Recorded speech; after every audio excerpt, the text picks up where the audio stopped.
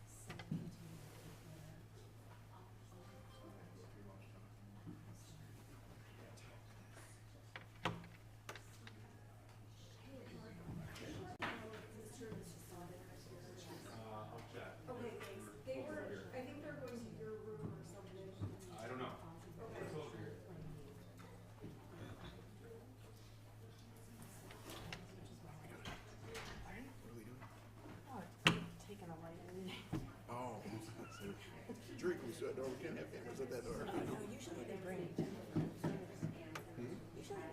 defendant in first. Okay. Yeah, that's what I'm They usually bring her in before. Thank you. Yeah, no, we know.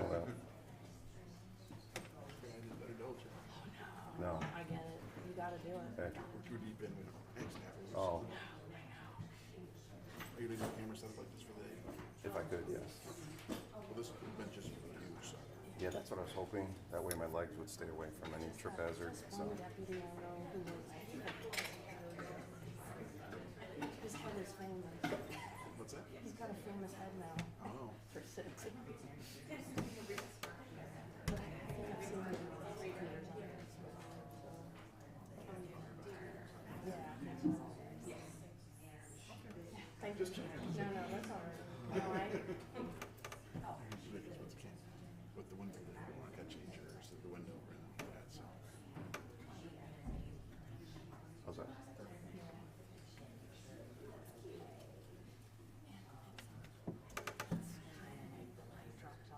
I see But it. it probably doesn't hurt to do it. I see it. Yeah. I had to iris up.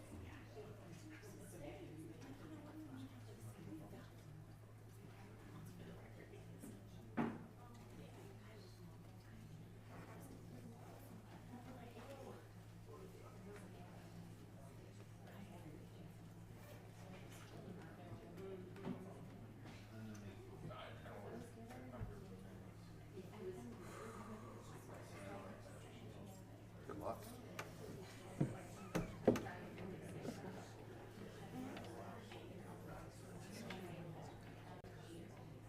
Yeah.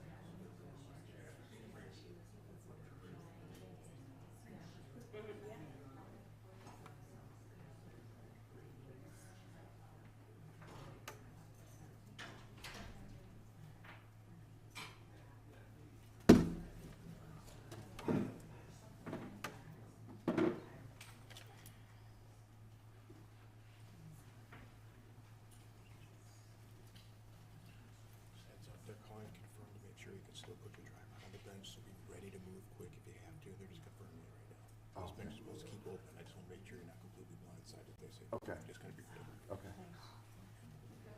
Sorry. I don't know what else. In that case, I'm gonna have to. I would do one short leg and two. Yeah. Just let me know if you need more Yeah. time.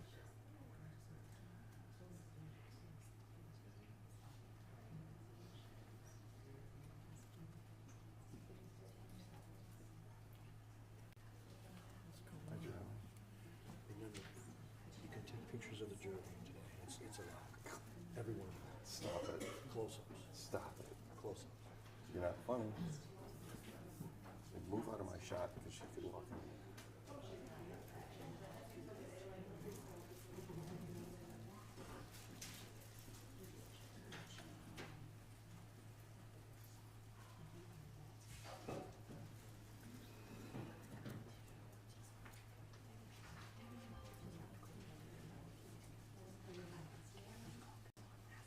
I know.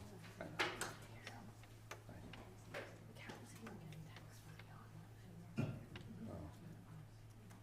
Trust me, the other station.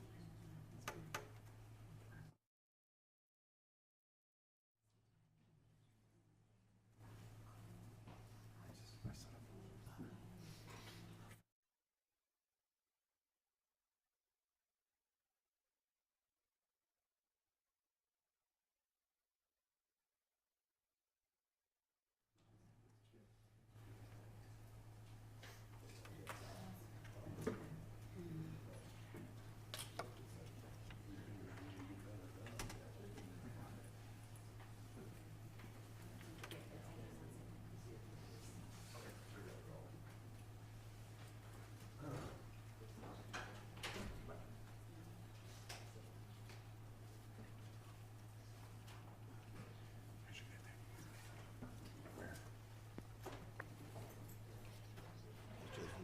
Okay, thanks, Captain.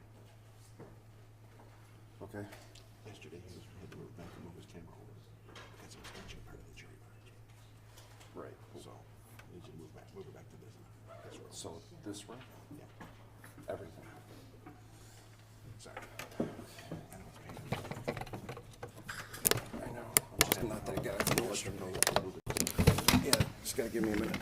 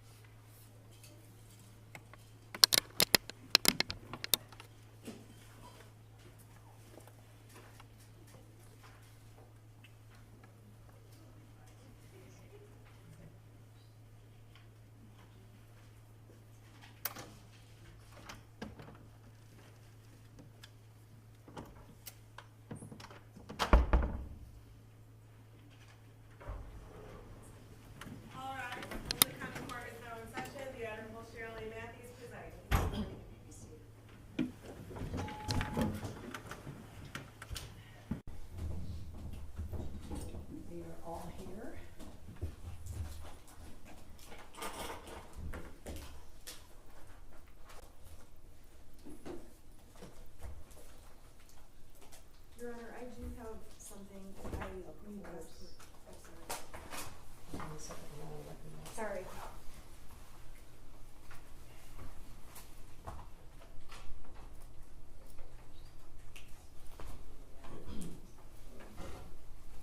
Your Honor, calling People v. Jennifer Crumbley, case number 2227990FH.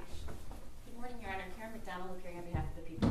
Thank you, Mark Keese on behalf of the people. And good morning, Your Honor. Shannon Smith on behalf of Jennifer Crumbley. They're all here. There you go.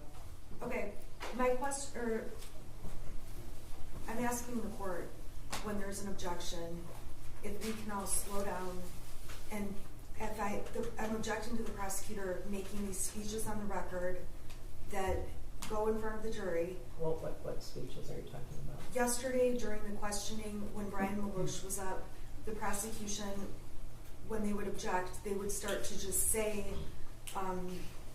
well, I guess the first thing, and you guys, in the heat of battle, people forget this, even though they know it, that you can't make a record if people are talking at one time. But there should be a legal objection and a response to it. Things kind of went sideways yesterday because I think that the prosecution was saying to you, Ms. Smith, you may have opened the door. I think it's already open. Are we going there? So I think their intention was to warn you, stop you, or let you know that if you were going to go there, they were going to go there. So I really think the prosecution was making a statement or interrupting you for the purpose of wanting to comply with my order excluding certain evidence. So, things got a little crazy yesterday.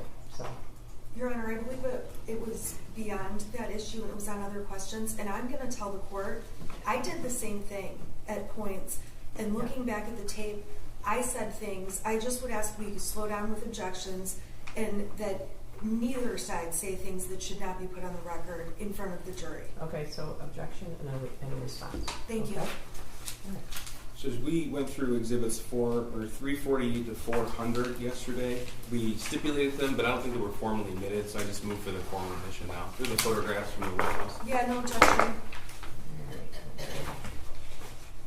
Did you receive my email about the sealed record? Yes. Yes, Judge. Okay, so I want to do that not while the jury is waiting, and it won't take much time. Looking for my list here.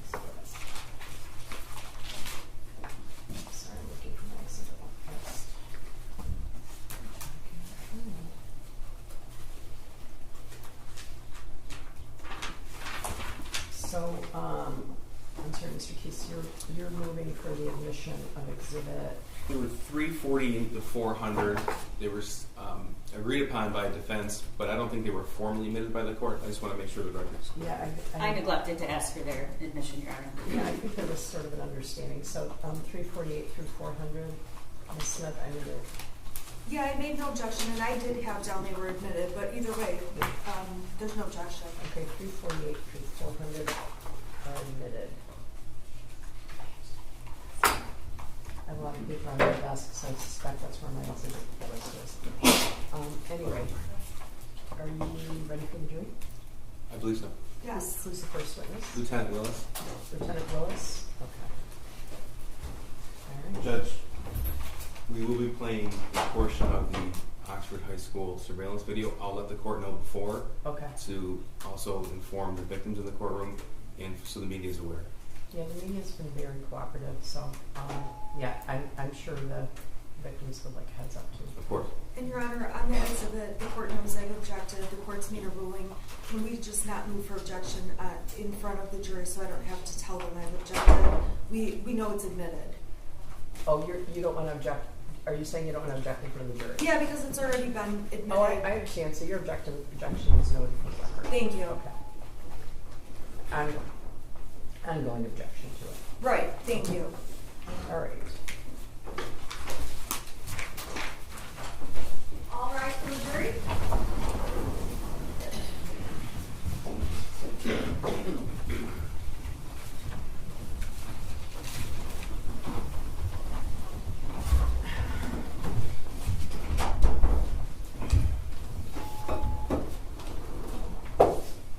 Good morning. You may be seated. Thank you for being so timely. We appreciate you. I'm going to ask the prosecutor who the next witness is. Lieutenant Timothy Willis. Could you raise your right hand? Do you swear or affirm the testimony about the evidence you saw help you God? I do, Your Honor. Can I please step up, have a seat, and then would you please state your name without the respect?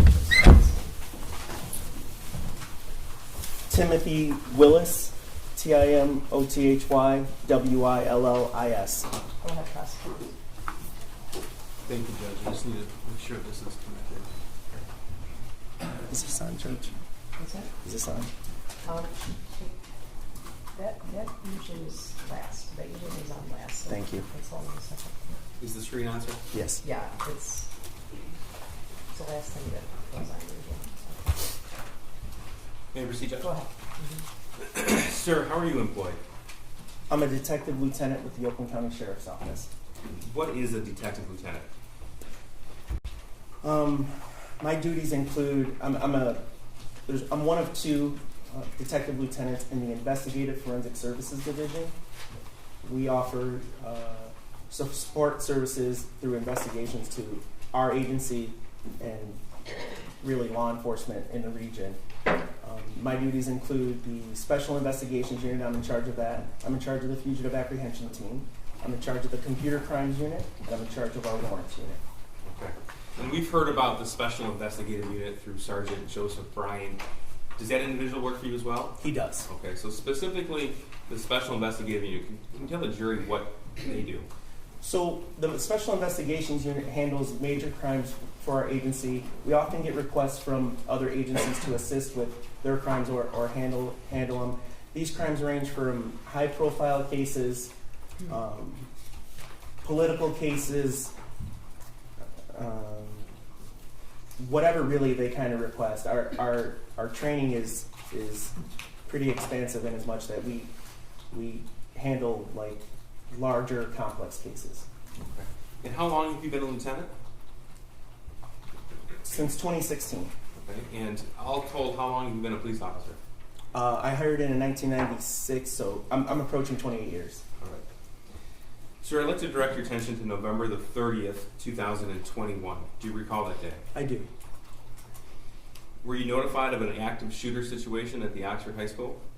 I was actually at the prosecutor's office discussing another totally separate matter, and the prosecutor and her chief assistant came in and advised me, was I aware that there was a shooting at the Oxford High School, and I was not at the time.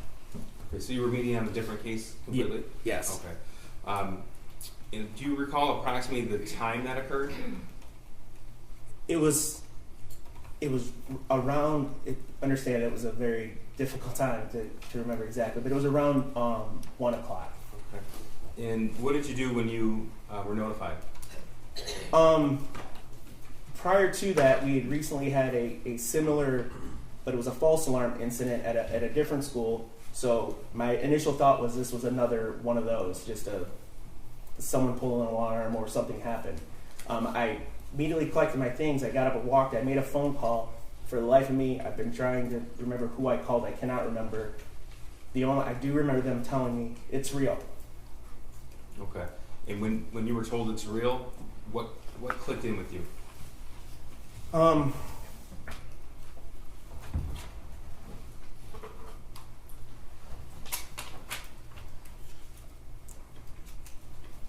went downstairs.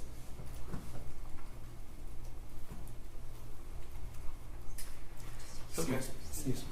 Take your time.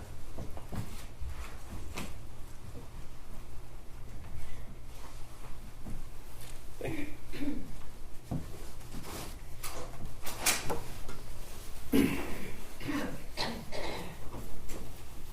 I went downstairs and immediately got in my car and went lights and sirens to the scene. Okay. When you say lights and sirens, what does that mean?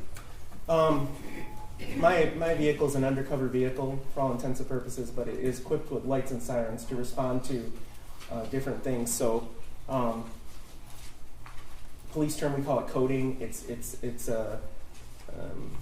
just like when you see cops racing to the scenes. It was very similar to that, except my car is an undercover type vehicle. Do you recall how long it took you to get there? It was somewhere within 20 minutes, I believe it was. Okay. Do you remember the drive at all? I remember portions of the drive to the scene. If you're familiar with the area, M24, Lapeer Road is the major route that we took to get there. It's the major road to get there, and it was completely lights, sirens, cars, just flooding northbound on Lapeer Road, and it was chaos. So I'm going to show you what's already been admitted as equals 5. This is a map of the Oxford High School. Can you see that on your screen? I can, sir. Okay. Can you tell me what you observed when you first arrived at the school?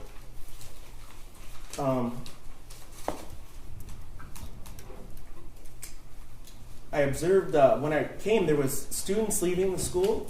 There was police officers flooding into the school. Emergency first responders. I know some of our people came right from their home address. It was I remember being shocked at, I live in a neighboring community, and I was just shocked that we have that amount of resources in a northern Oakland County school that quickly. Because I really moved to get there, and by the time I was there, people were just flooding that place. Do you recall where you went? First of all, let me ask you this: did you go inside the school? I did. Okay. When you went inside the school, what was the situation? I have no recollection of where I parked exactly, but I know I went in through the front office area. You can see on right there where it says office. Okay. That entrance on the south there. So this would be the main entrance to the school? Yes. Okay. Captain Todd Hill, he was then a lieutenant, had already set up an incident command post, an interior post. Understand, we had a perimeter all secured. We were securing all the doors, no one in and out unless you were law enforcement or emergency first responders.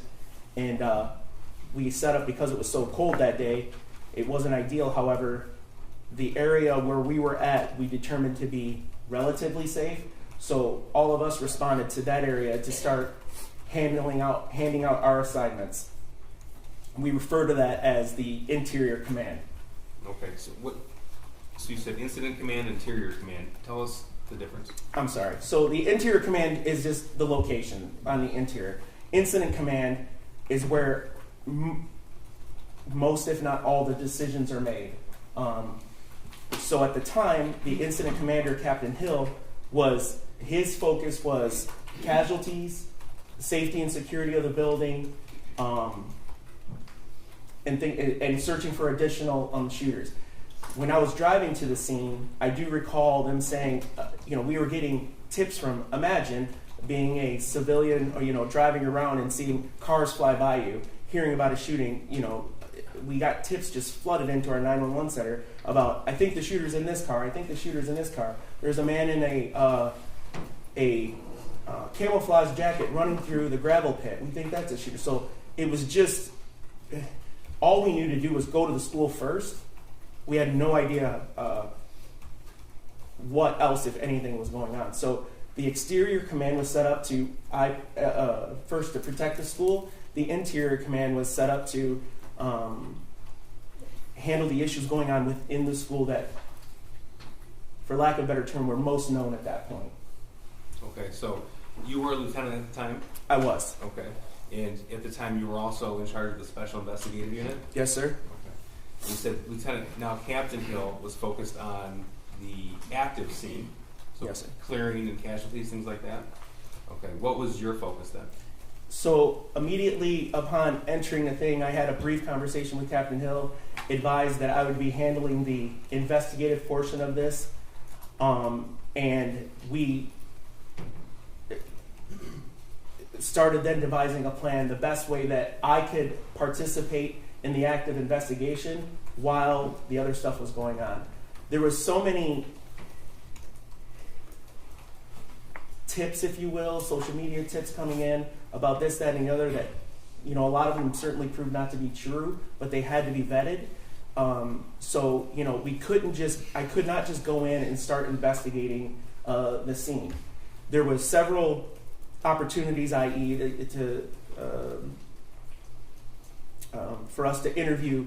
We heard victims were at hospitals that needed to be interviewed. There was obviously tons of staff, personnel, and students still on the scene that we wanted to talk to and discuss and try to figure out what had happened. Okay, so would it be fair to say that it was your responsibility to coordinate this investigative effort? Yes, sir. So my job, that's exactly what my job is. My job is to direct those resources to the follow-up investigation. Would it be fair to say that you are the officer in charge of this case? Yes, that's fair to say. Tell the jury, please, what does it mean to be an officer in charge? So, as I stated earlier, I direct the investigation, meaning identify and attempt to interview, or have my team attempt to interview victims, witnesses. I decide, I assist. You saw Bob Catellis up here from the crime lab. Him and I worked together about obtaining what evidence we deemed was going to be necessary for this case. I direct officers, to secure I directed the officers to secure the Crumbley home because we learned where the shooter lived. At the end of that, I comprised the information, and then I turned it over to the prosecutor's office, and then we discuss charging decisions. Okay. And that's what an officer in charge does in every investigation. That's right. This investigation was not unique to that. We do them with all of ours. Okay. Now, it's fair to say that there was a massive amount of evidence uncovered in this case. Yes. Imagine we estimated approximately 1,700 people in the school that day. They weren't using their lockers. There was backpacks, cell phones, just dropped in. Obviously, they were worried about their safety. So we just had a lot of evidence within the school, not counting, evidence at different hospitals from victims, the shooter's home, things of that nature. Okay. Judge, may I approach the witness? Sure. This is Exhibit 1. We have stipulation. Yes. Your Honor, we would stipulate to exhibits 1 through 4. 1 through 4. 1 through 4, thank you. 1 through 4 admitted. Sir, I'll just give you all these right here. Okay. One is on top. Yep. Can you tell me, please, what I've just handed you? These are the autopsy protocols for the 4 deceased victims.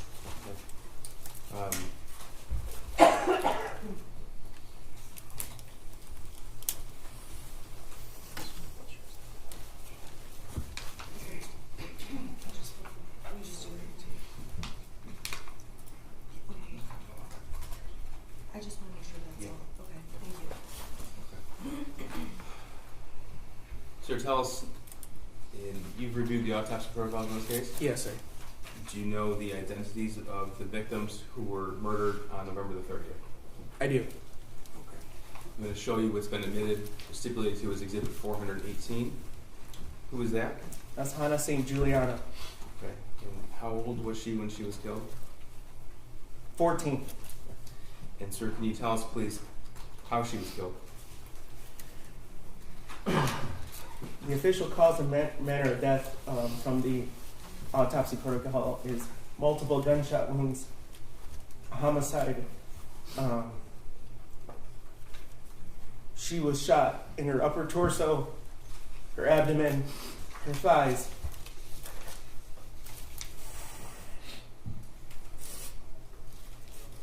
Could you refer to Exhibit 2? I'm sorry, and her left forearm.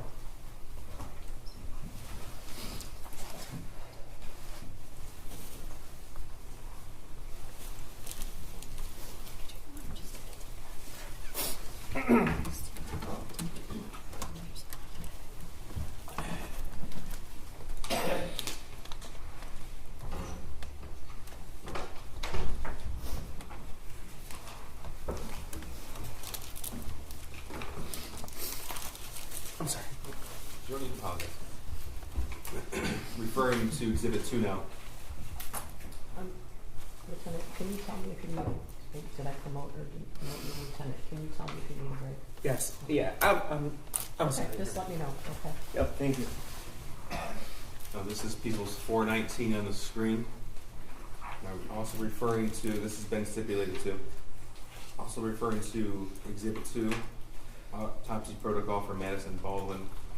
Sir, how old was she when she was killed on November the 30th? 17 years old. And how did she die? Again, cause and manner of death was gunshot wound to the head. Manner of death was homicide. It was a close contact shot, meaning the firearm was either on or near the victim's head when the trigger was pulled. Referring now to Exhibit 3. That's an autopsy protocol for Justin Schilling, is that right? I think I have Tate Mears 3, Justin I'm Schilling's sorry. 4. Thank you, Tate Muir. And how old was he when he was killed? Tate Mears was 16 years old. This is Exhibit 420. It's been stipulated to. Tell us, please, how Tate was killed. Again, the cause and manner of death from the autopsy protocol was gunshot wound. Tate had multiple gunshot wounds. Manner of death was homicide. Tate was shot in the back of the head at a further distance. Now, Exhibit 4, sir. And that's the autopsy protocol for Justin Schilling. Yes. I'm showing you what's been admitted, stipulated to for admission is People's Exhibit 421.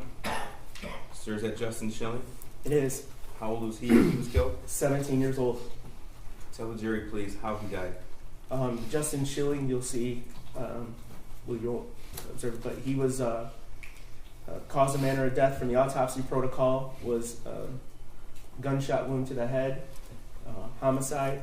He was also shot at close contact to the back of the head. Sir, were others wounded and suffered gunshot wounds as well inside the school? Yes, Do you know their names? I do. Can you tell us who they are, please? There's Phoebe Arthur, Elijah Mueller, Kylie Osage, Riley Franz, John Asciutto, Aiden Watson, and Molly Darnell, who testified earlier. Thank you, sir. Sir, tell us what happened when you assumed, may I approach? Sure. I'll take those here, sir. Thank you. Tell us what happened after you assumed the lead of the investigation. So where were you when this happened, and tell us the first thing that you did. So the first thing I did was collect myself because I was pretty overwhelmed, and then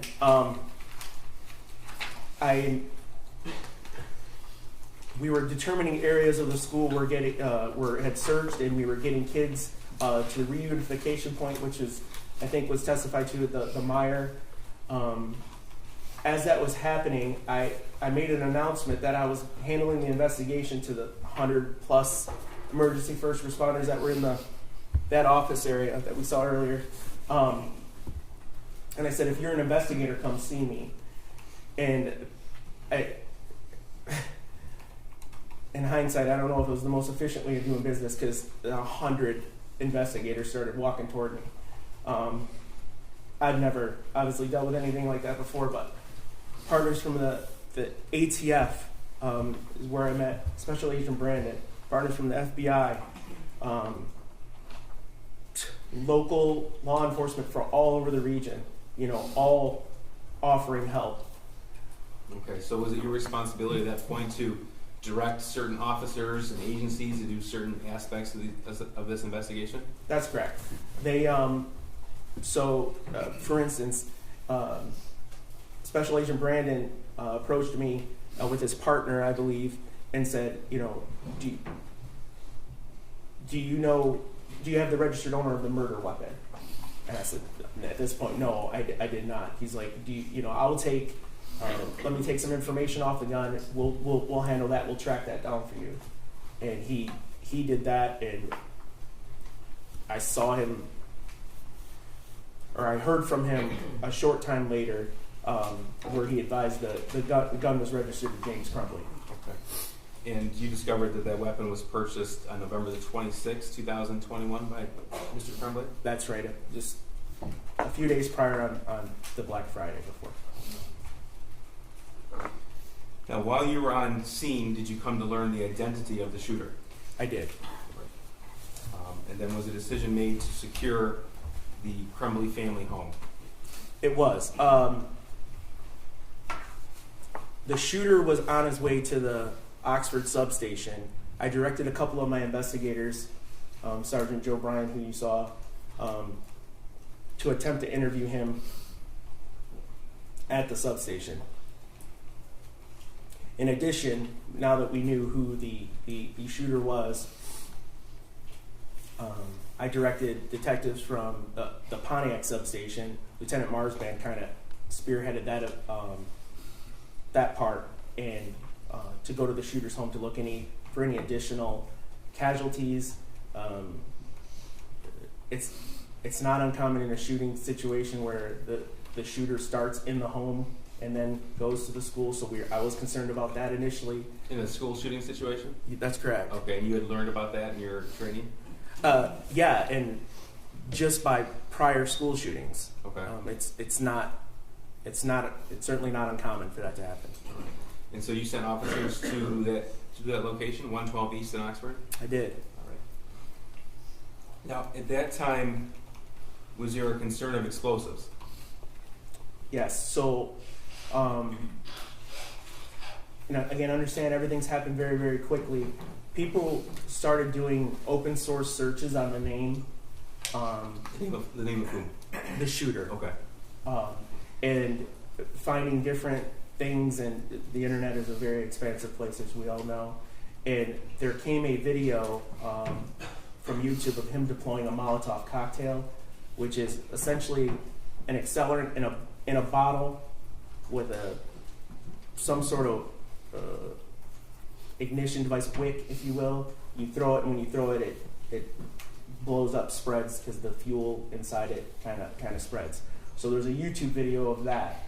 There was also and I'm sure we'll get to it, there was also a journal with written passages in it that described secondary devices, meaning, there was a concern, and again, at this point, I went back to Captain Hill and advised him, hey, look, there's a concern that there may be secondary devices in and around the school. Okay.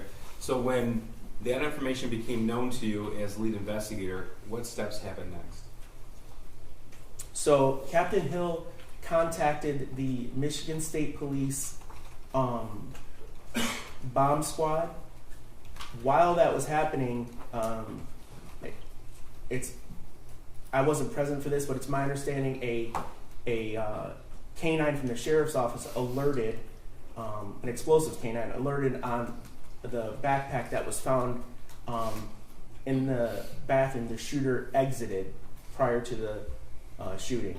So what does that mean, an alert? So the alert means that the dog detected some sort of explosive. Now, it could be a legitimate explosive, it could be a firearm, it could be ammunition, it could be something of that. Okay. So what was done to alleviate this threat? So, as I stated, Captain Hill called for the Michigan State Police bomb squad. They went in with a robot, and I have no expertise on how that works, but they determined that the bag was safe. Okay. Now, sir, you were obviously on the scene at the school on November the 30th, 2021. I was. And you became aware that the Oxford High School has a number of security cameras. That's correct. Okay. And as officer in charge of the investigation, did you also interview witnesses or review witness statements? I did. Okay. Now, as a result of that, did you learn the path the shooter took on Oxford on November the 30th, 2021? Yes, sir. So, can you tell us in what hallway and outside what room the shooting started? Yeah, from the map earlier, you saw the highlighted area. That's all commonly referred to in Oxford as the 200 hallway. There's a short hallway and then a longer hallway. The shooter exited the bathroom adjacent to room 258, and that's when the shooting began. And I'm going to show you what's already been admitted as People's 12. What are we looking at here? So this is the backpack that the shooter was carried into the bathroom. That was examined for explosives that we found on the scene. And what else do we see in this picture? So you can see that there's some personal effects. There's charging cables. There's a journal. There's a book. Okay. When we reference journal, this is what we're talking about? That's correct. Okay. Now, what of note was discovered on those pages of paper? Not in the journal, but the other pages. Yeah, so there was over 90 loose leaf papers you can see right there. They're different assignments or whatever. And can't hold me to it. Over 50 were had drawings of firearms on them. Now, sir, did you have the opportunity to review that handwritten journal that's depicted in People's 12? Yes, sir, I did. Okay. Describe what that journal is. So the contents, sir, or describe the journal? Both. So the journal was a hardbound leather type journal. Should be in there. You might cut it open, Mark. It was. There was approximately 22 pages of written information in the journal. It appears from some of the dates that it was written from the back cover to the front. The earlier dates seem to be on the back side, if that makes sense to you. Like I said, it was about 22 pages total in length. Judge, I'm going to mark this for demonstrative purposes only as exhibits, so the record's clear. I believe that's 428, again for demonstrative purposes. I'm sorry, may I please take a look at it? Yes. Is that just It's just the whole thing? the hard copy journal. Okay, thank you. Yeah.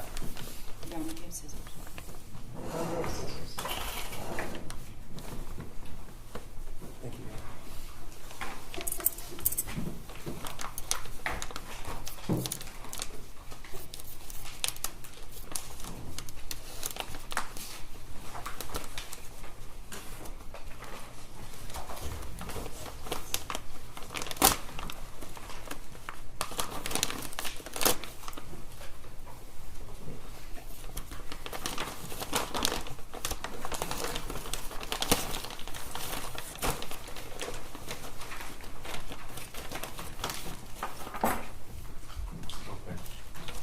that black notebook you're holding in your hand, that's what's depicted here in Exhibit 12 that I'm magnifying. That's correct. Okay. Now these papers that we just talked about, we said over 50 with different pictures of weapons. There's no evidence that was ever turned into the school, is that correct? Yes, I have no evidence of that. Okay. And you've had the opportunity to read the entire journal? I have Okay. Out of that notebook, how many pieces of paper have actual writing on it? 22. And does one of those 22 pages include just a drawing and a quote from a book? Yes. Okay. Now, out of the remaining 21, how many reference the school shooting? Every single one. So there are some that have been admitted, some portions of that. I'm going to go through those with you.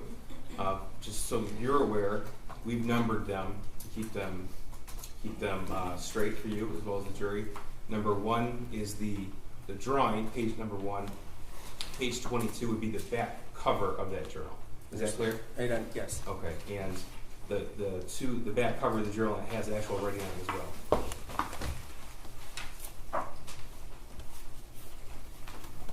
Yes. Okay. I'm sorry, This you is said it's exhibit- 401. Yes. 401. Are you going to go through? So the ones that have been admitted, I understand, 401. they're all 401. Oh, they're all 401. I Correct. see, thank you. Correct. You said it individually, so I got confused. Okay. So this has been admitted as page 401. Sir, in reading the journal, were there passages in there indicative of a request for mental health help?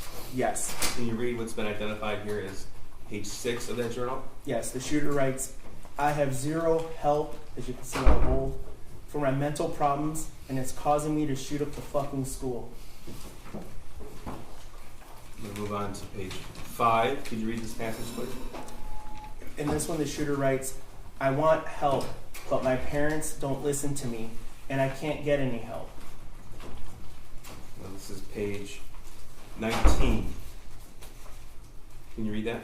Yes. Shooter writes, "My parents won't listen to me about help or therapist." Sir, in that journal, were there entries about the shooter's desire to obtain a 9mm handgun? Yes. This is also Exhibit 401, page 22. Could you read those quotes, please? Yes. The shooter writes, "I want to shoot up the fucking school so badly. Soon, I'm going to buy a 9mm pistol." Sir, were there any passages regarding the shooter's plan for the actual shooting? Yes, there were. Okay. Here's page 3, also Exhibit 401. Could you read that, please? Yes. Shooter writes, "I'm about to shoot up the school and spend the rest of my life in prison." Were there any journal entries about the shooter's access to the 9mm handgun? There were. This is also Exhibit 401, also page 3. Could you read that, please? Yes, sir. The shooter writes, "First off, I got my gun. It's a SP 2022 Sig Sauer 9mm. Second, the shooting is tomorrow. I have access to the gun and the ammo. I am fully committed to this now. So yeah, I'm going to prison for life, and many people have about 1 day left to live." Thank you, sir. Now, is the journal written in normal size fonts, or are there certain passages that are bolded and larger than normal size font? Both. Okay. And were there drawings in there as well? There were drawings. Okay. Were the drawings small or were they large? Yeah, there were large drawings. Okay. What's an example of a large drawing? Yeah, so there was a large drawing in the journal of a firearm being pointed at the back of a presumably a woman's head. There was a drawing depicting a 9mm caliber round versus a .22 caliber round.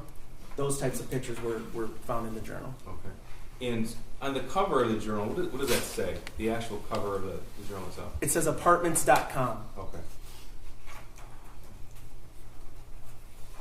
Lieutenant, you said you've seen the Oxford High School security footage that depicts the actual shooting. Yes, sir. Judge, we're going to introduce that now. This is Exhibit 402. It's been admitted. I would like, if the court could instruct the media not to play that. Yes, the media has agreed, and I'm going to request that the media not play, show the video in the school. That's surveillance footage of November 30th, 2021, and is People's Exhibit 402. 402, okay. And the victims who are present are aware of the content of this specific video. Yes, correct? Judge. All right, go ahead.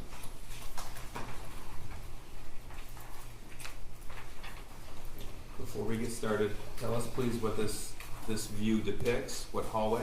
Okay, so if you can recall back to the highlighted areas of the school map, this is that short hallway. The shorter portion of the long, it's all of the 200 hallway, but it's the shorter portion of the entire.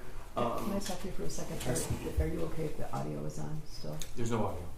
Well, Is audio? there's streaming in the courtroom, and there might be audio from the news cameras. So I just want to make sure that there's no objection. That's fine. There's no audio of the video. Is what I Okay. meant. Right. Okay.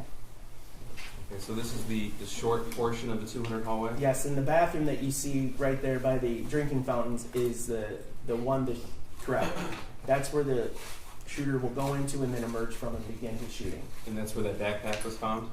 Yes, sir. Okay, so this doorway here would be the doorway to classroom 258? That is 258 there, yes. Okay.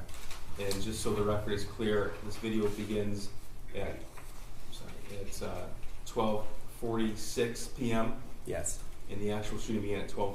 51. Okay. Correct.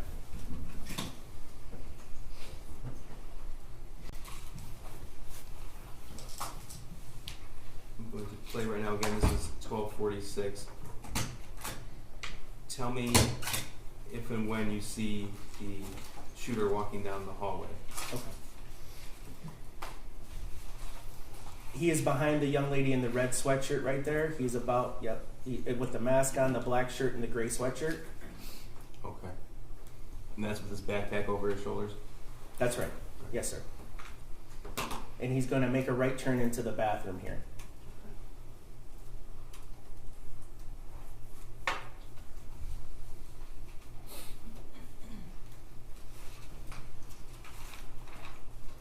So we have a split screen at this point, and that's That's just a camera angle from the other hall, or from the same hall facing the other way. Okay.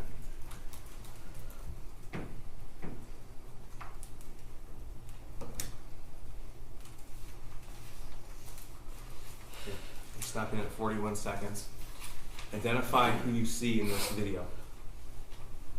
So that's the shooter. If you want to, the two. Yep, that's Phoebe. On the left there is Phoebe Arthur. To the right is Elijah Mueller. Okay. This is John Asciutto. So these four young ladies here in the Carhartt or the brown jacket is Kylie Osage. Directly across from her is Hannah St. Juliana. This is Riley Franz in the pink backpack, and across from her is her sister Bella Franz. Okay. At the very end, you can see the beginning. That's Madison Baldwin walking up the hallway. And this is at 12:51 and 12 seconds on November the 30th? That's correct.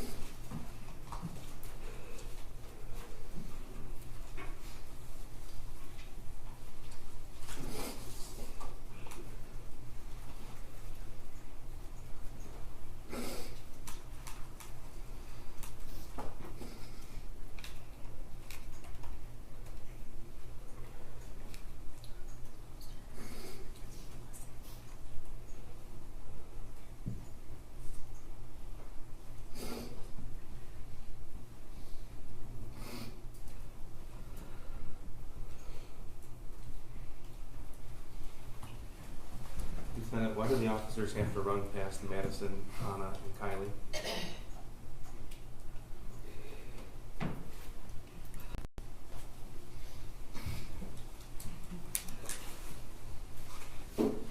In our training for active shooters, we were trained to respond, drive up right to the door if you have to,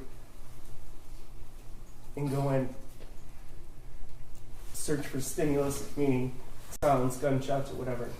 Run to that and eliminate the shooter. Stop them, however you can.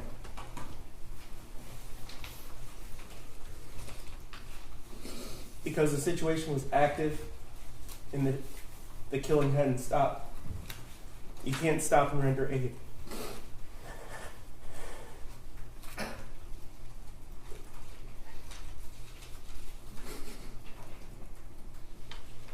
I know We'll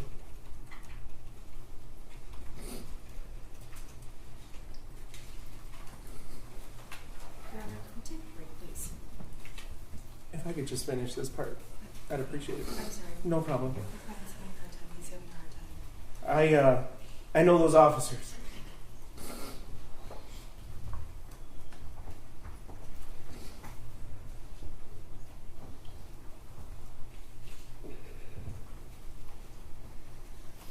And that is the hardest thing they've ever had to do in their life.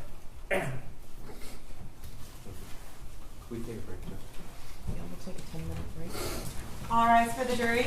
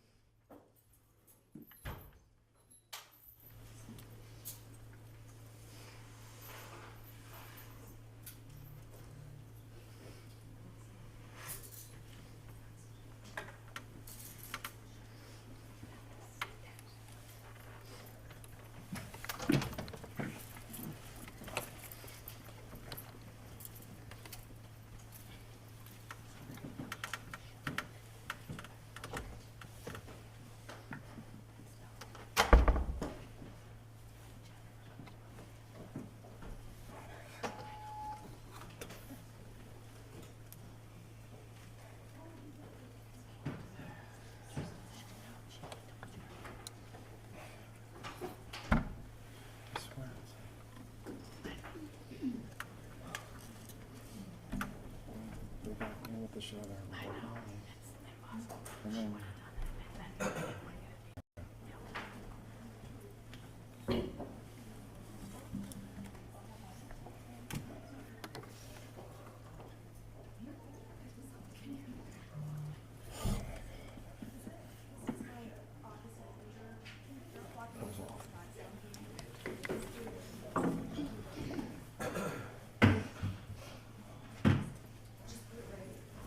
Right over here. I'm sorry. Thank you so much. it was all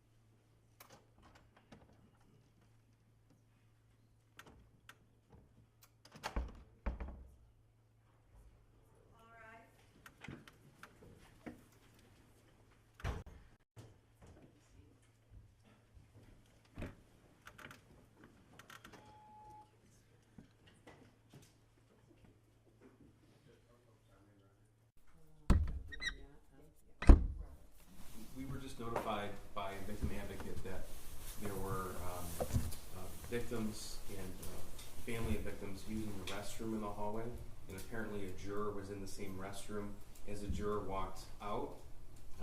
There was no communication, no words spoken. I just wanted to place it on the record. Okay, no, I appreciate that. At one time, I mean, I don't want to tell you the inner workings of, we have 2 jury rooms going here, we've had personality issues, we have privacy issues. There are 4 bathrooms there, so, okay.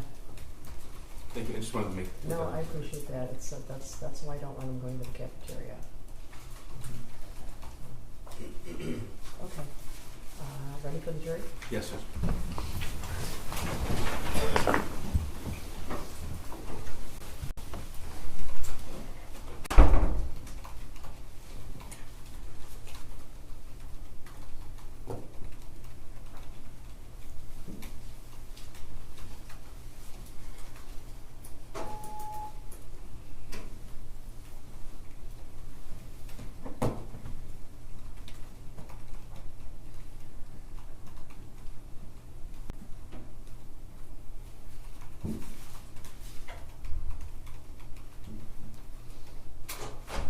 All rise for the jury.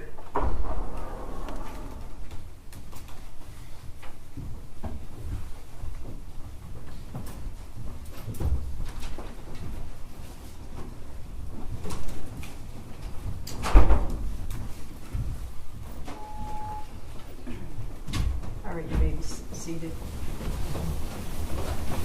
Lieutenant Willis, you are still on the road, all right? Yes, Your Honor. Go ahead, prosecutor. Thank you. Sir, you mentioned earlier that you directed officers to the Crumbley family home at 112 East in Oxford? Correct. Okay. And approximately how far in distance is that home to the school? A mile. Okay. Yeah. And as officer in charge and as a sheriff's office employee, you're aware that vehicles have in-car recording capability? Yes. Okay. So I'm going to show you what's been, I believe, stipulated to is Exhibit 341. This is an in-car video of Deputy Zajak's marked patrol car. That's 341. I'm sorry, I'm just. Was that admitted through Joe Bryan or not? No, there's 342 was. And 342. I'm sorry, we have no objection to 341. All right, 341 is admitted. And, sir, so we're clear, the deputies arrived at 112 East at 2:48 p.m., 2:49 p.m., Yes. and that's November the 30th, 2021? Yes. Okay. And as we saw in the video, the shooter was taken into custody at 1 p.m. Yes. Okay. Correct. This one, get the volume turned up.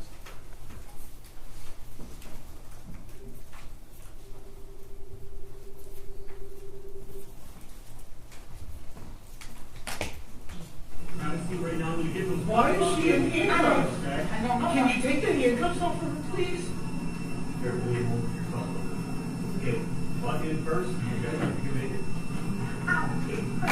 It's not going to be long for those handcuffs, I promise. Why am I in cuffs though? It hurts. Like it really hurts. Wow, what's that? Why am I in handcuffs? I don't know.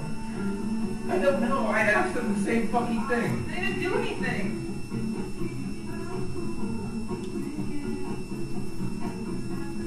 I'm getting claustrophobic. I'm getting claustrophobic. I think don't freak out in front of the cops. This is going to be a lot better if you don't make the situation.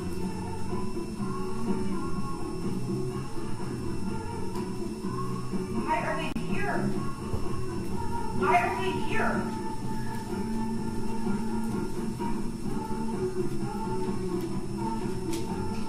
Okay, can you push my glass in my nose, please? Put chapstick on my lip, please. And then get my fucking phone. Why are I'm so confused? Why are you in fucking handcuffs?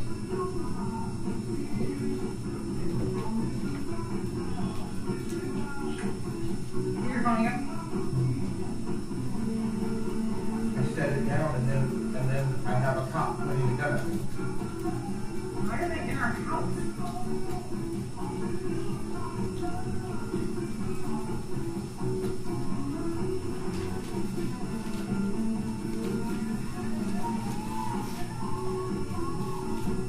I'm so confused.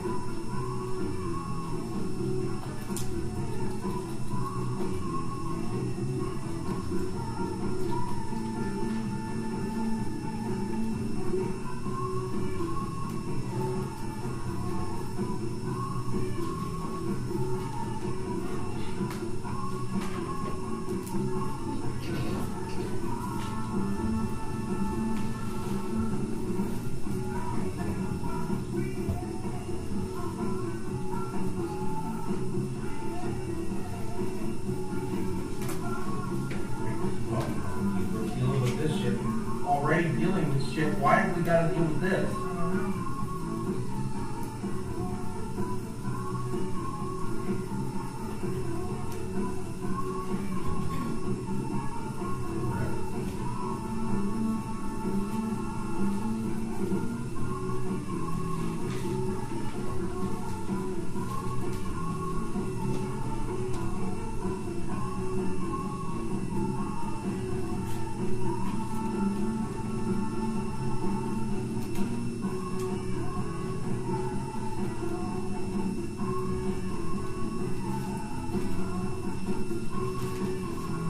Where's the other guy? In the gun case. Where's that at? In this right, sir.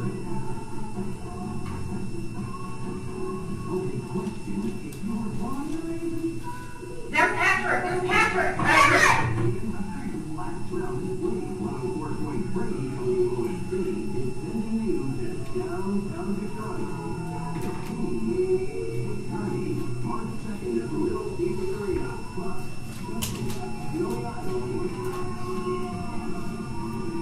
Patrick!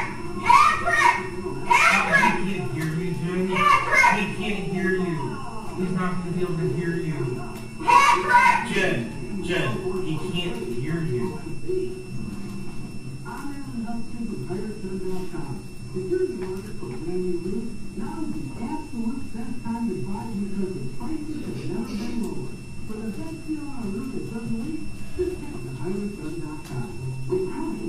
Look out his cuffs!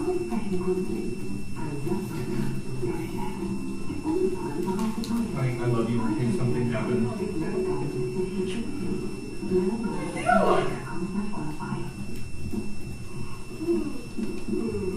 If anything happens, you do not answer any questions without a lawyer. I might ain't that you here. It's Jennifer. Jennifer, come on now, we're hanging. Let me take the handcuffs off.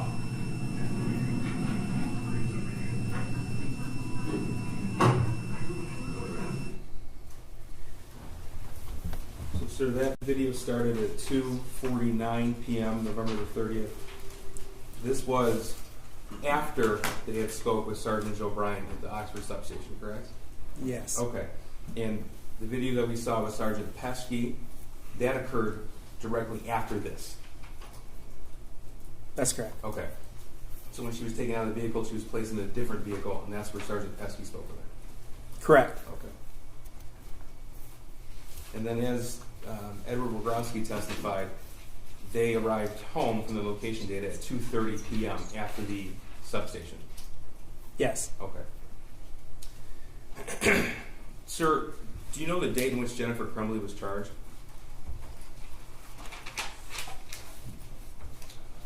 December 3rd. Okay, so the shooting happened on Tuesday, November the 30th.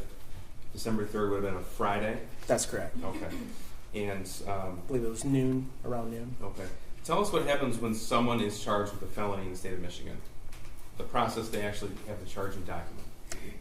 So the prosecutors give me a warrant.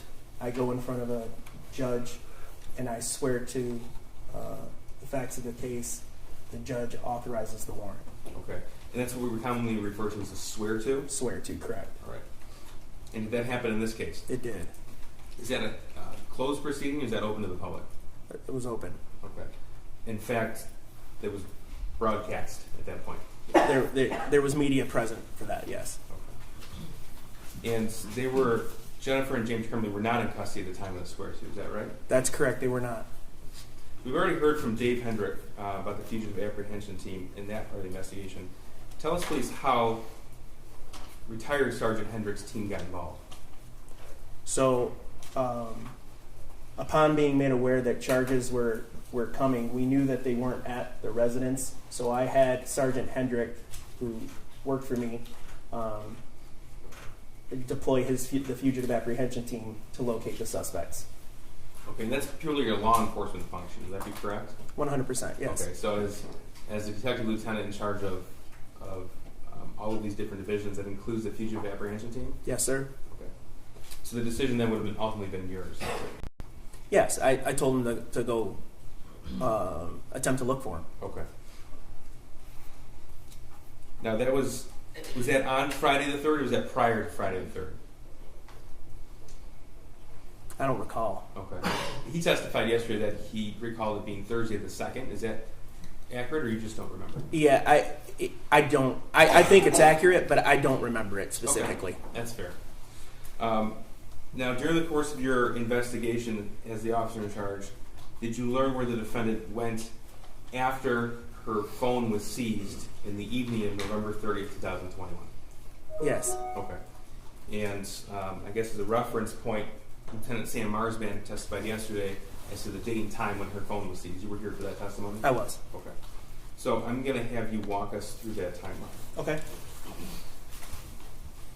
Now, we've heard about the track phone purchases. Did you discover where those purchases were, where those purchases occurred? Yes, at a Walmart in Lapeer. Okay. This would be exhibits.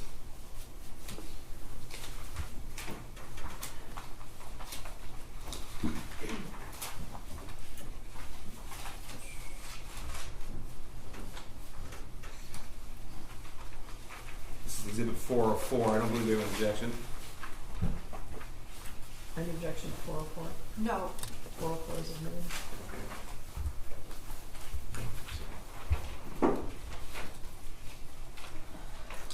Okay, so this is a photograph of the exhibit. What are we looking at here? This is the purchase receipt for the track phones from the Walmart in Lapeer. Okay. And did you learn where they stayed that night? They stayed at a hotel in Lapeer. Okay. I'm going to show you exhibit 405. I don't believe there's an objection to 405 either. No. 405 is admitted. Thank you, Judge. This is 405. What are we looking at here? This is a receipt for the overnight stay at the Holiday Inn Express in Lapeer. Now, did you do the swear-to for the shooter as well in this case? I did. Okay. And when did that occur? That was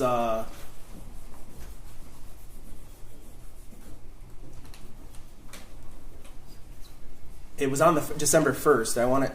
Time was sometime in the early afternoon. Okay. If I said 3:51 p.m., would that sound right? Yeah, that sounds about right. Okay. Do you know where James and Jennifer Crumbley were then? Yes. It was a swear-to, much like we do typically, open to the public. They were I believe they were on Zoom in their vehicles. Okay. That proceeding's open to the public, is that right? Yes, it is. I'm going to show you.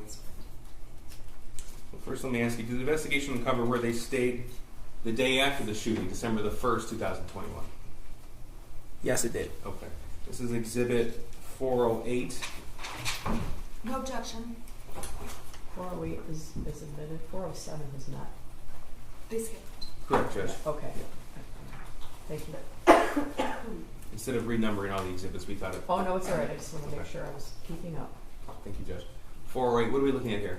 This is an extended stay in Auburn Hills. Okay. And this is where the defendant and her husband checked in December the 1st, 2021? That's correct. This is indicated checked out date. December 3rd, 2021. Okay. And that's that Friday? Yes. Now, we heard from Sergeant Hendrick, retired Sergeant Hendrick, that they recovered a vehicle belonging to the Crumbleys in Auburn Hills. They did. Okay. Is this the location where that vehicle was recovered? It is. Okay. This is Exhibit 409. Photograph. No objection. 409 is admitted. Okay. What are we looking at here?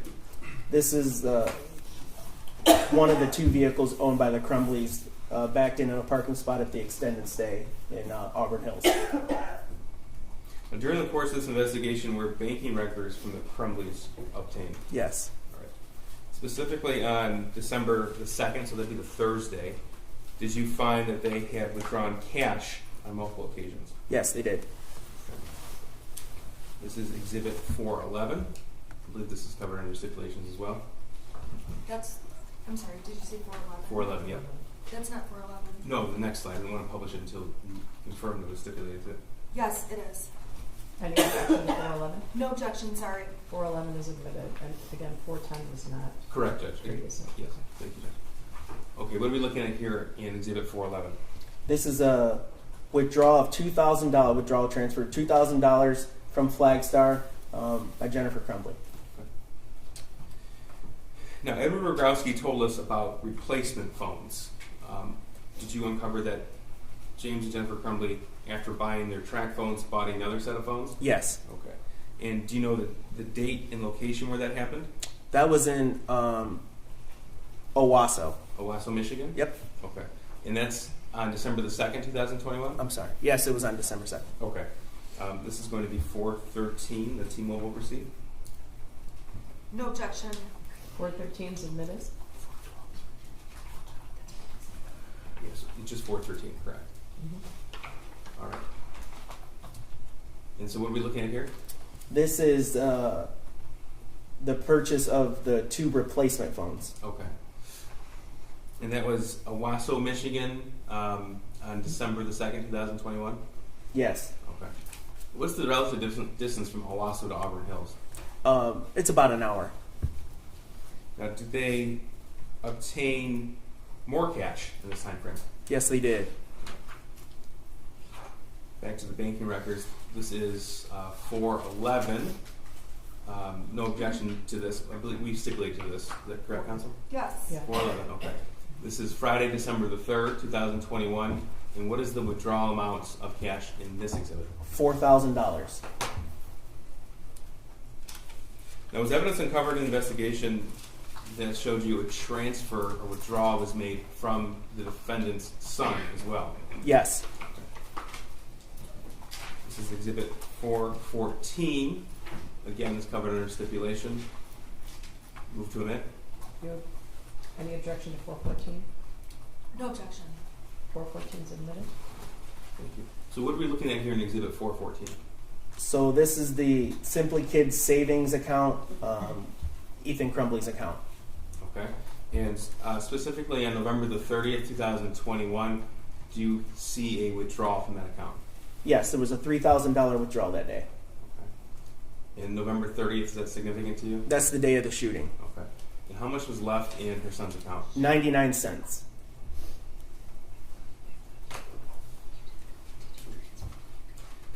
So what we can tell from the banking records and messages, at this date and time, the defendants obtained $6,000 in cash, $3,000 transferred from their son's account, and they were attempting another $5,000 from horse sales. That is right. Yes, sir. Now, do you know where the defendant went after she checked out of the Auburn Hills motel?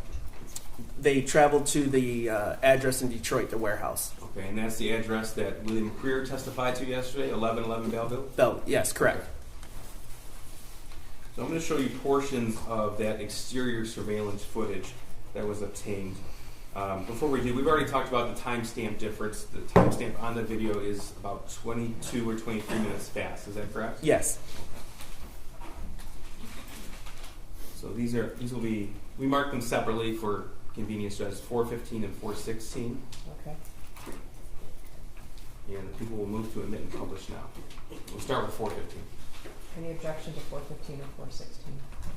No objection to 415. There is an objection to 416 because Mrs. Crumbley's not a part of it.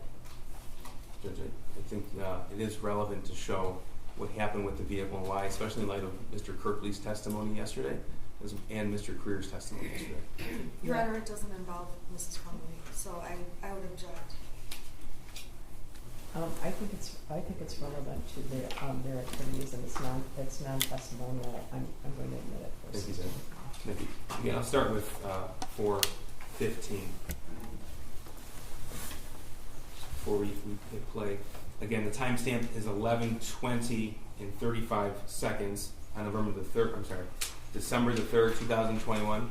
That's right. Okay, so actual time would be approximately 10:58 a.m. Correct, sir. Okay.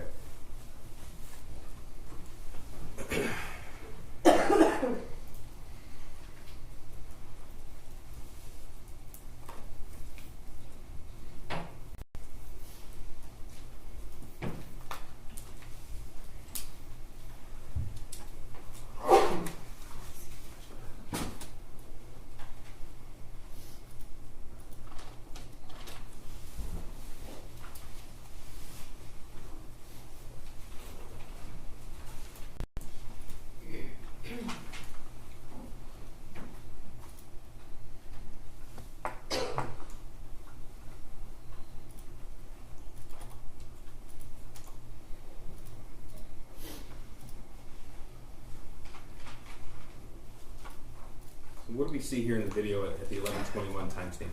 Yeah, so that's the a friend of the defendant who activated the security gate to open it, and the defendant pulled in and parked. Okay, and again, this is the parking lot at 1111 Belleville in the city of Detroit. Yes.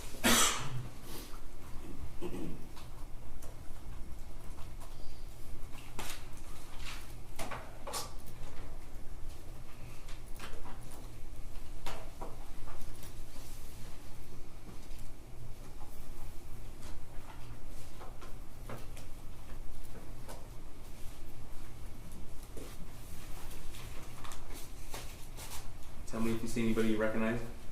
I recognize the defendant. Maybe this person right here. Yep. Yes. And your friend you identified as this individual? That's correct.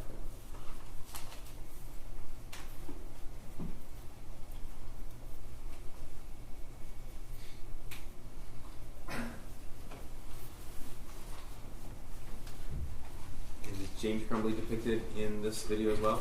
Yes, that's James there. Right here in the magnified portion? Yes. Okay.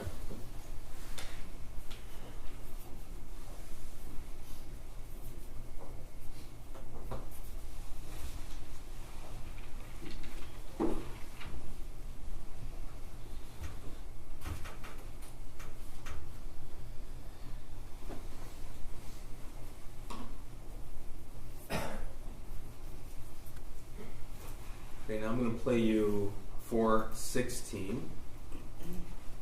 Before we start again, the timestamp is 16:10. First of all, what is $1,600? That's 4 o'clock in military time. Okay. 4 And p.m. And this would be, so shortly before 4 o'clock actual time on Friday the 3rd? Yeah, 3:48, I think, or something like that.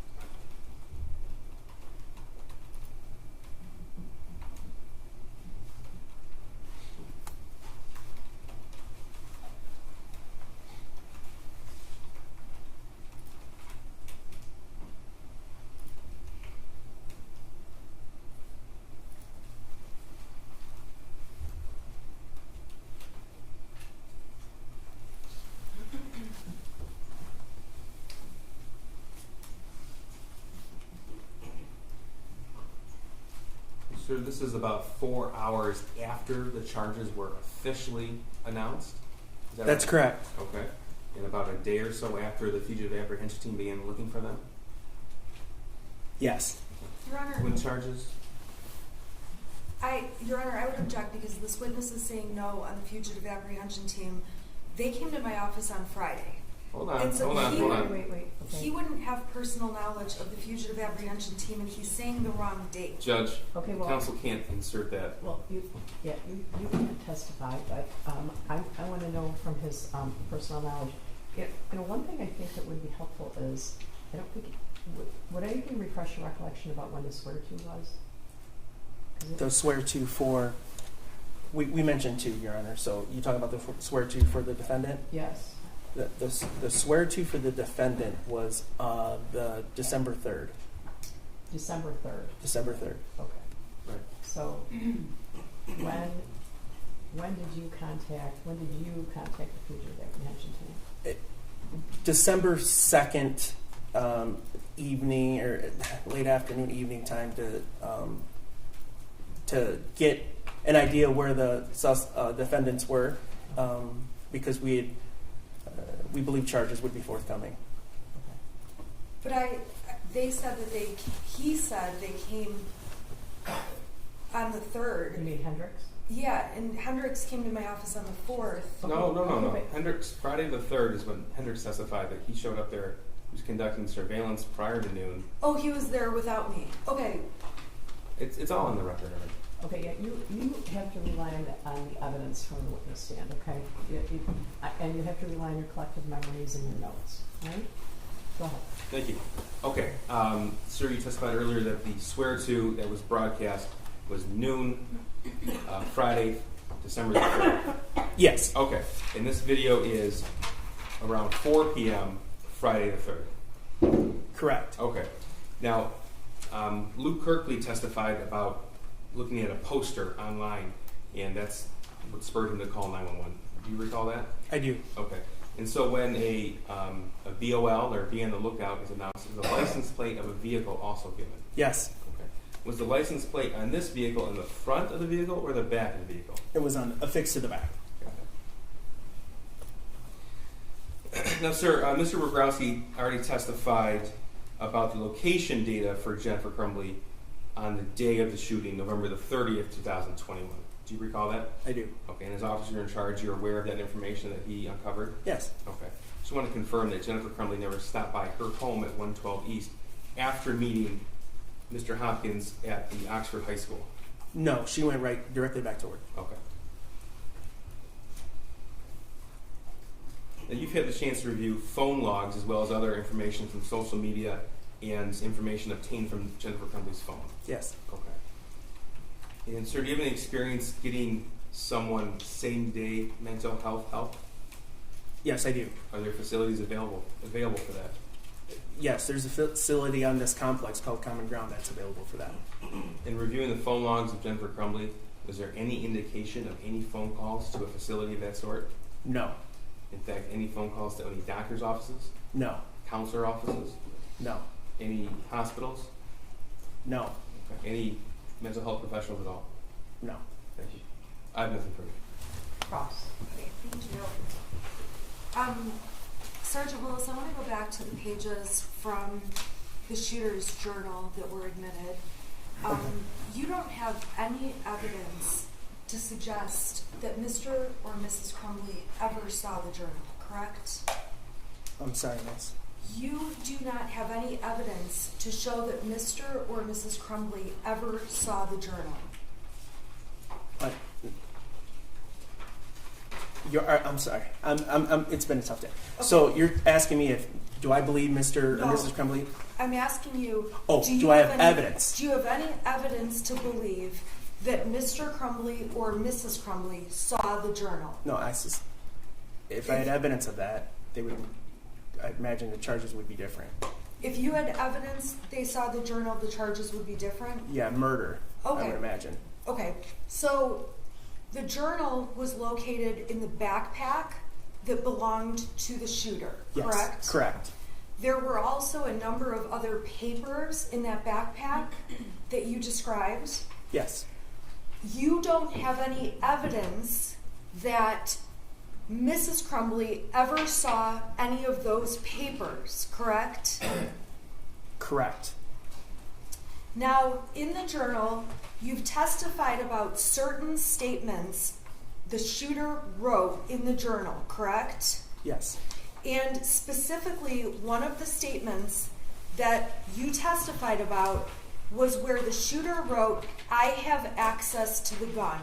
Is that correct? Yes.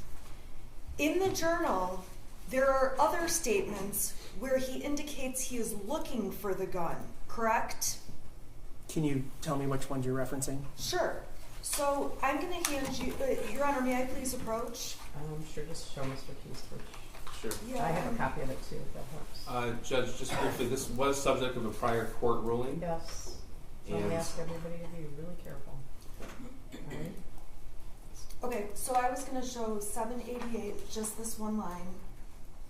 Okay, again, Judge, maybe we should have a minute outside the presence of the jury. Your Honor, can we just approach and I can show you? I have it, and I know Do you want exactly what it is. do you want me No, to- it's not that. We have to discuss the court's prior ruling. Your Honor, I think, okay. All right, I'm going to excuse you for 10 minutes, all right? All right, for the jury.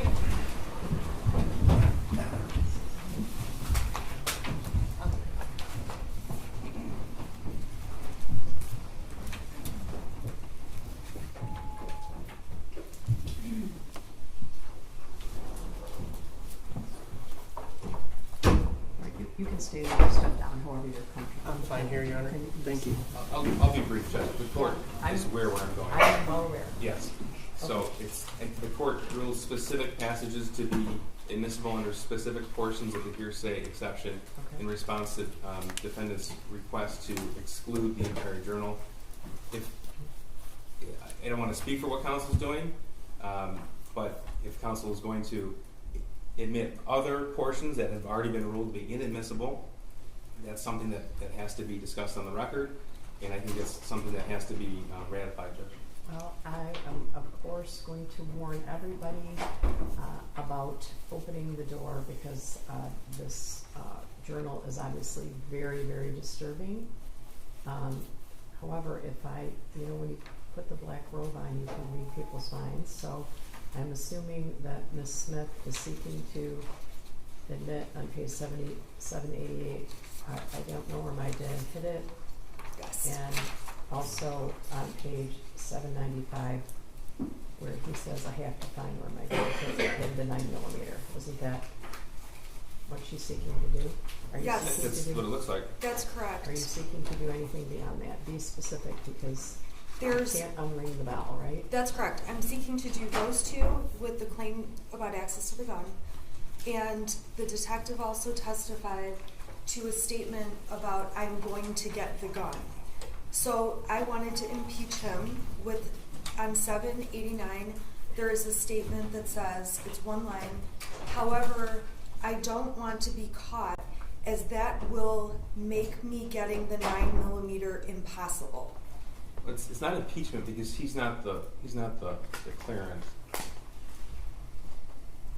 Well, I'm hamstrung because these statements are coming in by a declarant that I'm not allowed to call as a witness. And under the Okay, same... well, I want to back up a second. I never said that you could not call the shooter as a witness. I was getting the vibe that would be the ruling of the court. No, that'll never be the ruling of the court. I'm not telling you that you can't. I am not, as a judge in this court, telling you you cannot call the shooter as a witness. However, we've been over this before. We're going to go over it again this afternoon. Pursuant to case law that everybody's aware of, including a case called Jackaloni. It's 399 Mich 642, a 1977 case. No one is allowed to put a witness in front of this jury who was going to take the fifth. No one. It's not me. Well, I'm not keeping you from calling someone as a witness, but his Fifth Amendment rights have been asserted repeatedly. And I can't let you put a witness on the stand, anyone, the prosecution too. I wouldn't let the prosecution put someone on the stand, knowing that that person was going to take the Fifth Amendment, take the Fifth. If someone takes the Fifth in front of the jury, it's over. It's a mistrial. I can't let you do that, right? And I also asked before, aside from what is your favorite color, I can't imagine something you could ask the shooter that would not implicate his Fifth Amendment rights. His current attorneys, the State Defender's Office, have asserted his rights. They've said he will not testify. I understand that. I have said I would still like him to testify, so I just need a finding by the court that under case law he's not going to testify. I'm not making a finding that he's not going to testify. His lawyers have asserted the Fifth. You're not allowed to put someone on the stand that will take the Fifth. And in reality, if they say he won't testify, I don't know what am I going to do? I'm going to insist that he testify and then hold him in contempt and put him in jail? Is that? Well, Your Honor, I understand the court's position, but for the record in this case, and by the way, I understand your position as well. I've indicated, I do. For as far as our position, I've indicated I don't believe the shooter should be allowed to plead the Fifth because he was sentenced. He's made statements about the crimes. He pled guilty to all 24 counts in adult court, and so I don't. So believe you think that's over? Do you think that's over? Well, I think there is not case law that says he gets to continue his Fifth Amendment rights beyond that plea. I don't disagree with you. His appellate rights? He's going to pursue an appeal. I don't disagree. All right. So, what would make me think he does not still have Fifth Amendment rights? There's case law directly on point. I know, and some of those are indicated in the letter provided by the State Appellate Defender's Office, right? Yes, sir. Yeah. He is. I understand your position. I also understand to a certain extent. I don't. Even if he was called as a witness, you understand that then the prosecution would have a right to cross-examine him, right? So, I'm not keeping you from calling him. The law is keeping you from calling him. You are not permitted to put someone in front of this jury who is going to take the Fifth. I understand. Yes. That's the ruling then. That the law doesn't allow me to. Is that correct? Okay. By smarter, higher courts than this one. If that's the ruling, is that the court is going to follow the law the court said. I'm going to follow the law. Then I've preserved the record and I'm moving on. Okay. So then these statements are coming in. They've come in as present sense impressions. Okay. And I'm not using them at all for the truth of the matter asserted because I don't know whether he found the gun or didn't find the gun or was looking for the gun. But this statement shows his state of mind, so I believe it falls under the exception, saying he doesn't want to be caught because it will make him getting the gun impossible. So his state of mind is not wanting to get caught. And that's important impeachment to the testimony from the detective that he said he was going to get the gun. Okay, so are you addressing that statement or also there's the I don't know where my dad hid it and there's a statement I have to find where my dad hid the 9mm? The two hiding ones are one issue, and then the second issue is I don't want to be caught. All right, and that's it. Okay, do you have any legal support for that? Just present sense impression. And just straight impeachment rules. Again, impeachment doesn't apply here. Impeachment is if a witness he didn't make the statement. I mean, that's not in dispute. It's not impeachment.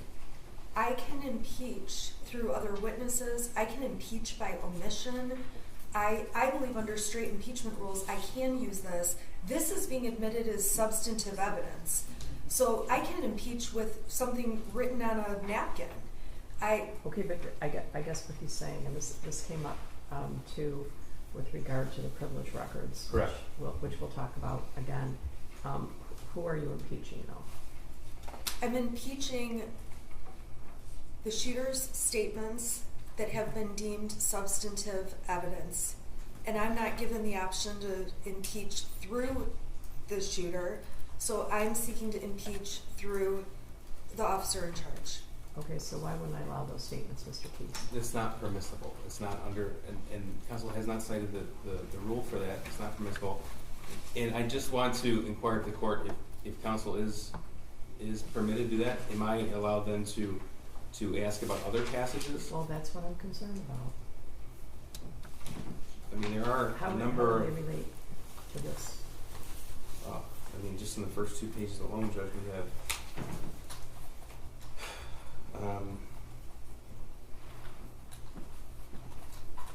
once you see the picture of the gun on Instagram, we'll know what's up. We have All of these things, all these things, with exception of the period of time that I was stayed by the Supreme Court, to me could have been addressed, so this sort of doesn't feel like the time to be doing this. But. Earlier in the trial, when I found that the court wanted to know what objections were going to be made, I stood up and said, I know this is going to be an issue, and the court said, we'll handle it down the road in trial. I made the court aware of that. That was on Monday or Tuesday, when there was some friction about another objection. I said, this is going to be coming, and the court said, we'll cross that bridge when we come to it. Okay, because I guess my position is that we should have crossed that bridge before we impaneled the jury. That's just, Judge, we put the passages the court specifically ruled as admissible, nothing more. Okay, but why would her request to allow those 3 passages because they're present sense impression? Well, I don't necessarily agree there's present sense impression, because there's certain requirements for present sense impression as well as state of mind. We can't be talking about a future plan. And there's Brady, his friend is gone, he has no friends, my wrist hurts from writing in this, fucking book so much. I haven't felt generally happy in years. I can feel the evil around me, even dogs sense it. I mean, that's just on page 5. That doesn't impeach, though, anything that I'm using, and the prosecution didn't seek to admit those things. I also didn't. We've only admitted what specifically would be covered under the rules that the court permitted us to over a year ago. Yeah. We're not trying to push the envelope here, because as the court is, we don't want to inject any kind of error, Judge. So we kept this extremely close to what the court has specifically authorized. Well, which provisions specifically do you say are present sense impression? Because I don't know that they are. I don't know that they are.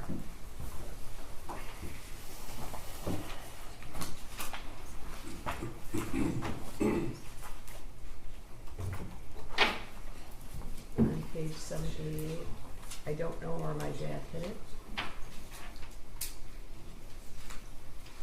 I'm finding the provision right now.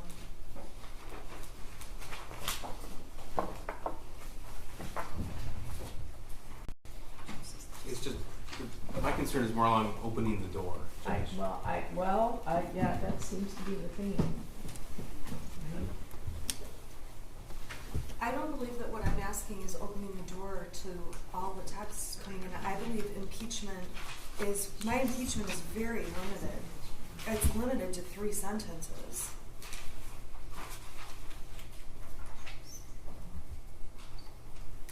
Okay. And then, okay, you're offering under 803. under 803, and let me just find 803.3 is then existing mental, emotional, or physical condition.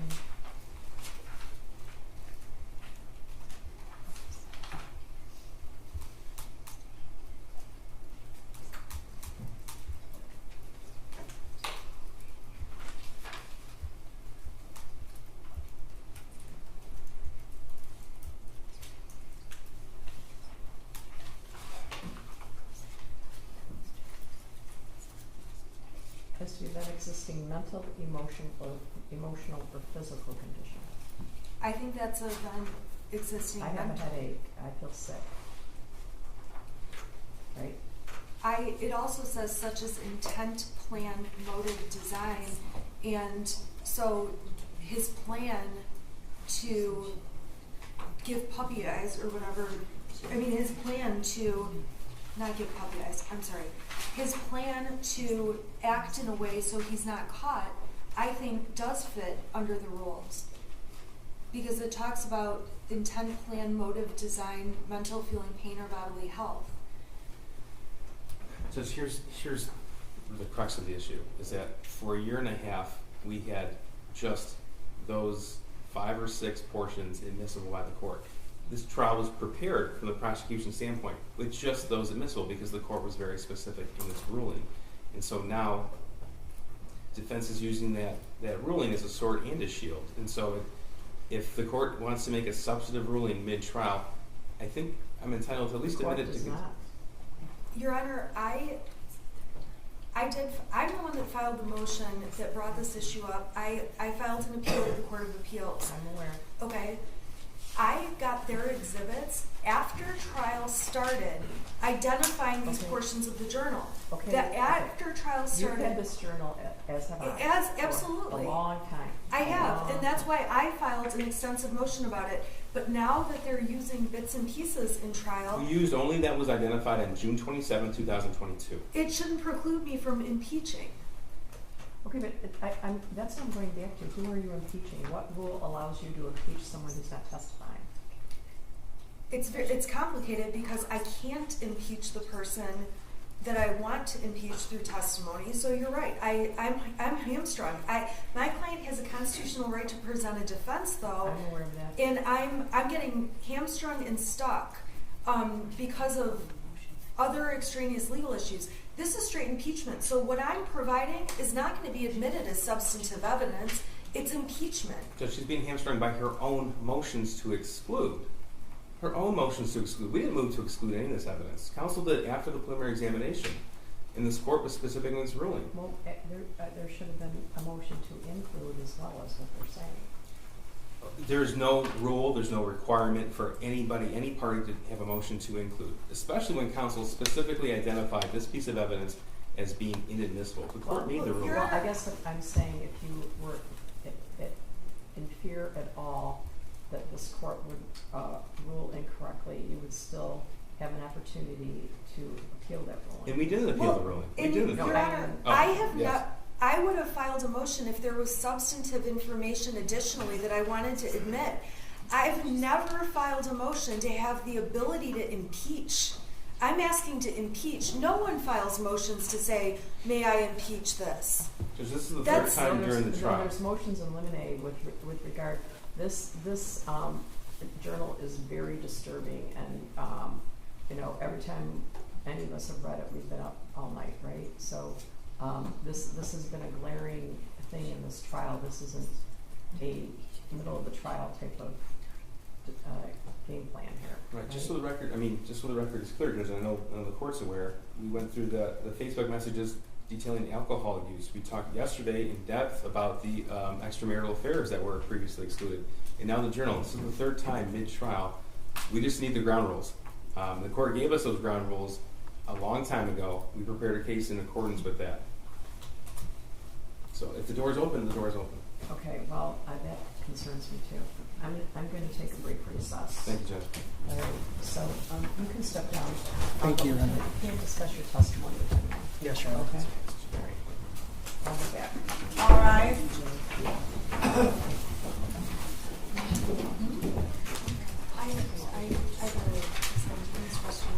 You may be seated.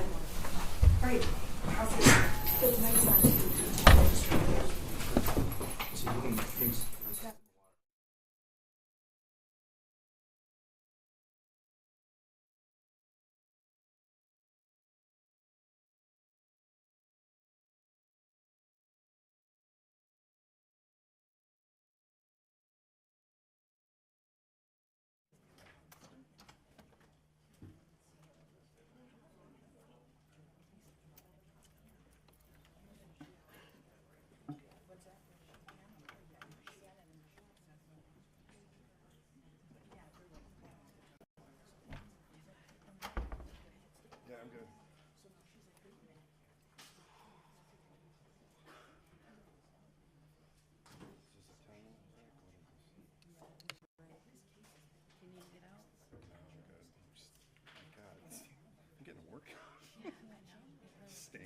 but it's like gross.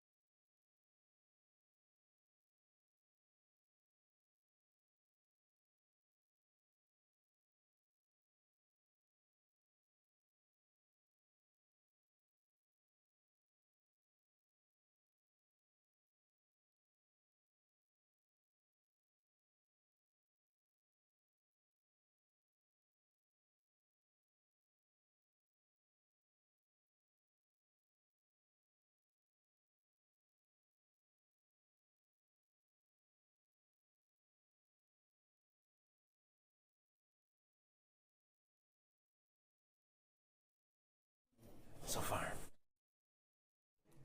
Yeah.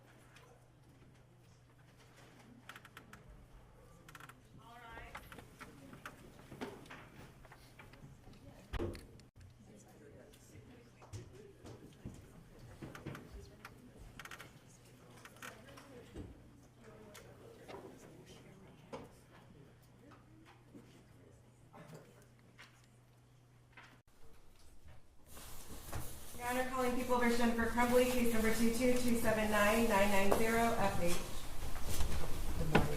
Thank you. Mark Keeson, that people. Karen McDonald on behalf. And Shannon Smith on behalf of Jennifer Crumbley. Okay, so I'm going to have a couple questions for you. This is certainly one of the kind of things that you want to spend some time on. Initially, I want to point out that you have said you want a statement. However, I do not want to be caught, as that will make me getting the 9mm impossible. That's what you said you want. Okay, here's the problem with that. It might be a future plan, but this isn't a future plan not to get caught planning to shoot up the school. This is a future plan with regard to Jeffrey, right? Which is discussed extensively prior to this, right? Jeffrey would be the bird and the bird head. Oh. Right? So. Oh, I see. Okay. That would open the door. Okay, I see what you're saying. Yeah. So. And of course I would ask. I do not want to be caught, as that will make me getting the 9mm impossible. He's talking about getting caught with the bird head in a jar and the terrible things he did to baby birds. So I'm pretty sure that you do not want that to come in. Right, I don't want the baby birds to come in. Okay. I thought when he said I don't want to be caught, it was being caught, like having mental problems, being caught with the bird, being caught with any of the stuff he's been doing. Okay, well, I didn't take it to be the bird, but I see what the court's saying. You're right. If that opens the door to the bird, then I don't want to open the door to the bird. There's an extensive discussion prior to that with a picture and about him dumping the bird's head in a bathroom, and I hope people will talk about it for the rest of the day because I want the attention. However, I do not want to be caught, as that will make me getting the 9mm impossible. He's not talking about getting caught with the plan to shoot up the school. He's talking about getting caught with putting the bird head in the bathroom and hurting the birds. So I think it's pretty safe to assume that you do not want that statement. That's correct, Your Honor. Okay, here's I know I'm going to regret this. I'm going to let you respond to this, but I also wonder. You say you want his statements. I have to find where my dad hid the 9mm, and I don't know where my dad hid it. It's hard for me to understand what that impeaches, because we just saw a video where Mr. Crumbley is telling Mrs. Crumbley, she asks him specifically where was the gun, and he says, I put it in the dresser, right? That's the other gun. That's the other two guns. Okay, but there's also statements to the police about where, isn't there a statement on the video to one of the police officers? Yes, sir. About where it was? Was that the armwear one? Yeah, where she hid the bullets, Judge, yeah. No, she hid the bullets in the drawer with her jeans. Okay, well, isn't there other statements in this trial about where the SIG was? Yes, Judge. And it's there's lots of different statements. That's part of the case. It says it was Where? hidden. Okay. Yeah. All right. So anyway, the bird, Jeffrey's staying out of this. Yeah, I agree Okay. with that. All right. And I misread that. I did not. Okay. Well, it's hard to read, you know. So anyway, what else do you want to say about this? Judge, this is the people's issue here, is that well over a year ago, this issue, as well as a number of other issues that have been addressed the last few days, have been settled. It was June 27th of 22. It was appealed. The application to a court of appeals was filed on July the 18th of 2022. This is a pattern now. It appears to be part of counsel's strategy. That's fine, but the people should be entitled to now prepare accordingly. So counsel has promised the jury that Jennifer Crumbley is going to testify. That's significant because that entire Facebook thread has come in. That's over 2,000 pages. I know from my memory there are a number of messages that will be very important at cross-examination.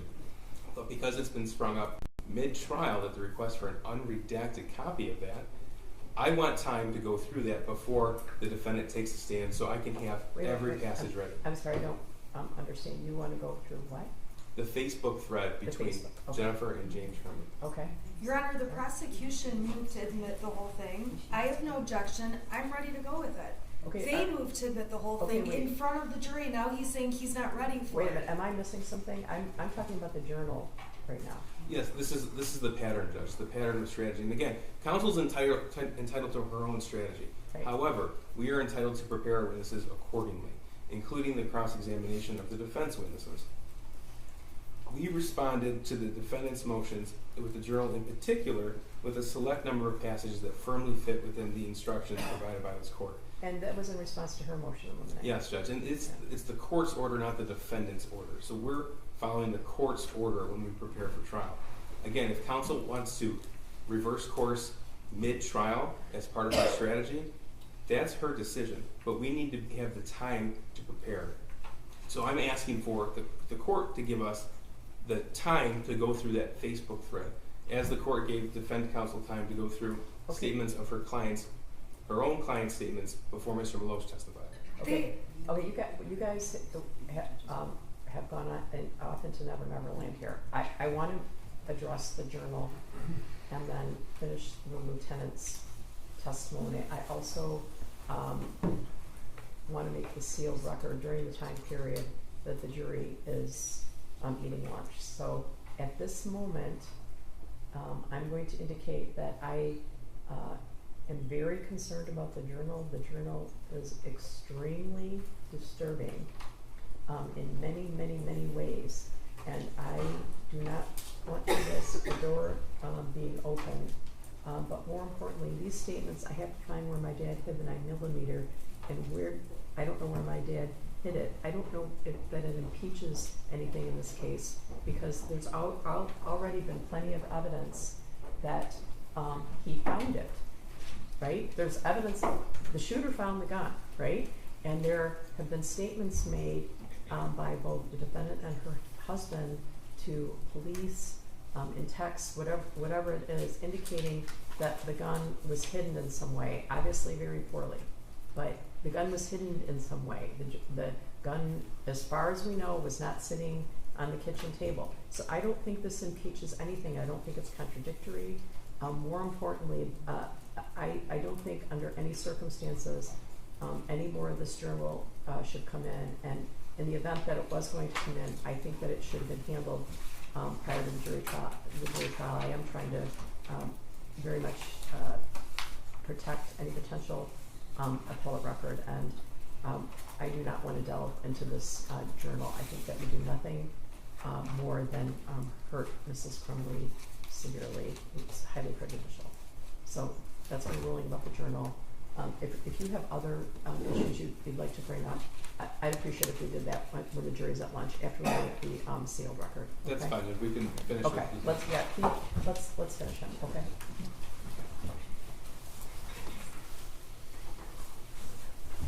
Okay, their lunch arrived, so they are eating it. Okay.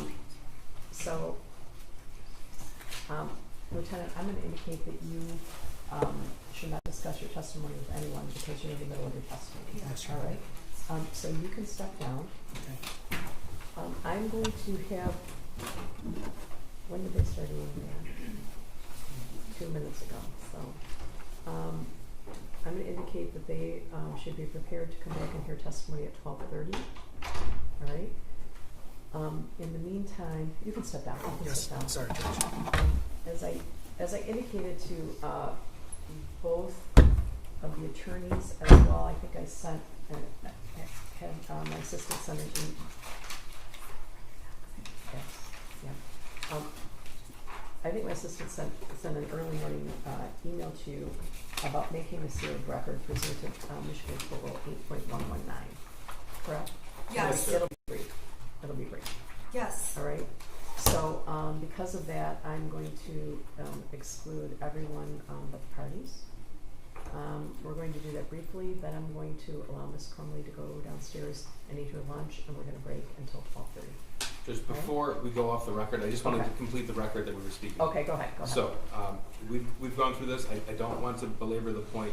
The issue that the people have is that it appears that counsel is trying to usurp the court's order without notice to the people, and that makes it impossible. Let's start over with this issue because I was talking about the journal and then Yes, you started Judge, telling me. it's- Start over. Okay. Thank you, Judge.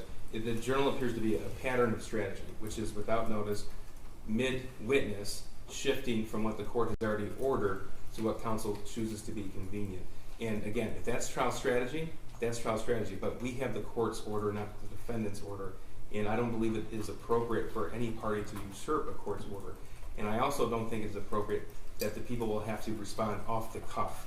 I want to make sure that our witnesses are prepared. Okay. I want to make sure the materials necessary for cross-examination are prepared as well. Okay, so the issue right now is the numerous Facebook communications between Mrs. Crumbley and Mr. Crumbley. That's the issue. That came in. And Your That's Honor, the piece of evidence. Okay. Within that piece of evidence, there are a number of issues to explore. Okay. Within that piece of evidence, it includes items that defense counsel had previously sought to exclude, and this court did in fact exclude. So Your that Honor. was the discussion that we had when Mrs. Crumbley was placed on the record, and she said under oath that it was her decision upon consultation with her attorney, knowing that we could cross-examine. I just want to make sure that people are given the opportunity to review all of those 2,000 messages or 2,000 pages of messages appropriately before that cross-examination begins. Your Honor, I just want to point out that the prosecution moved to admit the entire thing in front of the jury. So I believe if I objected, it would look like Mrs. Crumbley is hiding materials, and we've taken the trial strategy actually based on their trial strategy, bring it all in. Okay. And so when Mr. Keese It was a redacted copy. Okay, I don't But listen, understand. I don't when- understand why we're he's taking a trip down memory lane. The whole thing came in already. Right, it came Right. in, but I'm saying he asked for it. That was days ago, and I'll tell you what, And then you agreed to it. I did. And since that time, I've read the whole thing and I'm ready to go with it. What Okay. he's saying is that he's not ready to go with it, even though he moved to admit it, and even though it was days ago that he moved to admit Just to it. correct the record, we moved for a redacted copy and for counsel to specify exactly what portions were redacted in accordance with your order, And Judge. the next day I got back to them, which was days I'm ago, going to ask and you to I keep said, your voice down because the walls are paper thin Sorry. and the jury can hear you. I got back to them the day after, and I said, we're not asking for any redactions. They said, fine. We made a record with Mrs. Crumbley, no redactions. Okay, when is this going to come up anyway? How far are we going to get after Lieutenant Willis? I guess it depends on how often this comes up. And this is why I bring it to the court's attention that This will come up when Mrs. Crumbley testifies if she does, right? certainly. Okay, is that the only time? Well, I brought up the pattern to the court's attention because it does appear to be a pattern. The only reason I bring it to the court's attention now and our objection to that is because it appears to be a continual theme. So I want to bring it to the court's attention now, and I want a record made of it. That's why I bring it up now. Okay, well, you can't admit something and then unadmit something. There's no court rule that says you can do that, right? Okay. No, it's the redacted portions. It's the portions within that would have been inadmissible prior to. Yeah, I get it. Okay. Yeah. We said we still. We're letting it all hang out. We're letting it all hang out. Okay. I don't want any redactions because I think it makes it. Mr. Keast has made it look like if we put redactions in there, we're hiding stuff. I So don't I'm even know not. why we're talking about this. We The shouldn't whole be. record came in. It is in evidence. It is fair game. Okay? All right. That's You're what we're doing. With respect to the sealed record, I just like to rely on my written pleadings. Okay. Well, you probably are, but I'm going to make a record of those because privileged, there are privileged conversations between the shooter and a therapist in those pleadings, and I'm going to make a record about that is sealed because I am. So, all right. So, Are they all going? yeah, I'm throwing everybody out. So, Recording stopped. But this will be on the record. oh yes. This.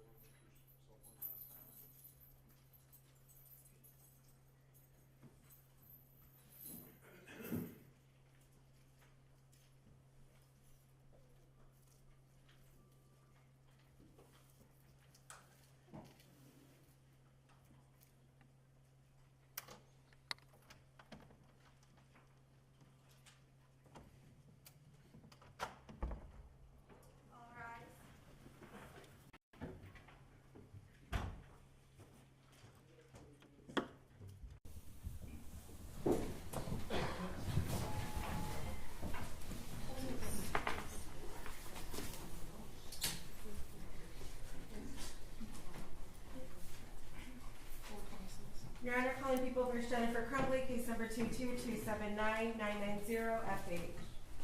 Karen McDonald on behalf of the people. Thank you, Mark Keith on behalf of the people. Thank you. I'm Shannon Smith on behalf of Jennifer Crumbley. Good afternoon. We had a hearing that was conducted under seal pursuant to 8.119, and the court ruled that there is an absolute privilege that belongs to the shooter. Therefore, none of the seconds to be admitted in this matter. All right, are you ready for the jury? Yes. Yes, Judge.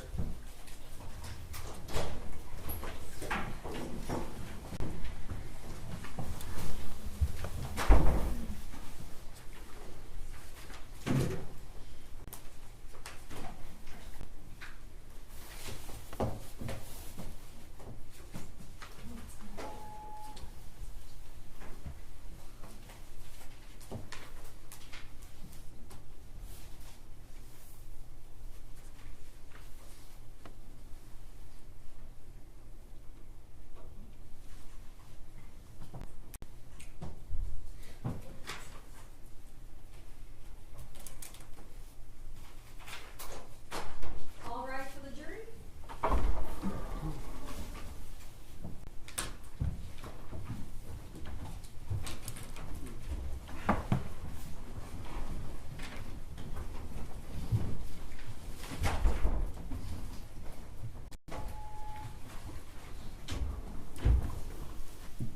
Good afternoon. You may be seated. Who is the next witness prosecutor? I believe Lieutenant Willis was still on cross-exam. That's true. That might be why you're sitting here. Lieutenant, you are still under oath, okay? Yes, Your Honor. All right, go ahead. Hi there. You were testifying that on December 1st, I believe you said you got an arrest warrant for Ethan Crumbley, correct? Correct. And I'm sorry, for Mrs. Crumbley, for the shooter. Correct. And on that date, he was on Zoom for a court hearing. Yes. And during that court hearing, Mr. and Mrs. Crumbley participated on Zoom from their vehicles. Is that a fair statement? Yeah, it appeared they're in their vehicle, but they're on Zoom. Now, on Friday, you went to the court and did what you call a swear-to in this case. Is that correct? That's correct. That's when you went in and you told a magistrate or judge the facts that you swore to in order to secure an arrest warrant for Mrs. Crumbley, correct? Yes. Now, on that date, you never told and I'm asking if you ever told Mrs. Crumbley, you personally did not tell Mrs. Crumbley you need to be here at the court, correct? I did not. And when you were at the court, were prosecutors present? For the swear-to, are we talking about? Yeah. I'm not sure. I don't recall. You don't recall seeing me there, correct? No. You recall seeing lots of media there, is that right? Yeah, there was lots of people there, but yeah. Yes. Was it media or people? Both. Okay, so lots of media and people. Yeah, I didn't know everyone's credentials, but there was people, so I don't know who was intermixed in the group. And on that date, you secured the warrant. Is that a yes? Yes. And the next thing that happened was the prosecutor had a press conference and announced it, correct? Objections to relevance, Judge? Well, it was on the media in the public We domain. can stipulate that it was Yeah. him. Yeah. Do not. Okay. I think that's even. Okay, yeah, you can answer that, if you know. Can you say it again, please? Yeah, the next thing was the prosecution announced at a press conference that there was a warrant for Crumbley's arrest. I don't know that. After the arrest warrant was secured, you're aware that a search was started from fugitive apprehension teams, U.S. Marshals, Border Patrol, to find the Crumbleys. I'm not aware of that. You're not aware that there was any kind of search? No, that's not true. I was aware that there was a search that I directed our fugitive unit to conduct. Okay, so you were aware that there was an outstanding warrant for Mrs. Crumbley, Yes. and you were aware that there were going to be efforts to locate Mrs. Crumbley because of the warrant. Yes, if I recall the swear to, the judge said the defendant had, or her husband, but the defendant had to turn herself in by 4 p.m. There's that day. Okay, and defendants can do a variety of things. I believe we've already established this in trial. They can drive around in their car with an outstanding warrant and end up getting a ticket and taken into custody, correct? That can happen. They can go to the police station and turn themselves into police, correct? Yes, that can happen. They can have a lawyer make arrangements, set up a time and go to the court to turn themselves in. Yes, that can happen. Okay, so there's a couple of different ways that a person can come into custody, correct? Yes, there's several ways. I have no further questions. Just briefly.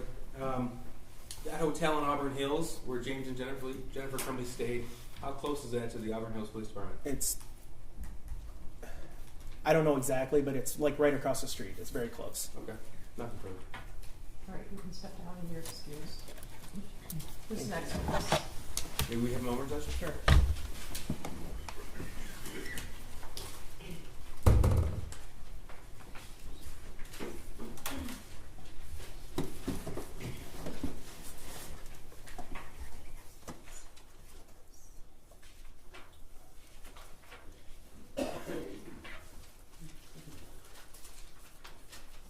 Thank you, Judge. The people are going to rest, but before we do, I just want to make sure the court's exhibit list reflects the same as the people's as far as admission of evidence. Okay. You're following along too, right? Yes, Okay. I have my offices. So I'll go page by page, it might be easier. Every exhibit on page 1, that's 1 through 30.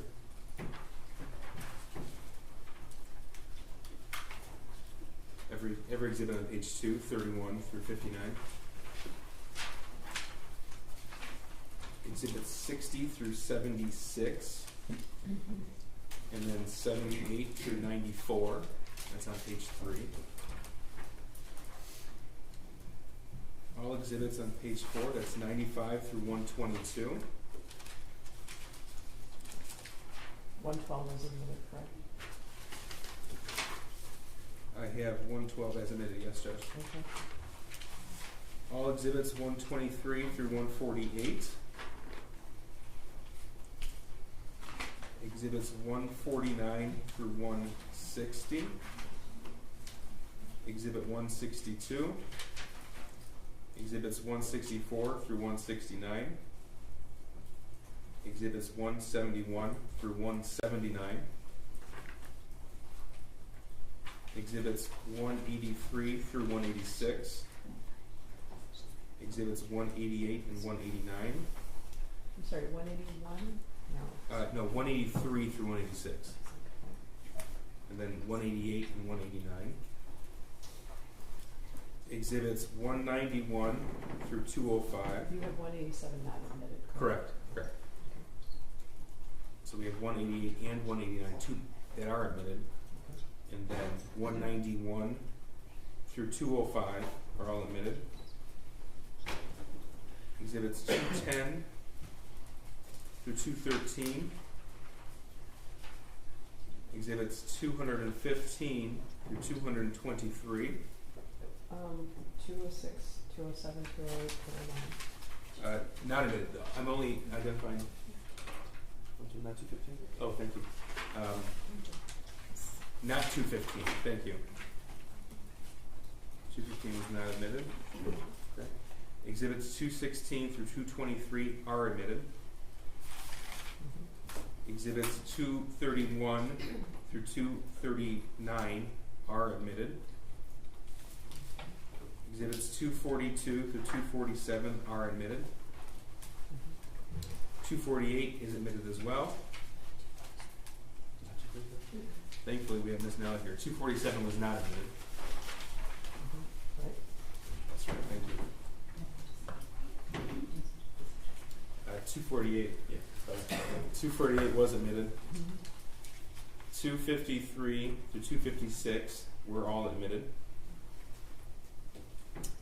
278 through 284 were also. 268 and 269 were admitted. Thank you. 272 was admitted. and then 278 to 284. This is where we do this. 285 through 291 were all admitted. 296 and 297. 285? 285 through 291. Okay. And 293 was admitted. 296 and 297 were admitted. Exhibits 300 through 309 were all admitted. Exhibits 316 and 317 were admitted. Exhibit 340 through 345 were all admitted. Exhibit 347 through 357 were all admitted,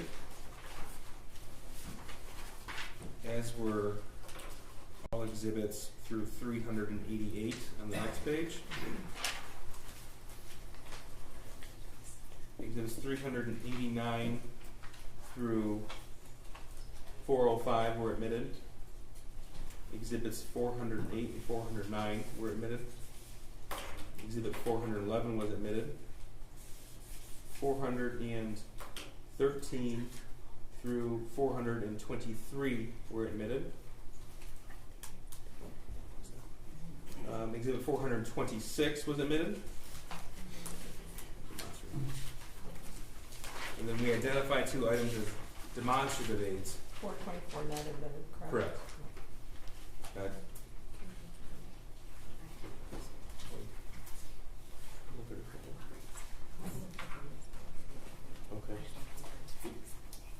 135, Judge, can we go back to that page, please? That was not it. I just want to confirm that I said that correctly. 135. That was not admitted. Not admitted. Thank you. And Judge, the two demonstrative exhibits that were just identified for the record, 427 and 428. Okay. That reflect offenses as well? Okay. Do you have anything different from that, Ms. Smith? I have no objections. Okay. And the people are asking. All right, so, Ms. Smith. Your Honor, I believe at this point the court needs to excuse the jury for a moment, unless the court would Okay. like me to make a motion No. later. Okay, I can do that. Or if you want to do testimony, we can do that motion later, whatever you want. Okay. If we can wait, we'll wait. Yes, okay, that sounds good. All right. Okay, so, Your Honor, the defense calls Jennifer Crumbley to the stand. All right. Well, I might, should I excuse the jury for a minute? Yes, sir. I'm going to excuse for a minute, okay? All right, the jury. Like 5.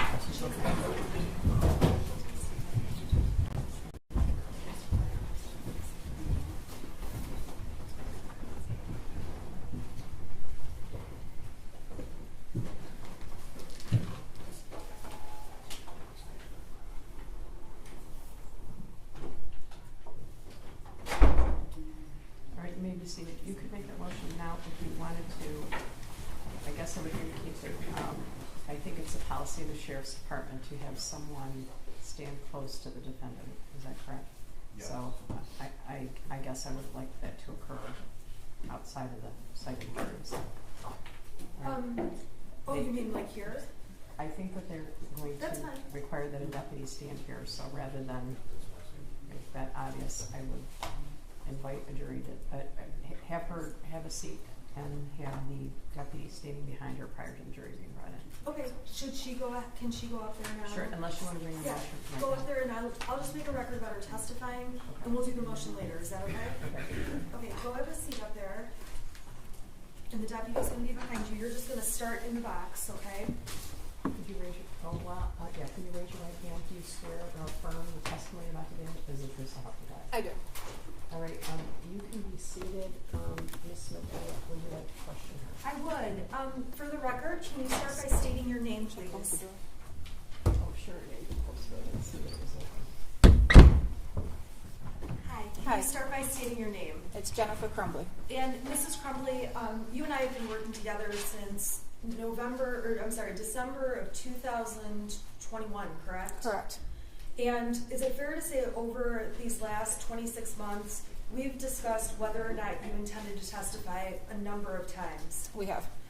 Do you want to testify in your case? Yes. Do you understand that if you did not testify, this judge, this court, would give the jury instructions that it cannot be held against you? Yes. Do you understand that after I question you, the prosecution is going to be able to cross-examine you? Yes. And do you understand they're going to be able to cross-examine you about all of the evidence that's been admitted in the case, including all of your text messages or your Facebook messages to your husband, all of those messages with Mr. Milosh, all the evidence in the case, Yes, correct? I do. They get full reign on cross-examination. We've gone over that, is that correct? Correct. And do you have any questions for myself or for Judge Matthews about testifying? No, I don't. Are you doing this because anyone has threatened you or coerced you into testifying? No. Is this your choice? Yes. Is it voluntary, freely made by you? Yes. Is there anything you think the court should know about this decision? No. Just Do you have any questions for me, Mrs. Clement? I do not. Okay. All right. Should we address counsel's motion while the jury's out? Well, I guess she mentioned that maybe we can do it later, but we can reserve it. I'll reserve it. sounds good. Thank you. All right, so, are you ready for the jury? I am.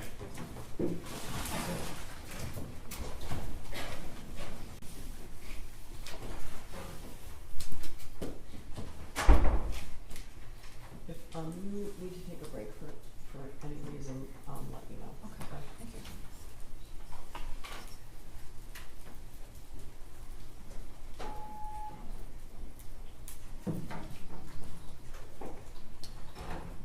Judge, we'd still like to inquire if counsel has any other defense witnesses after Mrs. Crumbley. I'm not sure. It depends on childcare.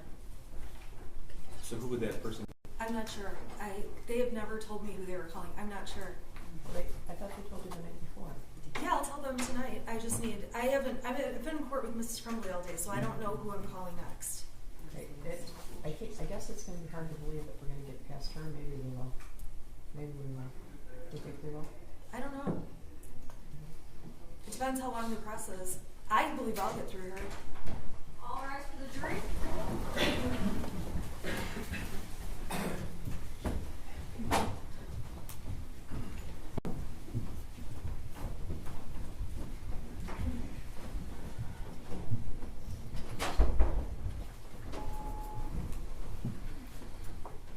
All right, you may be seated.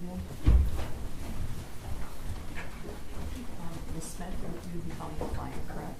Yes, thank you. All right, Mrs. Crumbley, would you raise your right hand? Do you swear or affirm the testimony about today is the truth, so help you God? I do. All right, thank you. Would you state the name for the record and spell your first and last name? It's Jennifer Crumbley, JENNIFER, CRUMBLEY. Go ahead, Ms. Smith. You know, Your Honor, I'm going to hold the podium up just so I can see a little bit better. Okay, sure.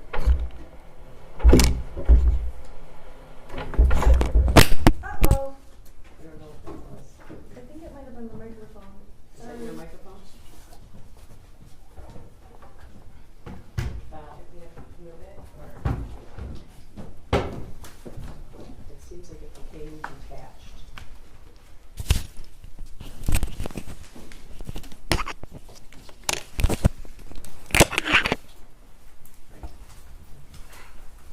All right, good afternoon.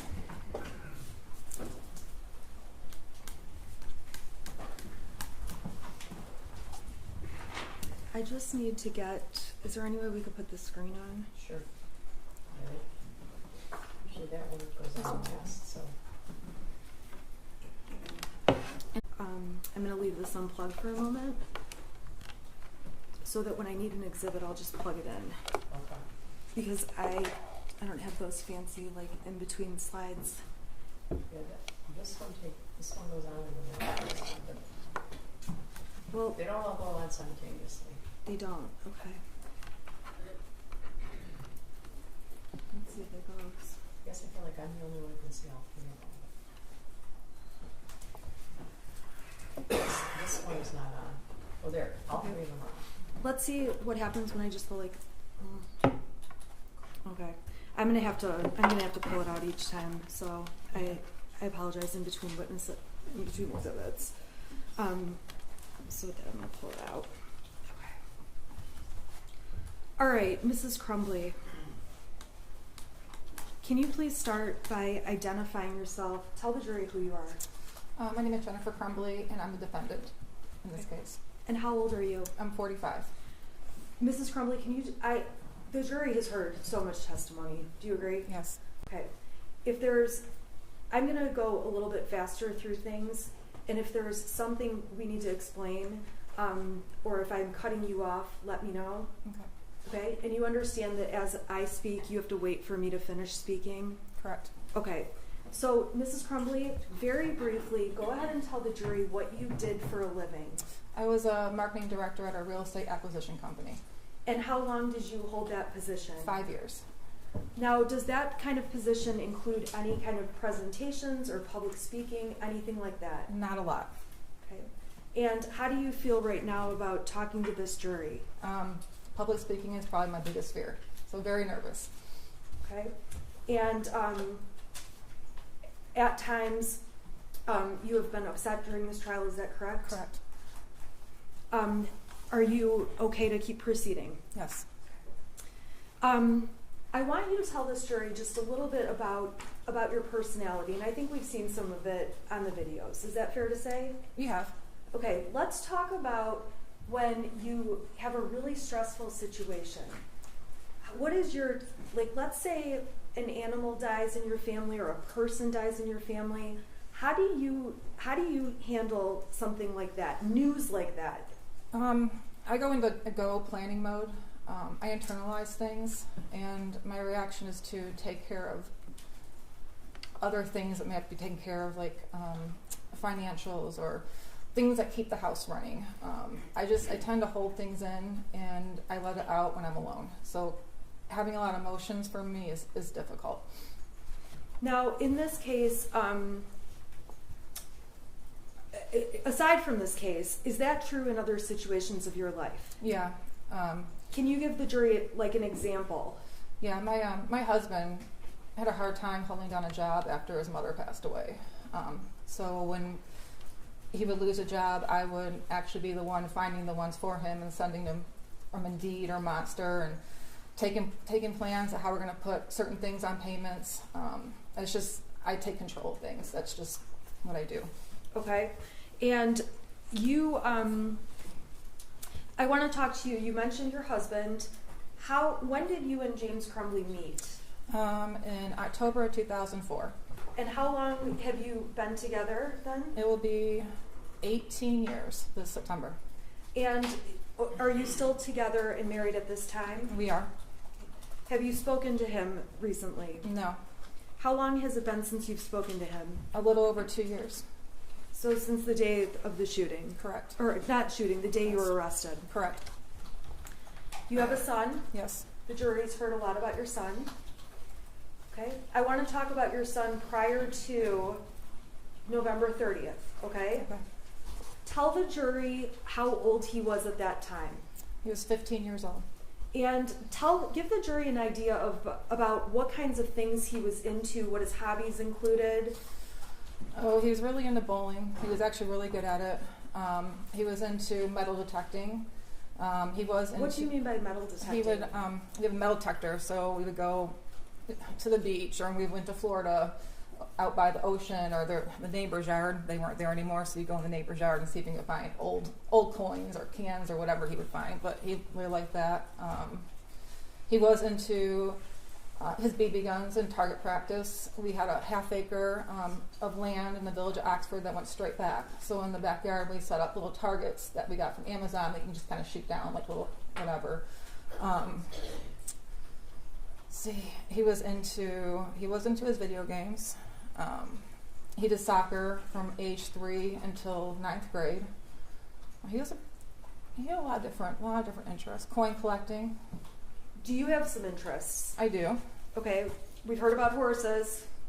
I like horses. I also snow ski. I'm a big reader, and I worked a lot, so I didn't have a lot of time to do the reading. But Okay, now when you say snow skiing, did you ever, back up. Were there any activities that you and Ethan enjoyed doing together? yes, I joined the ski patrol because the family can ski free, and also to help people out. So I got him into skiing at the age of 7, and he would come out with me on my patrol shifts and come skiing with me. So we were in that together. What about horses? Did he ever go out to the barn with you? He did, but he didn't really like horses. The one horse I had was kind of aggressive, so it intimidated him, and it kind of turned him off from going to the barn. It's kind of boring if you're not the person with the horse. There's a lot of standing around and a lot of nothing. Okay. So would you spend time together with him at home? Yeah. Okay, tell the jury what kinds of things you guys did as together or as a family. We did a lot of board games. We also had the virtual reality set for the PS4, so we did a lot of the Beat Saber. You can probably Google that. I don't even know what you're talking about. It's like you're holding lightsabers and it has music, and you have to like hit the beats, but it's all in 3D. So it's a virtual reality headset. Okay, so you would do that with him? Yeah. Okay, what else? We had a pool. We liked swimming together. Really just normal stuff. Okay, did you do holiday things? We did. Give us some examples. So every year around Thanksgiving, I always cook Thanksgiving dinner. The day after, we would go cut our Christmas tree down. And then we would decorate that weekend. We would watch National Lampoon's Christmas Vacation. Halloween, we grew our own pumpkins. So we always carved our own pumpkins and had a whole bunch put around the house. Easter, it's normal family stuff. Did you have an interest in like home improvement kind of stuff? Yeah, our house was an auction house. So basically it was wrapped in blue tarp when we bought it at auction. So we've been trying to improve the house since 2015. So we new roof, exterior, and then I've been working on exterior and interior ever since. Were there things that your son was interested in outside of video games? Was there anything academic that he was interested in? He really liked history. He was a big history buff. We can play Trivial Pursuit, and he would get me in history every single time. But that was probably his only favorite subject. The rest he could do without. How did he do in school? He did good if he applied himself. His problem was he didn't try as hard as I think he could, so he had up and down grades. I would say he was about average. Okay, and when you say about average, was that something that you talked to him about? Was that something you monitored? Tell the jury about that. Yeah, you heard about the Power School app during this trial, so I had it on my phone, and I was on it multiple times a day. And his grades would fluctuate based on what assignments the teachers turned in on the Power School app. Our biggest struggle with him were missing assignments. That was the one thing we battled all the time. Why was that a hot button issue for you? Because there's no reason why he should have missing assignments. He had a homeroom class and get assignments done in. Okay.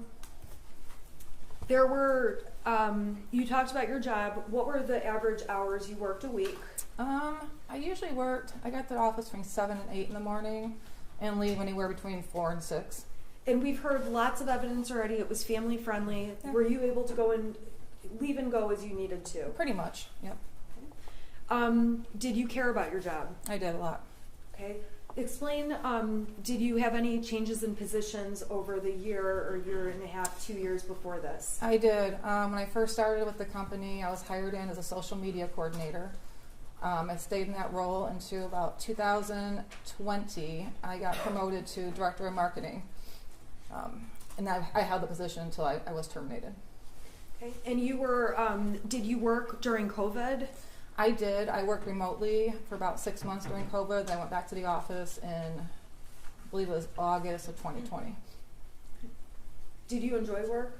I did. It was fun. It was it's exciting, and I like doing graphic design. I did. I really liked my job. Now, the jury already heard about Brian. Brian testified. Correct. Tell the jury about Brian. Well, I've known him since high school. We've been friends since then. He's part of the horse community. He has horses. And as you heard yesterday, we did have an extramarital affair. That's probably the extent of our, but yeah, but we were good friends too. How often would, in terms of the affair, how often would you spend time together with Brian during 2021? Maybe an average of once a week. Okay. How Less. long did the affair last over? About 6 months. Do you feel like that affair caused you to neglect Ethan or not spend time with him? I'm sorry, your son, in any way? No. Explain why you don't feel that's the case. Because when I met with Brian, it was in the mornings. On his way home from the station, he would pass my work, and so the time I was coming to work, we would meet at the Costco parking lot, and that was it. He'd go about his day, I'd go about mine. And is it fair to say that you lied to keep that affair going? Yes, I did. And what, I apologize if I asked this, I just am not writing notes. Did you say the date range that started? It was around spring of 2021. Okay. And as far as you knew, did you ever talk to your son about that? No. And did you ever talk to your husband about it? No. If anything, you lied to him about what you were doing, or lied by omission, not telling him. No, yeah. As far as I knew, I was going to work in the morning. I was. Yeah. Okay. Outside of those morning times, how many other times would you say you and Brian got together? It was 2 or 3. I went on some business trips where I would stay overnight, and he would meet me. He would meet me at the hotel. So that happened 2 or 3 times? 2 or 3 times. Were there other business trips you took where he did not meet you? Yeah, there was quite a few.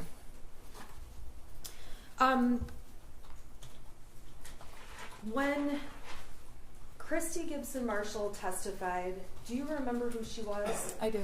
Who was she? She was the assistant vice principal. And she commented, she knew Ethan in elementary, or she knew your son in elementary school, correct? Correct. And she said, she testified obviously already about recognizing him. Did that surprise you? No.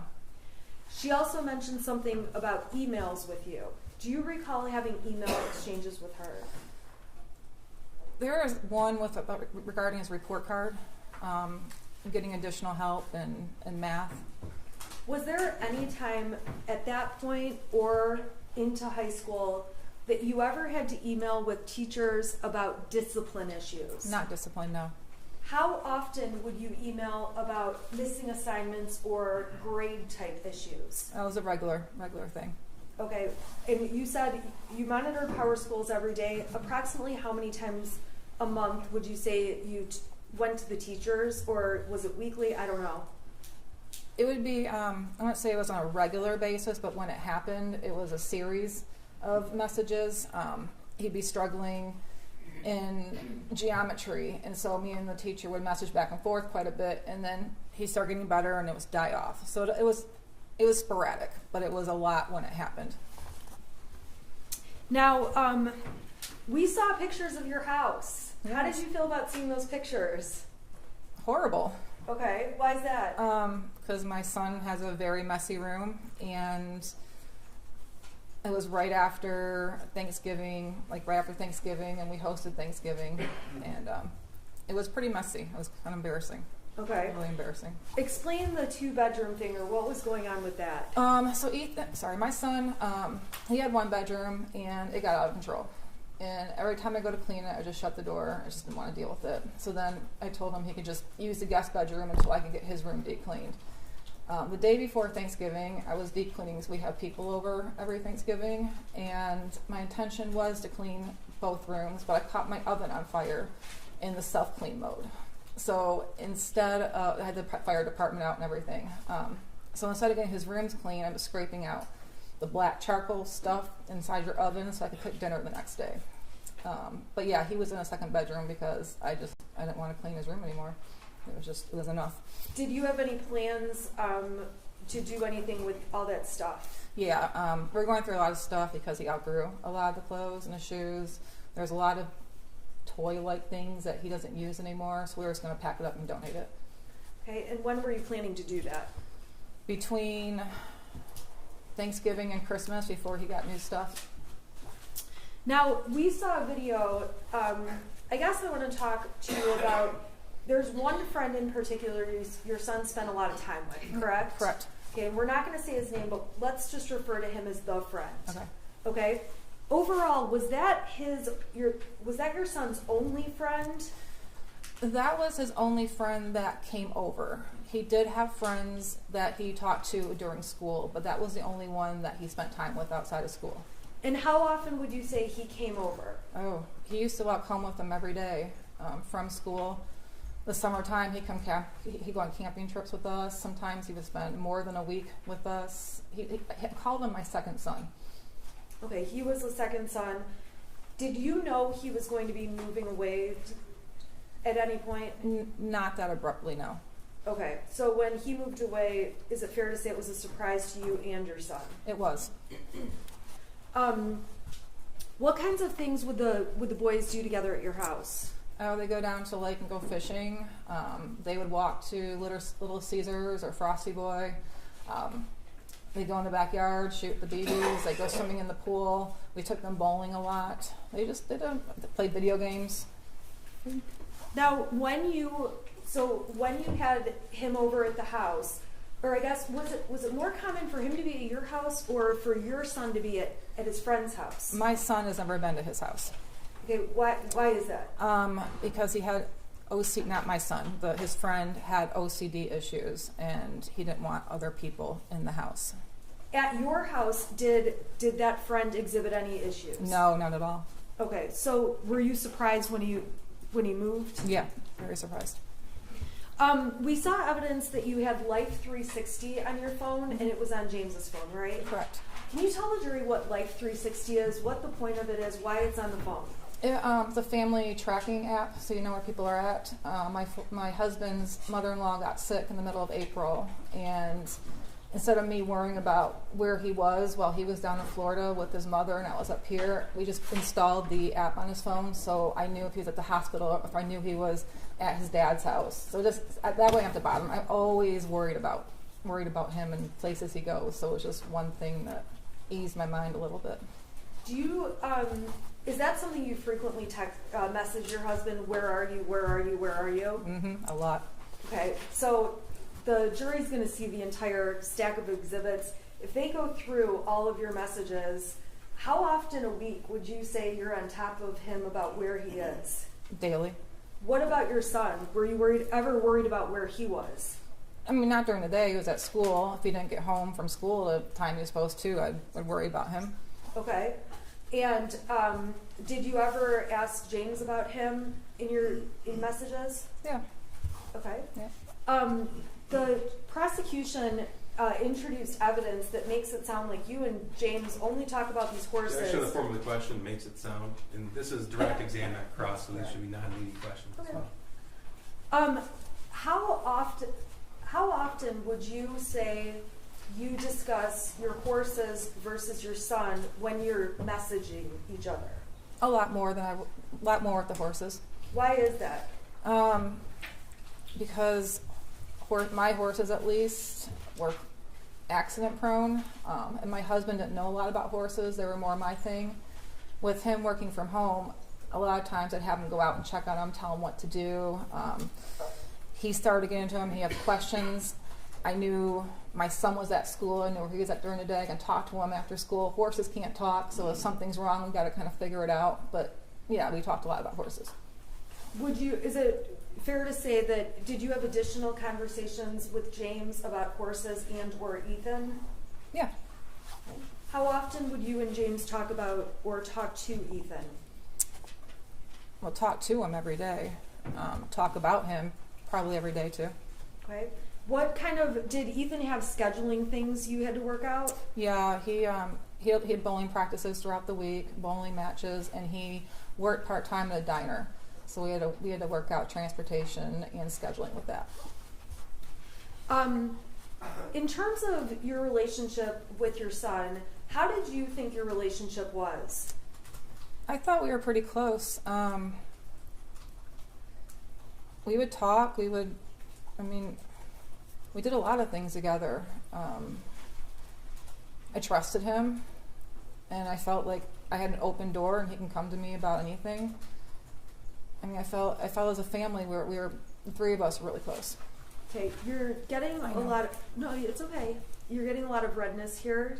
Is that normal? Yes, because I'm talking in front of people and my nerves act up. So I get splotchy and I might break out in hives, and I apologize. Okay, but you are okay? Yeah, I'm fine. Okay. So with regard to your son, did you ever go through his text messages, go through his bedroom? What kind of a parent were you in terms of going through those things? I did not go through his text messages. I didn't have a reason to. His bedroom I would go through when I clean it. When I come across things, I look through it to see if it was something I needed to keep or throw away. But I never went through his text messages. What about, you did say you went through his grades. Correct. Did you end up having discipline issues with him? A couple of times we did, yes. What kind of things would those be over? Missing assignments in his grades. Okay. Well, any other things that were discipline issues? No. At school or at home? No.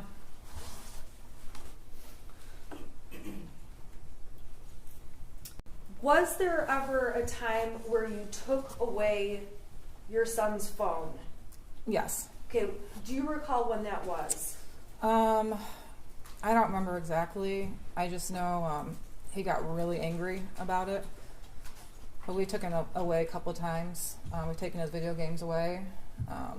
Why did you do that? Missing assignments in his grades. Okay, so same stuff. Same stuff. Okay. We're going to talk about some of the text messages, and you would agree the prosecution admitted some text messages about one of those times when you took away his phone. Correct. Okay, so we'll get there, okay? I want to talk about mental health. Did you ever believe that your son needed mental health treatment, therapy, counseling, anything? No, I mean, there was a couple of times where Ethan had expressed anxiety over taking tests, anxiety about what he was going to do after high school, whether it was college, military. So he expressed those concerns to me, but not to a level where I felt he needed to go see a psychiatrist or a mental health professional right away, no. Did you ever deny him or say, no, I'm not going to take you to a mental health professional? Did he ever ask you? No, I mean, one time when he was talking about what he wanted to do for his future, I don't know, he was feeling really down about it, stressed. My husband did call his school counselor to try to talk to him because I do a lot of future academic planning with the tech school. Was that a mental health issue? No, it was more or less addressing what was upsetting my son at that time. Okay, and what was upsetting him? The fact that he didn't know what he wanted to do. His grades weren't that great, so he was stressed out about getting into college. He was just having a hard time with his future goals. Was there ever a time he was considering military? He talked about it, yes. Okay. Any other things that he talked about? He wanted to go into video. He wanted to design video games. He wanted to own his own car shop, like not be the mechanic, but own the shop that mechanics worked at.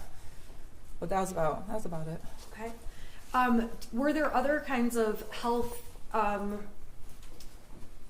treatments you did get for him? Like, did you take him to the doctor? Yeah. How often or for what? When he got sick, if it was obviously, during COVID it was different because every little thing I freaked out about, so we'd take him to get a COVID test or take him to the doctors. But growing up, it would just be if he had a headache that persisted for longer than a week. But most things are nothing serious. Did he have insurance? Did you have insurance coverage on your son? My husband did. Okay, always, or were there times where you didn't? All the way up through October of 2021 when my husband lost his job. And I was going to add him on to my health insurance in November of 2021 at the end of the enrollment period. That was the only time that his shorts last with him. Was that one of the outstanding things going on the day that all of this unfolded? It was. Despite, in addition to physically going to the doctor, did you have access to some kind of virtual plan? Yeah, through my company. It's called Allied Health Network. It's a virtual doctor's visit, and actually the prescriptions were free too. They didn't cost anything. So we use that. If you had strep throat, you can take a picture of the throat, send it to the doctor, and they can treat it from there. Were there times that you called that did virtual visits regarding your son? Yeah. And were there times, did you ever go to an urgent care or anything like that? Yep. For what kinds of things? Well, usually for sports physicals, but if he was younger and had a really high fever and his regular doctor couldn't get him in, we'd take him to urgent care. He's never had an injury or anything, so mainly just that. Was there ever a time that he had an issue with a mole on his back? Yeah, he had a mole in the middle of his back. And when I was putting sunscreen on him, I noticed it changed color. So I made an appointment for the doctor to take him in to take a look at that. Now that was when he was much younger, correct? He was about 7, I believe. You mentioned something about headaches for a week. You took him to the doctor. Was there a time where he had a headache issue? Yeah, he was getting really bad headaches that we couldn't figure out what it was. When was that? Started young, probably around 5 years old, and he kept complaining. The doctors didn't really see anything. We even got an X-ray of his head to see if there was any bumps. I'm just going to check his irrelevance when he's 5 or 6 years old. I was asking. I didn't know when it was. I was just asking if she got a medical. But it's gone on through the years. Okay, and Okay, go ahead. So then we found out that he needed glasses. So around 8 or 9, we got him glasses, and that didn't work. He got X-rays done for dental in middle school. We found out he had a severe underbite, which was causing tension in the back of his neck. So we got him braces in 8th grade, and once he had his braces, that seemed to fix the headaches. Okay. Now with the braces, was that an easy process? No. Why not? Because he's horrible at brushing his teeth. He went use the water pick we got him. He wouldn't brush properly. He would constantly get cavities in his braces, so we ended up taking the wires out because one time he had 13 cavities under the braces. And we're trying. I'm sorry. Prior to him getting braces, did he ever have cavities? Yeah, he had a few. Okay, but did the braces? Was it more after the braces? Yeah, because he wasn't brushing properly around his braces, so he was getting them under, and we had to get the wires removed and take them to get those filled until we could get the wire put back on. Okay, so it was like an off and on procedure. Yeah. Okay. I want to go through some exhibits for you that the defense has proposed as exhibits B through XX, and I'm going to ask. I wanted to add one more on as YY. Judge, counsel's proposed a number of exhibits appear to be from Facebook, not from a Cellbrite extraction, but from Facebook. Some predate the incident by years. So as far as relevance, Judge, I don't mind any exhibits around the date of the offense or even the relevant time periods, spring of 2021. But prior to that, it doesn't appear to be relevant. Your Honor, they had the specific pictures I was using since October. The specific pictures, isolated, not all the pictures, but specific pictures I was using. They never filed a motion to exclude any of those. They don't have to, right? Okay, so we'll go exhibit by exhibit. I haven't seen any of the exhibits, so they obviously will be pretty different.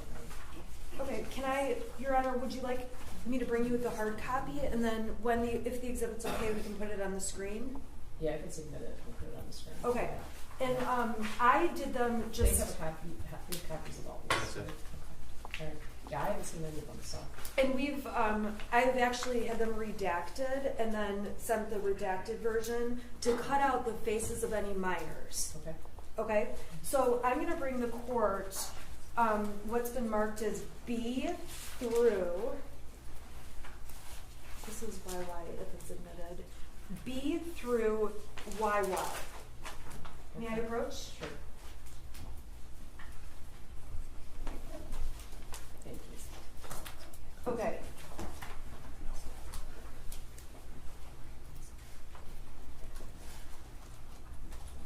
Now, B is, I have a little bit of a problem because I was going to have my client hold those, so I don't put them on the screen. Because I don't know which ones, if any, the prosecution will stipulate to. So I can give this to her. okay, so the first exhibit, proposed exhibit, is B. It's It's several pages. It shows thumbnails throughout the years so the jury can see the variety of things posted on. Because the prosecution introduced text messages. How many pages is B? I believe it's 14. They're just like thumbnails. I'm not going to go through each thumbnail either.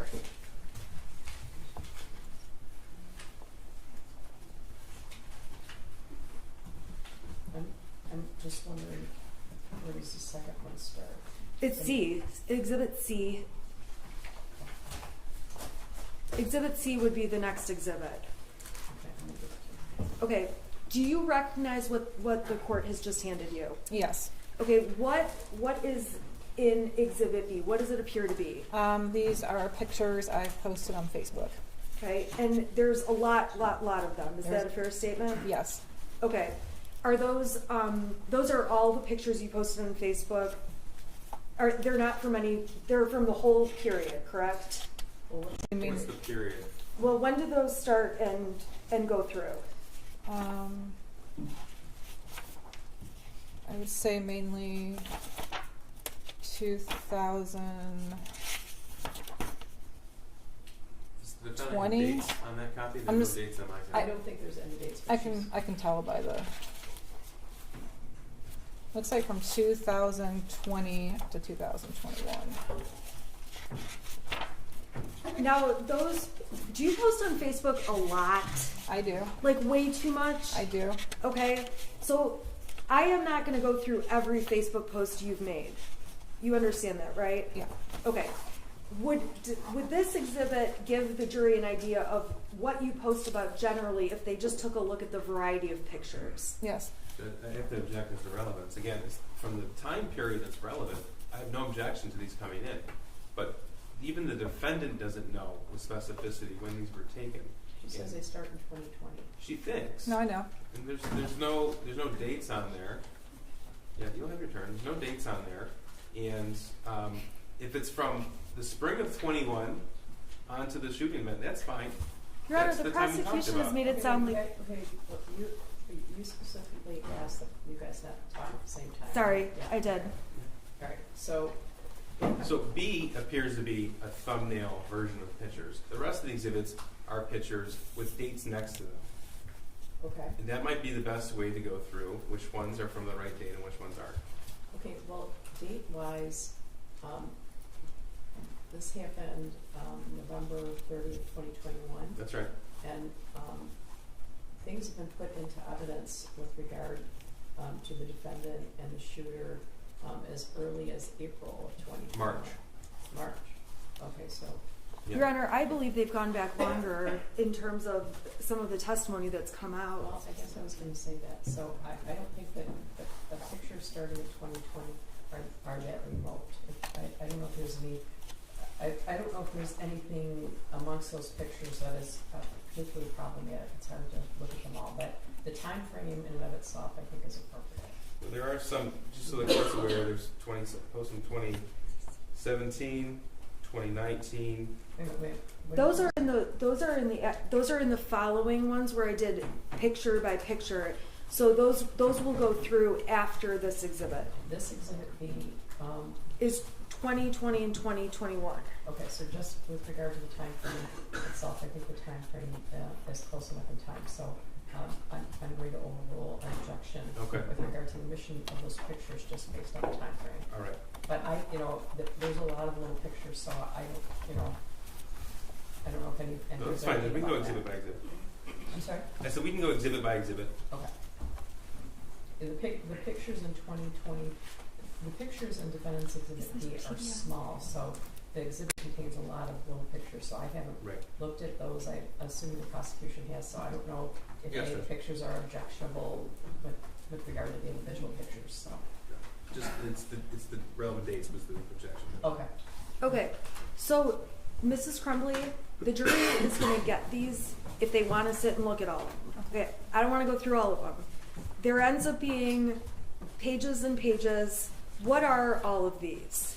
The ones that are on the screen right now is Christmas of 2020 with the 2 white dogs and us posing in front of the Christmas tree. I'm just trying to get like an over idea of topics that are in the photos. Animals, us going on vacations at the Sleeping Bear Sand Dunes, Leelanau, camping, holidays, more camping, horses, garden, my home stuff, cooking, more camping pictures. We got a bathroom remodel, another Christmas picture. Okay. And so these pictures give an idea of the variety of things you posted? Yes. Okay. So if your Facebook messages appear to have more discussion of horses, how would you characterize the amount of horses on Facebook compared to the rest of your life? Over the last couple of years, more. It was hard getting a picture of my son as he got older. He didn't like me taking pictures of him. But yeah, over between 2020 up until end of 21, there was a lot of pictures of horses. Okay, I'm going to unplug this and move to Exhibit C.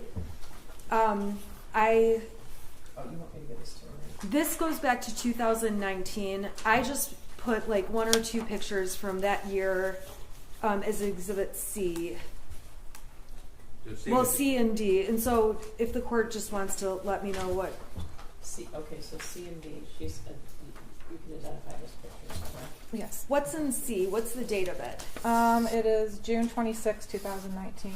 Okay, and what is that? What is it a picture of? It's a picture of my son holding his chinchilla. Okay, and then what about picture? Let's see here, D. Do you need the date? Yeah, what's the date? It's August 9th, 2019. Okay, and what's the picture of? My son petting our horse. Okay. You know what, Judge? It's fine. I don't have any problem with either. Okay, C and D are admitted? Yeah, the rest of them. The rest of them? All of them? Yep. Okay, Thanks, Judge. thank you.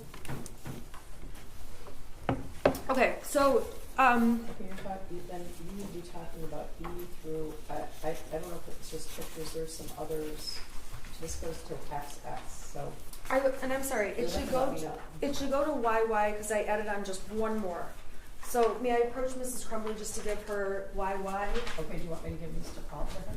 Yes, and then Okay. we'll just go through each one. Do you agree with all these exhibits or just the Yes, we just need the dates identified. That's all. We'll put those on the record. Well, I'm not going to hand them to her if I need to look at them first, so. I think they're not objecting to any of them, are they? No. Okay. No. Okay. So, Mrs. Crumbley, the jury's going to have access to these, so let's just go through them. We are going to identify the dates for the record, though, okay? So, going to exhibit, let's see here. This is C. What's the date on C? That's June 26, 2019. And what is that? That's my son with his chinchilla. Okay. Now, I'm going to go down to D. What's the date on that one? That one's August 9th, 2019. Okay. And what's going on in there? That's my son with our horse. Okay. I'm going to go to E. That's his first day of 8th grade. That's August 26, 2019. Okay. And it's fair to say that I just picked out, these are not all your posts, No. right? I don't want to keep rejecting, but the form of the question has to be appropriate. Fair to say, this is a direct example. I'm asking a really stupid question, but I'll ask it in a better way. Am I showing every photo from your Facebook page? No. You post more, or how much? Do you post more photos than what we see? A lot more. Okay. We're not going to go through all of them, though. No. Okay. So this is the first day of what? I'm sorry, last day of. It's the last day of middle school. It's his first day of 8th grade. Okay. I'm going to go down to F. What's been admitted is F. What date is that on? October 11th, 2019. Okay, and what's happening in that photo? He just got his braces put on.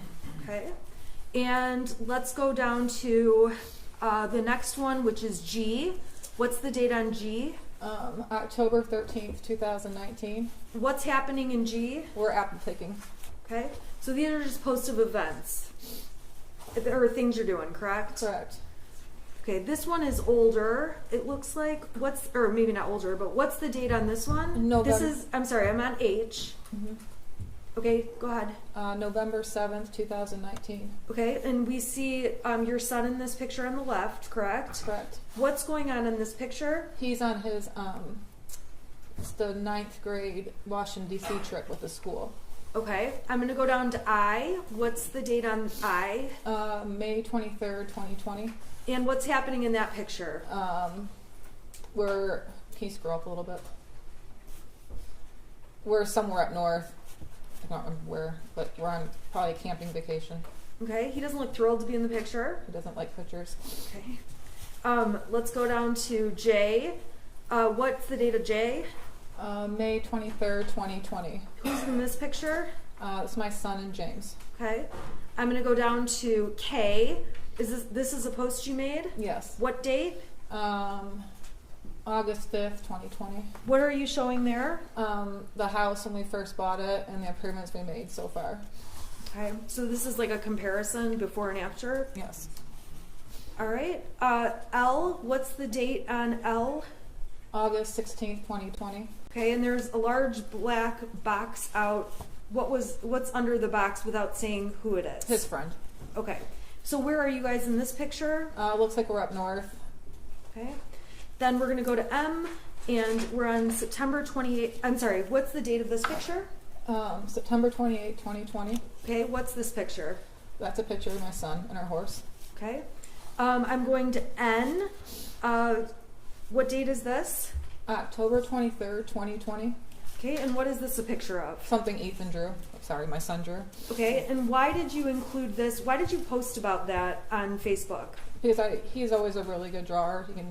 He just draws all the time, and we got a lot of artists, actually tattoo artists in our family, a lot of good drawers. So said it was in his genes. Okay, that's why you said art is in his Correct. the genes. Correct. Okay. All right, I'm going to O. What's the date on this one? October 30th, 2020.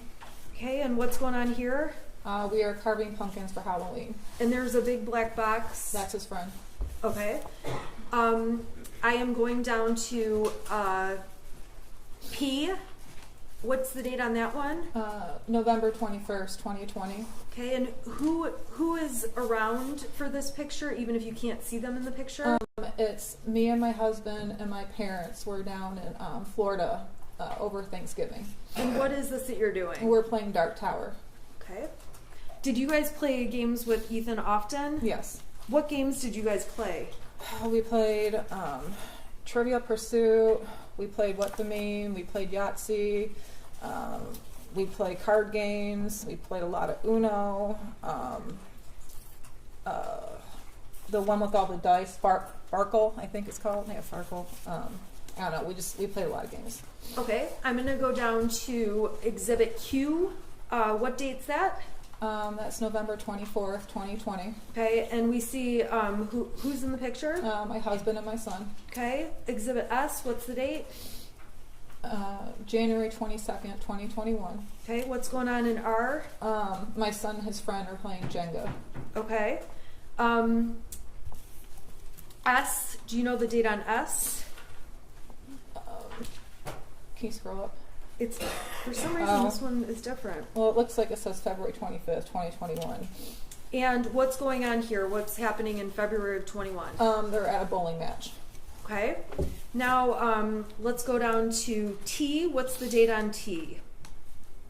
February 26th, 2021. And what's happening here? My stepdaughter came up and visited from Florida, and that's my son with his arm around her. Okay. And with these photos, again, are there, on your real Facebook profile, are there more photos, or is it just what we're seeing? There's more. Okay. So what's the date on this exhibit U? May 15th, 2021. Okay, and what's the point of this post? There's a couple pictures. I was showing our backyard improvements that we've done since we bought the house. Okay. And then let's go to V. What's the date on V? May 16th, 2021. What are you showing here? Our garden. Okay. Now, this is W. What's the date on W? May 29th, 2021. Okay, and who's that? That's my son and Dexter, his kitten. Okay. Dexter is mentioned in one of the tapes. Is that correct? Yes. How is Dexter mentioned? When we were at the substation, I asked my son why, and he said, because I just did take care of Dexter for me. So when he said take care of Dexter, He's meaning his kitten. X, what's the date on X? May 29th, 2021. Okay, and what's going on this date? My son and Dexter just hanging out in his bed. Okay, we're gonna go to Y. What's the date on this one? I'm sorry, I'm going too fast.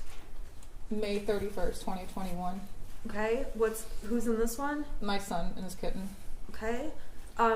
Z, what's the date on this one? June 13th, 2021. And where are you guys? We're at Cedar Point. Is this like a family trip? Yes.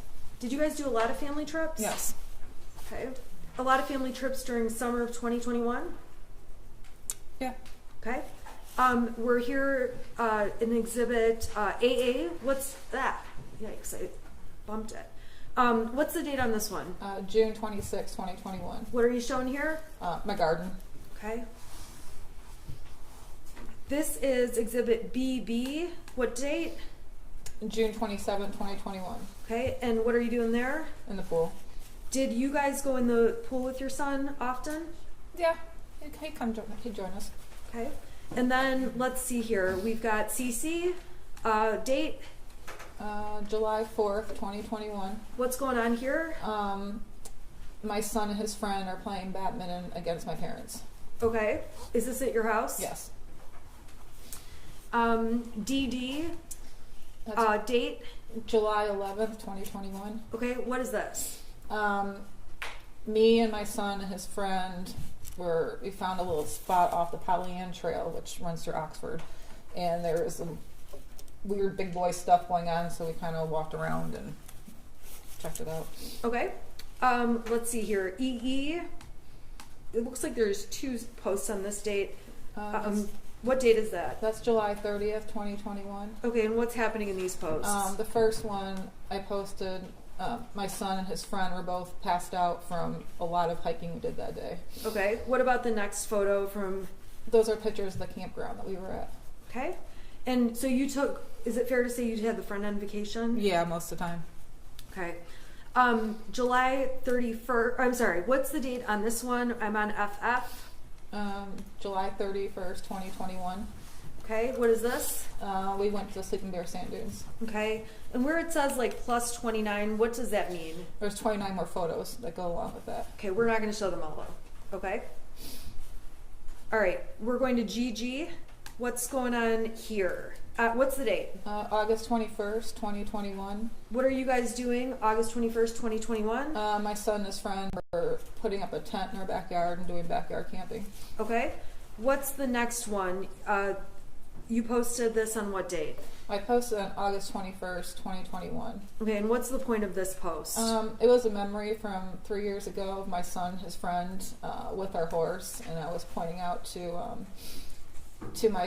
my son's friend's mom that they were so small 3 years ago. Okay. What about this one? What's the date on, let's see here, August 25th, 2021. Okay, what's this? That's his first day of school. Okay, what grade? 10th grade. And let's go to JJ. What's this date? August 29th, 2021. Okay, what's going on in this picture? Me and my son were taking a picture for his old football coach. I tagged him in it. This is the only picture he would take with me, so he could say hi to his coach, Rope. All right. What about date on this one, which is marked as KK? September 6th, 2021. And what's going on there? My son's leash training his kitten. Do cats ever walk on a leash? It wasn't successful. Okay. Next picture, LL. What's the date? September 18th, 2021. Okay, and what are you doing here? We rented a houseboat for the weekend, and my husband and I are walking around the outside on the dock and was sneaking pictures of the boys inside the houseboat playing card games. Why were you sneaking pictures of them? Because they wouldn't let us take any pictures of them. Okay. Typical teenagers. All right, what's that date? September 18th, 2021. Okay, and what were the photos here? I know it was the houseboat weekend. We went to Mackinac City, so I think it was something in Mackinac City. Okay, and then the blacked out box, is that the friend? I think it's the friend's parents. The friend's, okay. Oh no, the friend. But never mind. Never mind. Okay, NN. What's the date on this one? September 21st, 2021. Okay, and what's this? My son and Dexter sleeping. And now we are at September 20. I'm sorry. What's the date on this one? I'm on 00. September 26th, 2021. Okay. What does that show? We were breaking up our side steps of the deck and planting a flower bed in the front of the house. Okay. So we're in fall of 21. Is that fair? Yes. Okay. What's the date on this picture? I'm on PP. October 3rd, 2021. Okay. What's this picture? What are these pictures about? We decorated our house for the Halloween. Okay. And then let's go here to QQ. Date. October 9th, 2021. And what's shown in this picture? Our front porch that we redid. Okay. Called it a makeover? It was. All right. And then let's go here to RR. What date is that? October 15th, 2021. Okay. And what are you doing there? I was just showing what we've got so far with the paint job, remodeling the living room and dining room, basically. Okay. Next one is SS. What's the date on this one? October 25th, 2021. Okay. What is this? This was a text I sent to my son. Him and my husband were going somewhere, I don't remember, but I was just checking in. I said, you guys are okay? And my son made the comment, no, we're in the back of a white van headed to Alabama, because he's very sarcastic, and I found it funny and I posted it. Okay. Was he sarcastic? Yeah. Or I'm sorry. Sorry, go ahead. Explain the sarcasm. I mean, that's an example of it right there. Okay. Yeah, he was always sarcastic, always messing around with us. Okay. When you say messing around with you, we're gonna get to that when we talk about some other posts. Is that fair? Okay. Okay. So let's go down to this photograph. TT. What is this? What date? That's October 29th, 2021. Okay. And what are you doing? That's where we're on the virtual reality playing Beat Saber. Okay. And then this one, UU. Okay, what's the date on this one? November 26th or 25th, 2021. Okay, and what's going on here? Thanksgiving. Okay, Thanksgiving, is this Thanksgiving Day? Yes. So this would have been Thursday. Correct. Okay. We're going to talk more about the next couple of days more slowly, but I'm going to go through the pictures first, okay? And then I'm going to take them off the screen so we can talk a little more. Is that all right? Yeah. Okay, so what is this post? What's the date on this one, VV? November 25th, 2021. And what is this picture? What are these pictures showing? Our family, my aunt and uncle, my cousin, her husband, and then me, James, and my son. And Okay. it shows us playing dice. Okay. Or left, right, center. Is this on Thanksgiving? Yes. All right. And then on WW, what day is this on? That's November 26th, 2021. Okay, and what were you guys doing on this day, November 26th, 2021, which is a day we're going to talk about in more detail? We were cutting our Christmas tree down. Okay. And then ultimately we have XX. What date is this? November 27th, 2021. Okay, so this would have been Saturday. Yes. And what's going on in this picture? We got our Christmas decorations and everything out. Okay. Then we have YY. What day is this from? November 26, 2021. Okay, and what's happening in this picture? My son and my husband are laughing at me because I dragged them around the whole tree farm to pick the tree. So they were finally happy it was over. Okay, so that's YY, right? Right. Okay. I'm gonna close this for just a minute, and just make sure that exhibits B through YY were admitted. They're admitted, correct? Yes. Okay, and then the defense is only gonna have one other exhibit, but we'll get to that one. Okay. Okay. So, Mrs. Crumbley, I want to go back and talk to you. We went through a lot of Facebook pages, obviously, or pictures. On Thanksgiving, who was at your house? It was my aunt and uncle, my cousin, and her husband. And what did you guys do, if anything, that night? Well, they were there probably till about 7 or 8 o'clock. So we played left, right, center, just did normal family stuff. Did anything seem off or strange with your son? No. Was he spending time with family members, or was he in his room? What was he doing? He was back and forth. He would come out and play games with us, or when it got to adult talk, he would go in his room and play his video games. Now, we definitely saw a lot of his friend in the photographs. Were there other times where he would not have his friend with him? Yeah, there were times. Okay. Was he happy? Was he okay without his friend? How was he? Yeah, I mean, most of the times it was just the three of us. It was usually out of state travel. Okay. Let's see here. Okay, so on the day after Thanksgiving, what did you do that day? I went shopping. I go shopping every year, day after Thanksgiving, Black Friday shopping. I wake up about 4 o'clock and I go shopping. Okay, so where did you go that day, if you remember? I usually go to Meijer, and then from there I'll head up to Marshall's and Lapeer, and then sometimes I will hit the not Home Depot, the other home improvement store, Menards. I would hit Menards. And on that date, when you went, it was the 26th, correct? Yes, correct. Do you know, when you left your house, did you know what James and Ethan, your son, were going to be doing that day? No, they were sleeping when I left. Okay, when you got home, were they home, or were they where were they? They weren't home. Did they ever come home? Yeah, I texted my husband and asked where you're at, and I believe he called me and told me that him and Ethan were at the Acme firearm store looking at guns. Okay. And then they came home from there. Okay, did they purchase a gun that day? They did. Okay, the prosecution brought in exhibits showing the receipts, all that. You weren't with them when they bought the gun, correct? No, I was not. Okay. You did post on Facebook a photo of the gun. We saw the post, correct? Correct. And in the post that's been admitted already, you described it as your son's Christmas gift. Can you explain who wanted the gun? What does it mean?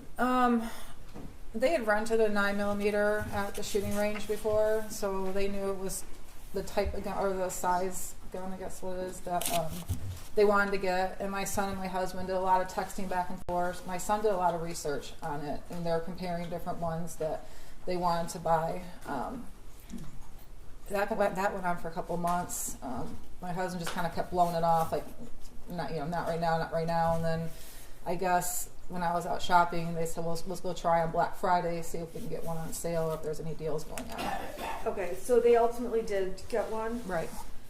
Now, did you object? Did you say, I don't want that gun in the house? Anything like that? No, I was more angry that they cut into our Christmas tree time. Usually cut my Christmas tree down right after I get back from shopping, but I had to wait for them. So I was irritated at that. When they came home, did they show you the gun? Yes. Okay, and what did you guys do? They just showed me it was on the kitchen counter, and then my husband put it up, and we went to the Christmas tree farm. What do you mean by put it up? He put it back in the case with the cable lock and back in the bedroom. Okay. let's talk about just guns overall. This jury needs to understand some details, okay? If I ask a question you don't know what I'm talking about, let me know. Because Okay. are guns your thing? Not really, no. Okay, but do you have awareness about guns within your home? I do. Okay. Who is responsible for storing the gun? My husband is. Okay, explain why you say he's responsible for that role. I just didn't feel comfortable being in charge of that. It was more his thing, so I let him handle that. I didn't feel comfortable putting the lock thing on it.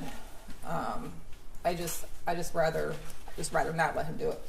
And I think in one of the messages that was admitted with Brian, you called it a string lock. Yeah, Okay, do you understand now it's a cable lock? I do. Okay. So, were there ever any times where you would take the cable lock off or put it on? No, Now, there were, prior to buying that gun, did James own any other guns? he did. How many? 2. And by 2, the jury has seen the Derringer and the Kel-Tec. Were those the other 2? Correct.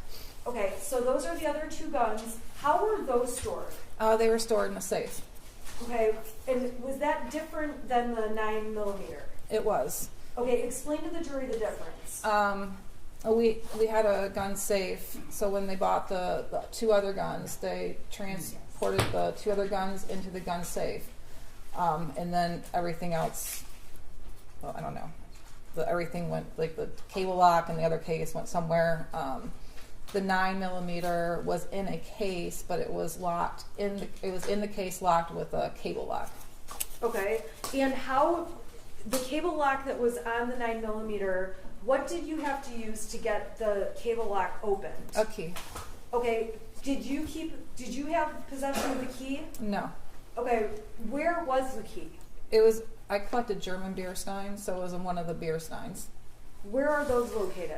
Throughout the house. We have them on top of there's a ledge over the refrigerator in our kitchen.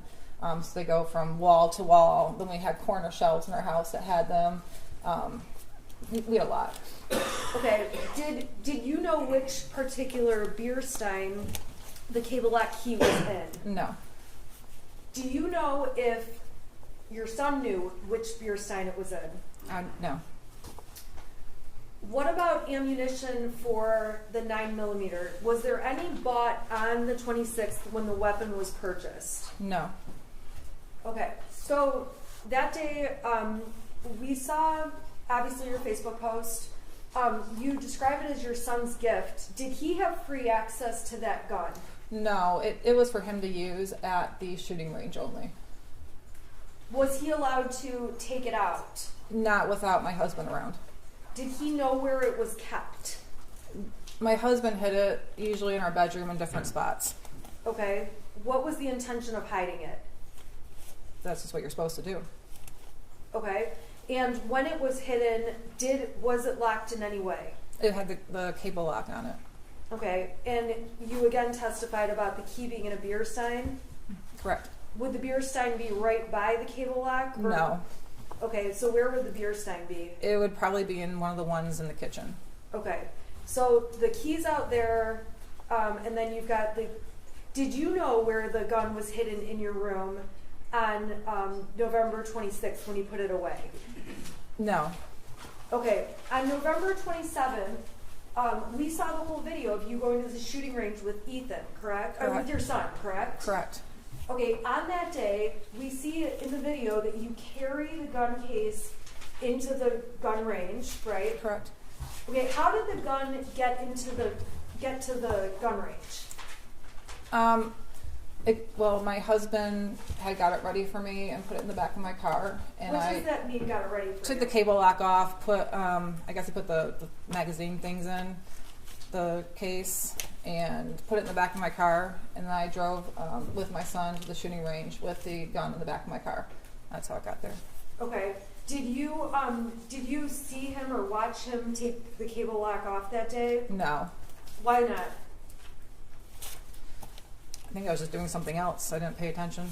Okay, so when you got to the gun range, we saw in the video you carry it to the counter. Is that accurate? Yeah. Okay, the jury's seen all this, 5 bullets, and then you guys go shooting, correct? Correct. Okay, We obviously see you and your son. That shows the whole experience while you're there. Correct. Okay. So while you're there, how interested were you in shooting that weapon? I shot it a couple times. I don't know. Shooting's kind of boring. I'm more like skeet shooting, where actually something's going on. So I shot it a couple times, and he did the rest. Okay. And did you end up posting something about it being a Mother's-Son Day? I did. How did you feel about that day?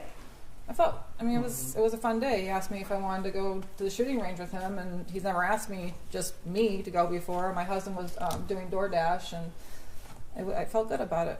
How many times had you been to the shooting range before that day? Once. And when you went the one other time, who else was present? My husband. So this was the first day you're the only adult going? Correct. Okay, so we see obviously in the video you carry the gun in the case out. Did it have the cable lock on at that point? No. Okay, so what did you do from there? This is when we're leaving? Yeah.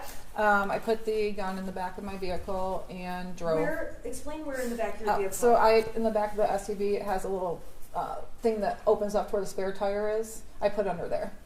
Okay, and then where did you go? I went home. And did you take the gun in the house? No, I took the bullets in the house and hid them, and my husband took the gun in the house when he got home from work. Okay, so was there a period of time that the gun was not in the home but in your car? Yeah, probably for a couple hours. Okay, why is that? I just don't feel comfortable with it. I don't. That's his thing. Okay, so on that Saturday, it was left in the vehicle, and your vehicle was locked. Correct. Do you know if the gun was brought into the house and put away? Yes. Okay, how do you know that? My husband told me. Okay. Yep. Did you watch him do anything in terms of putting it away, or if you didn't, just let me know. No, I didn't. Okay. The next day is Sunday, correct? Correct.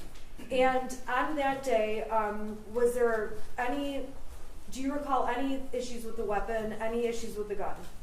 No. Okay. Now, the next day is Monday, is that right? Correct. Okay, what did you do on Monday? I went to work. Okay.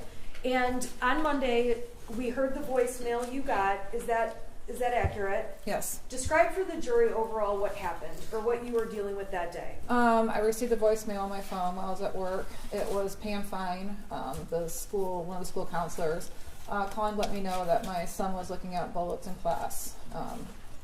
She let me know that they had a meeting with my son and that he said what he was doing was wrong, admitted responsibility. They gave him an example about teachers, they brew beer at home, shouldn't be looking it up in school, and it was kind of upbeat. And then she ended up with, he understood, he went back to class, just want to let you know, if you have any questions, please give us a call, have a good holiday. Okay. And on that day, did you call Miss Fine back? No, I did not. What was your reaction to getting that message? It was pretty black and white. She said what happened, they seemed like they solved the problem, and I didn't have any questions. Okay. So on that date, did you end up saying anything to James about it? I believe I did. Did you say anything to your son about it? I did. What did you? And I think we saw text messages. You said, next time, don't get caught. Yeah, I said seriously looking at bullets in school, and then he went through a couple of texts about teachers looking at his stuff, and he was worried about who was going to get in trouble. And then I said, next time, don't get caught. What did you mean by that? So there's an ongoing thing in our house. My son would always ask me the trouble I get in high school because I was a little bit of a troublemaker, because I always got caught. Like, all my friends could be doing the same thing, and I'd be the one to get caught. So I was kind of referencing to that. Okay. So you said that, and did you feel you had to discipline him or do anything beyond talk to him about it? No, we talked. I listened to the voicemail, and that was that. Okay. Now, I'm going to go back for a couple minutes to talk to you about some exhibits the prosecution introduced from earlier in the year, okay? So I'm going to start with what's been admitted as exhibits 155 through 160, okay? I'm going to pop them up on the screen and we're going to just talk about each one briefly. So I'm going to go to 155.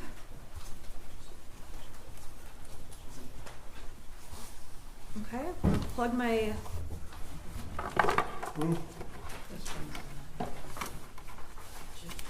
I'm sorry, it's not, I have to plug it in. Okay, so I'm going to start with 155, okay? This was already admitted, so we're not going to belabor this, okay? Oh, no, she doesn't have a picture of that. Oh, I'm sorry. Well, it's not necessarily all this ones that come here. Oh. There it is. Okay, so we've already talked about this with other witnesses, so I'm going to go a little bit faster. If you need me to slow down, let me know. Okay. Okay? This is Miss DeRiker's email with her and Sean Hopkins. She's telling him, when you get a chance, can you call your son down and see how he's doing? He's failing my class, tries to sleep all the time in class. Sean responds, I'll catch him by the end of the day. Thanks, just a little worried. And that's that. You heard testimony about that, correct? Correct. Were you ever aware there was a time where your son was failing a class and trying to sleep all in capital letters all the time in class? I can't remember what class director was, so I'd probably be aware if he was failing that class in Power School, but I was not aware that he was sleeping all the time. So did anyone from the school let you know in May of 2021, hey, he's sleeping in class and failing? No. Okay, that was Exhibit 155. And would that show up on Power Schools, the emails between them? No. Okay, Exhibit 166. This is from September 8th, 2021. It starts off with an email from Miss McConnell to Sean Hopkins. It says, can you please touch base with Ethan Crumbley? In his autobiography poem, he said he feels terrible and that his family is a mistake. Unusual responses for sure. He writes back, thanks for the heads up. I'm in senior meetings throughout the day. I'll try to catch up with him. Were you aware this was ever a discussion or an issue? No.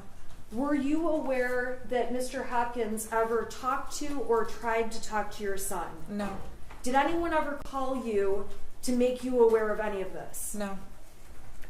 If you heard this, how would you react, or what would your reaction be? I'd be definitely concerned why he feels like his family's a mistake and he feels terrible. So that would be a concern to me. Okay. So this is something you were unaware of. Correct. And in fact, when did you find out these emails existed? When we started getting discovery. Okay, so in this case. Correct. All right, so I want to go to 157. This is on November 10th of 2021.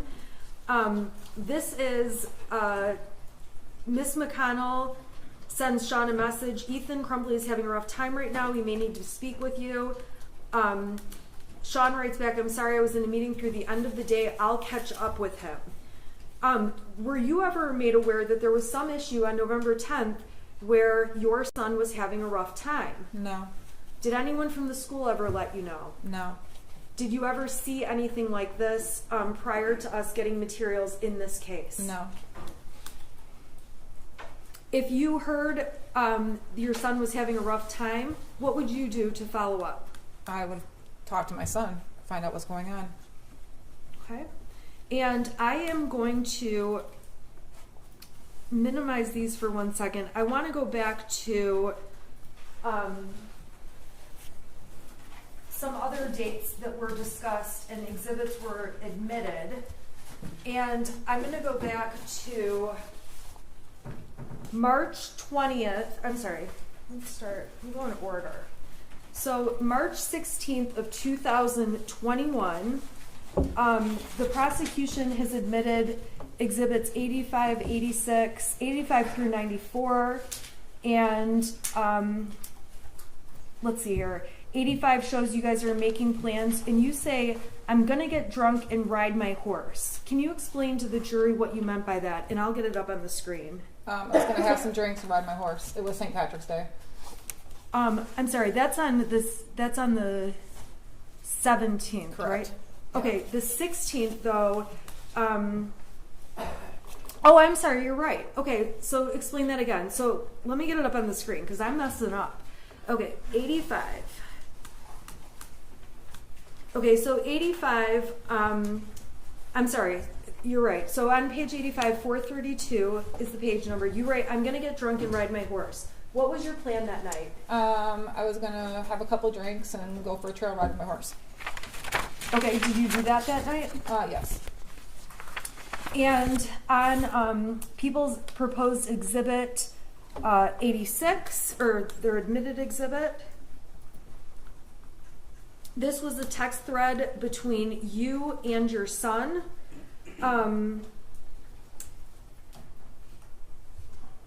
Let's see here. This is a text where the prosecution admitted to show that your son texted you, okay, the house is now haunted.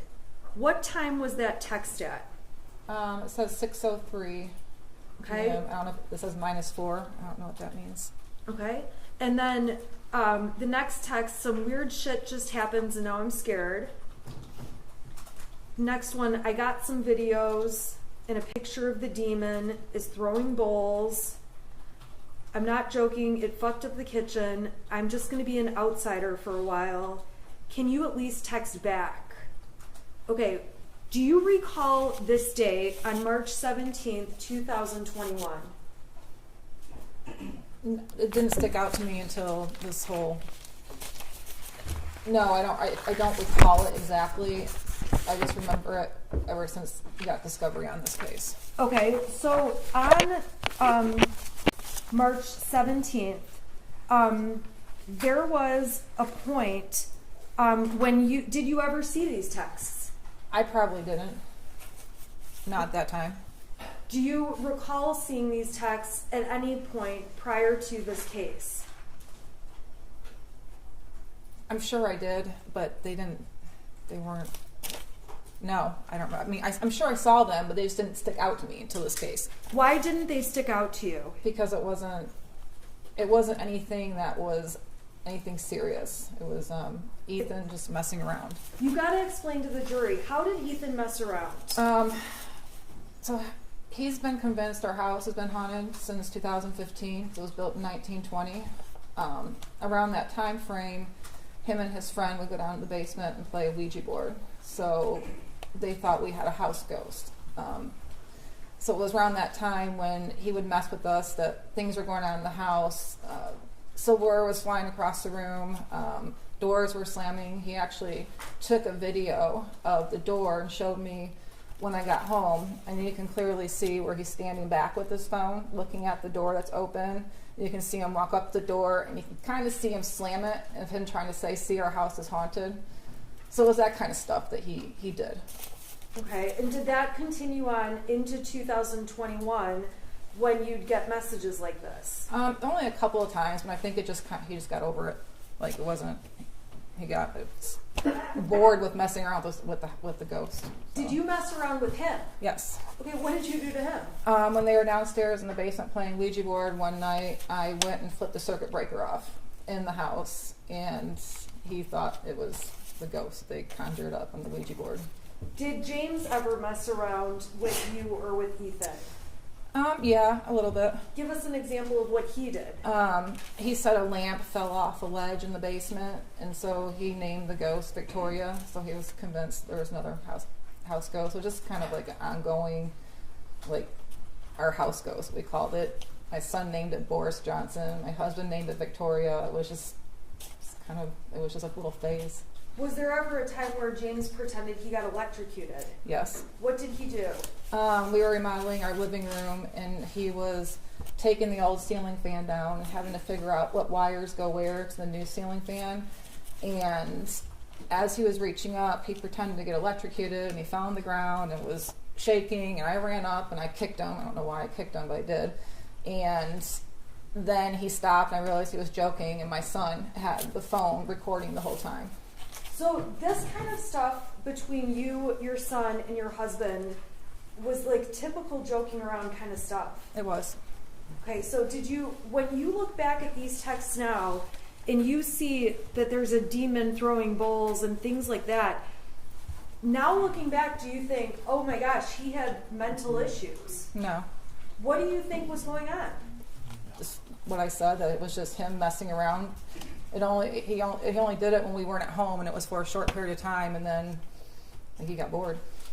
Okay. So on that date, the prosecution admitted all kinds of stuff to show you were with your horse, and James was with your horse, correct? Correct. And you guys were with your horse? Correct. How long would you have been out there? What was a typical trip to the barn? Usually about 3 hours. It takes about a half hour to get the horses tacked up and ready. We usually rode for about an hour, and then anywhere from a half hour to 45 minutes to cool them down. And with respect to the horses, did you and James go out there? Did you go every day? No. How did that work? Who went? How did you guys pick? Whoever felt like going or had the most availability. Sometimes I'd work late, past 6 o'clock at night. I couldn't go. There's nights that my son had to go to bowling that had taken. Whatever happened that day, we just say, I'm going, or you're going, or it just was a day-by-day thing. Okay, so I'm going to skip ahead. This has been admitted as Exhibit 84. This goes to March 8th and 9th. Okay, do you remember talking about those dates? I think so, yeah. Okay. Now, on those dates, the prosecution admitted Exhibit 84, which is up on the screen. These are texts between James and you, and it looks like you're saying you're going to have to skip the barn tonight. Do you recall that? Yes. Okay. And then you ask, is Ethan going to bowling? Correct. James says IDK. What does that mean? I don't know. All right. And you ask him about that. Okay, and I want you to describe, what are you doing in these text messages up on the screen here, these 4 in a row? Can you go back to the green one? Yeah. Okay. Here, I'm sorry. No, it's fine. I got it now. I was just texting him, asking him if he was home from school yet. Okay. And if he had his phone on him. So you're texting... I think, looking at this, we must have gotten into an argument about his grades and took his phone away the night before, which is why I was asking if he had his phone on him. Is it common for you to text repeatedly about someone? Are you home? Where are you? Yes. Okay, so in your messages, is it fair to say we're going to see that a lot from you? Yes. Okay. Your husband wrote back, he does not get home till 3:16. Did you know what time Ethan got home every day? I knew it was after 3, like shortly after. I wasn't sure to the minute. Okay, well then you wrote, I told you to pick him up because he's upset and I don't want him to do anything stupid, God damn it. What did you mean by that? I don't know, just if he walked home, I was worried if he was upset, he would just walk to Little Caesars or Frosty Boy and not let us know, and then I'd worry, or he'd take the route through, there's some kind of woodsy area to get to the trail to our house, and there's some homeless people that live back in there. It was just more or less, I was just worried about him just not wanting to come home because we got in an argument the night before. So when you say, I don't want him to do anything stupid, were you worried he'd hurt himself or anything like that? No. And James responds, dude, chill, he is fine, and I am trying to fucking work. Your next question, does he have his phone? Is that right? Correct. Okay. And then he says he won't answer while he's walking. The exhibit speaks for itself. And then you start up with, I'm seriously freaking out. Is he home yet? And then it looks like a blank message. Yeah. Why are you freaking out so much? Because he didn't tell me he was home. So, and I think he must have, I don't know, just with work, I couldn't get a hold of him. So it was like, why can't I get a hold of you? Why can't I get a hold of anybody? Okay. Did this concern you ultimately that something happened that day, or did this get resolved? I think he just got home and that was it. Okay. Now, the next day, which would have been the 9th, you and James, we can agree, went to the barn together that day, correct? Correct. The prosecution provided a picture, GPS exhibits, phone data exhibits, correct? Correct. All right. On that day, we agree you guys are at the barn together. Correct. Okay. I'm going to go to the prosecutor's exhibit 82 that was admitted. Okay. And you send him a message to Ethan that says, where are you? Or Ethan sends you a message that says, I'm sorry. You send a message to Ethan saying, "Where are you?" at 3:17 and 32 seconds, UTC -5, correct? Correct. All right. So then Ethan sends you all these texts. Can you get home now? I think that someone's in the house. Someone walked into the bathroom and flushed the toilet, left the light on. I thought it was you, but I came out, no one was home. There is no one in the house, though. Dude, my door just slammed. Maybe it's just my paranoia. But when are you going to get home? Okay, what was going on that day? So if you go back to the beginning of the thread. Okay. Is it the beginning? So you can see the time on there. That was the time I'd be driving home from the barn. And when I got home, he was asking me why I didn't answer the text, and he said the weird stuff was going on in the house again, and that was that. Okay, when you walked in, do you recall discussing these messages with him? It was mainly, I've been trying to text you, why don't you answer? And I told He him, said that, or you said that? He said that. Okay. And I told him I was driving home, I wasn't looking at my phone. So why weren't you looking at your phone, or what's going on with your, did you have a signal? Do you not have a signal? What's happening? I could have had a signal, I don't know. I probably just had my phone in the front seat of the passenger side and didn't look at it. Okay. When you're out at the barn, do you get every text that people send you? No. What's your signal like out there? I have Metro PCS, so it's not as good as somebody had AT&T and Verizon, but there's very limited spots at any barn I've been at where there's any type of signal. Usually you have to find the one spot you'll see everybody standing at talking on the phone, but it's not all over the barn. What about on the roads to the barn? So that barn we were at, it was between Oxford and Groveland area. So all those roads, once I passed the market, there's no signal until I got to a fire station. Then I have a signal, and then once I pass the fire station, I wouldn't have a signal. Then I hit a grocery store, I'd have a signal. Once I got past the grocery store, all the way to the barn, I had no signal.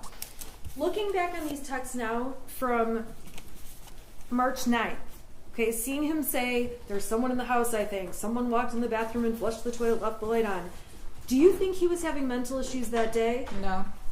What do you think, what is your conclusion about these messages at this time? He was just messing with us. Okay. Is this the kind of messing you previously talked about? Yes. All right. I want to go to March 20th. This is People's Exhibits 96 through 100. They established on this date you're out at the barn. This is you, yes? Yes. Okay. And another picture of you. Yep. And we've got data showing that you were out there, correct? Okay. And there's a text message exchange that was admitted as People's 96. I'm going to put that up on the screen for you, okay? Okay. So in People's 96, this is between you and your son, correct? Correct. He says, "Can you at least text back?" You're asking, "Where's your dad? Text me when you're done yet?" And he starts up with, I finished picking up the room. I cleaned until clothes started flying off the shelf. This stuff only happens when I'm home alone. I picked the clothes back up though." That's at, it looks like 2:34, and we may be off by an hour or so because it's that UTC. This one's -4. Your next text is, "Jumping in shower, text your dad if I don't respond." And your text, no matter what the time zone is 6 hours later.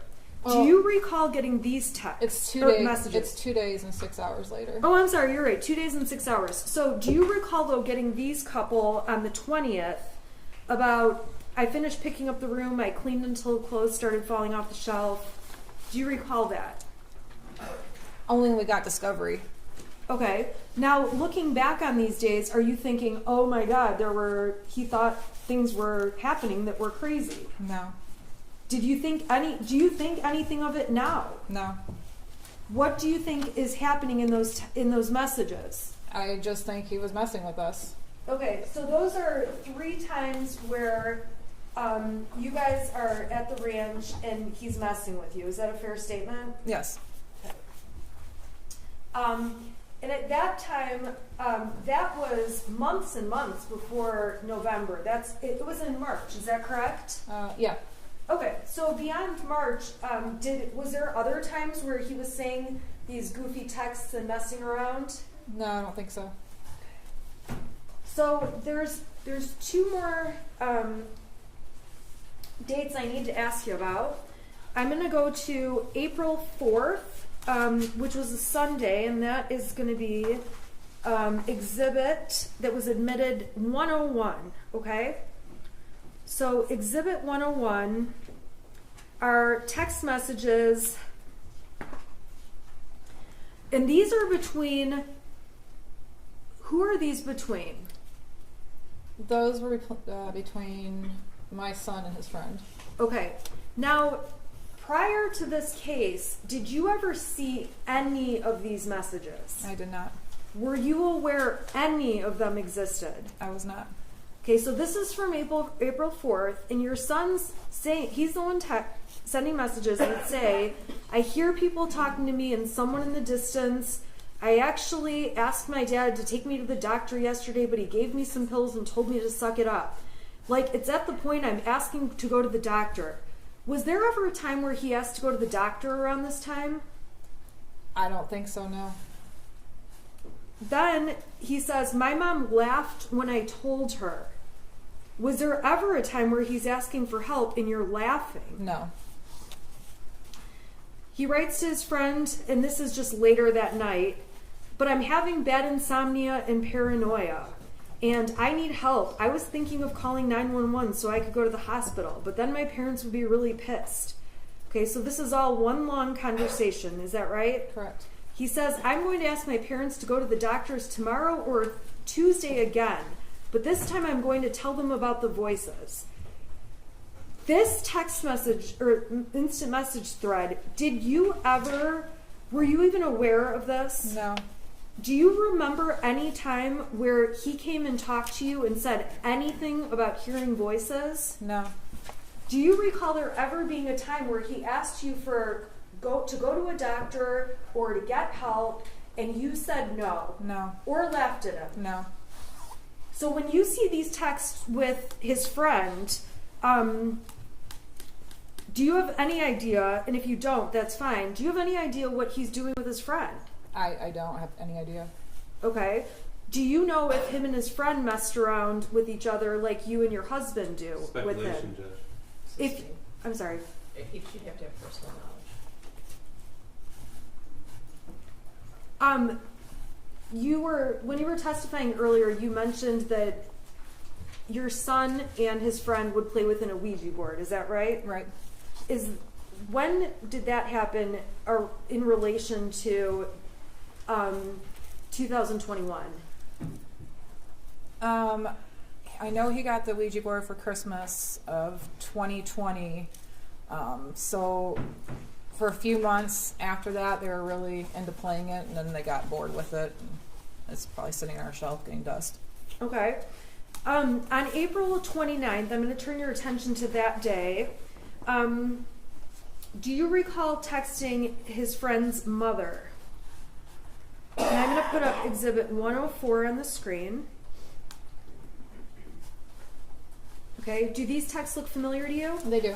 Okay, who are these between? These are between me and his friend's mom.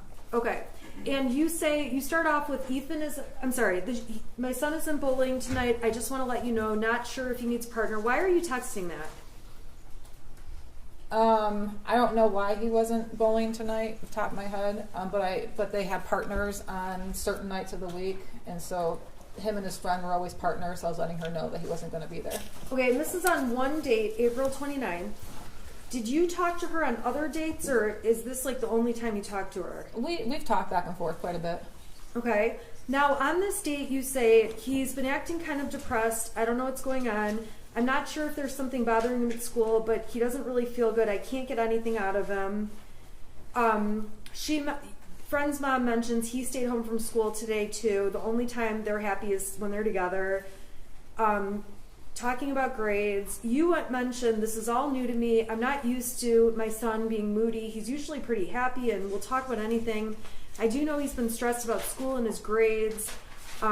We called the school, but she wasn't in social do it tomorrow. I think his grades have a lot to do with it.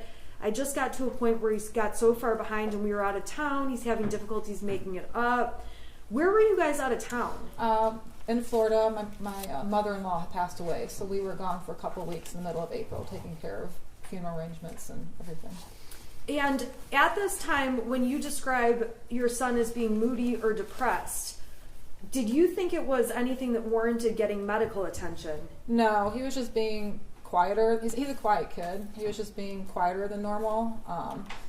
And I'd ask him if everything okay. He'd say fine, but I could just tell he was a little sad. And I thought maybe I didn't see his friend in a couple of weeks. So I don't know if maybe they got into a fight and they weren't talking. So I was asking her if there was anything going on with his friend, which might have caused my son to be quieter than normal. But I think he was just really stressed out because those 2 weeks that we were in Florida, he got pretty far behind on his grades. Okay, so then it goes on and you end up saying, yeah, me too, I'm glad they're getting along, and it wasn't an issue with those two as to why he was being depressed. The online school is horrible. I've given up too. I told him just to do his best, don't worry about it, next year's a new year. And then maybe if his friend is feeling better, he wants to come over to work, and then you're talking about shooting up a gun range in the backyard, correct? Yeah, targets. Okay, so did this issue of him feeling depressed or acting moody, this one period of time, did that go on or did that discontinue? It discontinued. I mean, it was a little phase, and he seemed to be fine. Him and his friends started coming over more. I think it was more or less his friend wasn't coming over as much, and he just seemed quieter than normal. And you guys were out of you had just been out of town for right. Yeah, and he just lost his grandmother, so that was sad too. Okay. All right, and then there was one other conversation that you had with his friend's mother that the prosecution introduced as Exhibit 105. I'm going to put that up, okay? So this is actually from, let's see here, starts off on, I'm going to go to Halloween, so 10/31 of 21. You say to her, James filled me in on his friend last night. I'm so sorry you guys are having to make such a hard decision. Please let me know if you need anything. What was that about? We had found out the day before Halloween that his son, my son's friend, went to Wisconsin to an OCD treatment school. We didn't know. We had Halloween plans. And we were texting with his friend's parents, about his friend still coming over to carve pumpkins on Halloween, because they do that every year, and then they go out and trick or treat. And we didn't hear from him, and all of a sudden my husband found out through his friend's dad that they drove to Wisconsin, and he's at an OCD treatment center for at least 90 days. So it hit us really hard because we didn't really expect it coming. He didn't expect it coming. It was hard. Did you do anything different as a parent when his friend was taken away, essentially, to the hospital or the other school? I don't understand. Did you do anything different as a parent in terms of spending time with your son? I mean, we did as much as we could. Okay, tell us about that. Tell us about that month. I think we did more family game nights than normal. He was working a lot.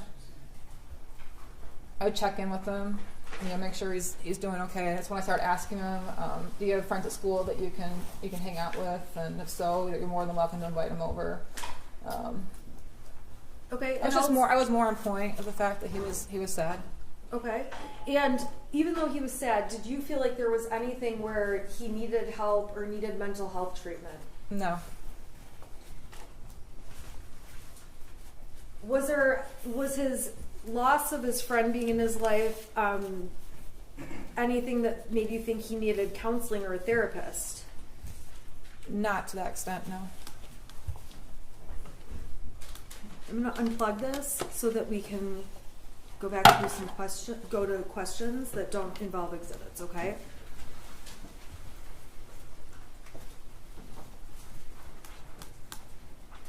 Okay.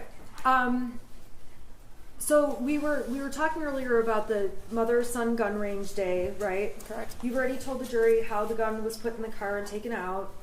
Okay. Now, did you ever tell Brian Maloche about the mother-son day at the range? I'm sure I mentioned it, yeah. Did you ever tell Brian that the gun was in your vehicle? Yes. Okay, when did you tell Brian that the gun was in your vehicle? On the day I went to the shooting range. Did you tell Brian you put the gun in your car the day the shooting happened? No. So when he testified to that, was that accurate? No, I think he was confused. Okay. Did you specifically tell him about the gun being put in your car that other time? Yes. Aside from that time that you drove to the range, was the gun ever in your car? No. Were you aware Brian had memory issues? No, I was not. Brian testified that he never met Ethan. Later in his testimony, he said he did.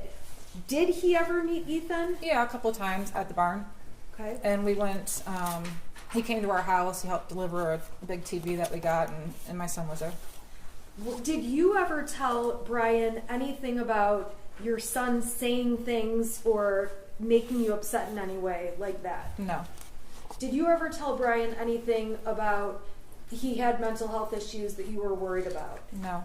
So when we read your messages, which the prosecution admitted, the 77 pages, okay, it's fair to say the jury can read what you guys talked about and you reflect on all the, you talk about the past with Ethan, correct? Correct. Okay, so the jury can read those. We don't need to go through those. You agree? I agree. Okay. So we got to Monday. Monday is 2 days after you guys go for the Mother's Sunday at the shooting range. Monday, Miss Fine leaves you the voicemail. We talked about that already. Talked about you talking to your son about it, right? Okay, I want to go to Tuesday, the 30th. Okay? Okay. Do you remember Tuesday the 30th? I do. And that day, we saw an exhibit of you going into work. That happened? Yes.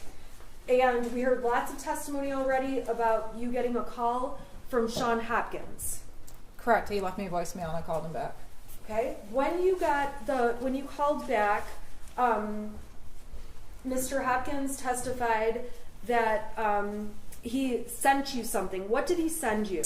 He sent me a copy of a math worksheet that had the scribbled out drawings on it.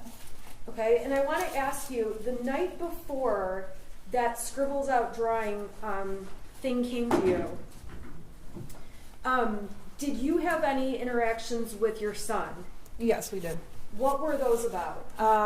I saw in Power School that he had an E in geometry, so we got in an argument again about his grades.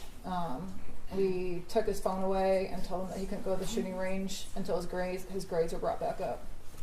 Okay, so you guys had this argument the night before. We saw lots of messages where you thought everything was fine that Tuesday morning. Is that how you felt? Yeah. Okay.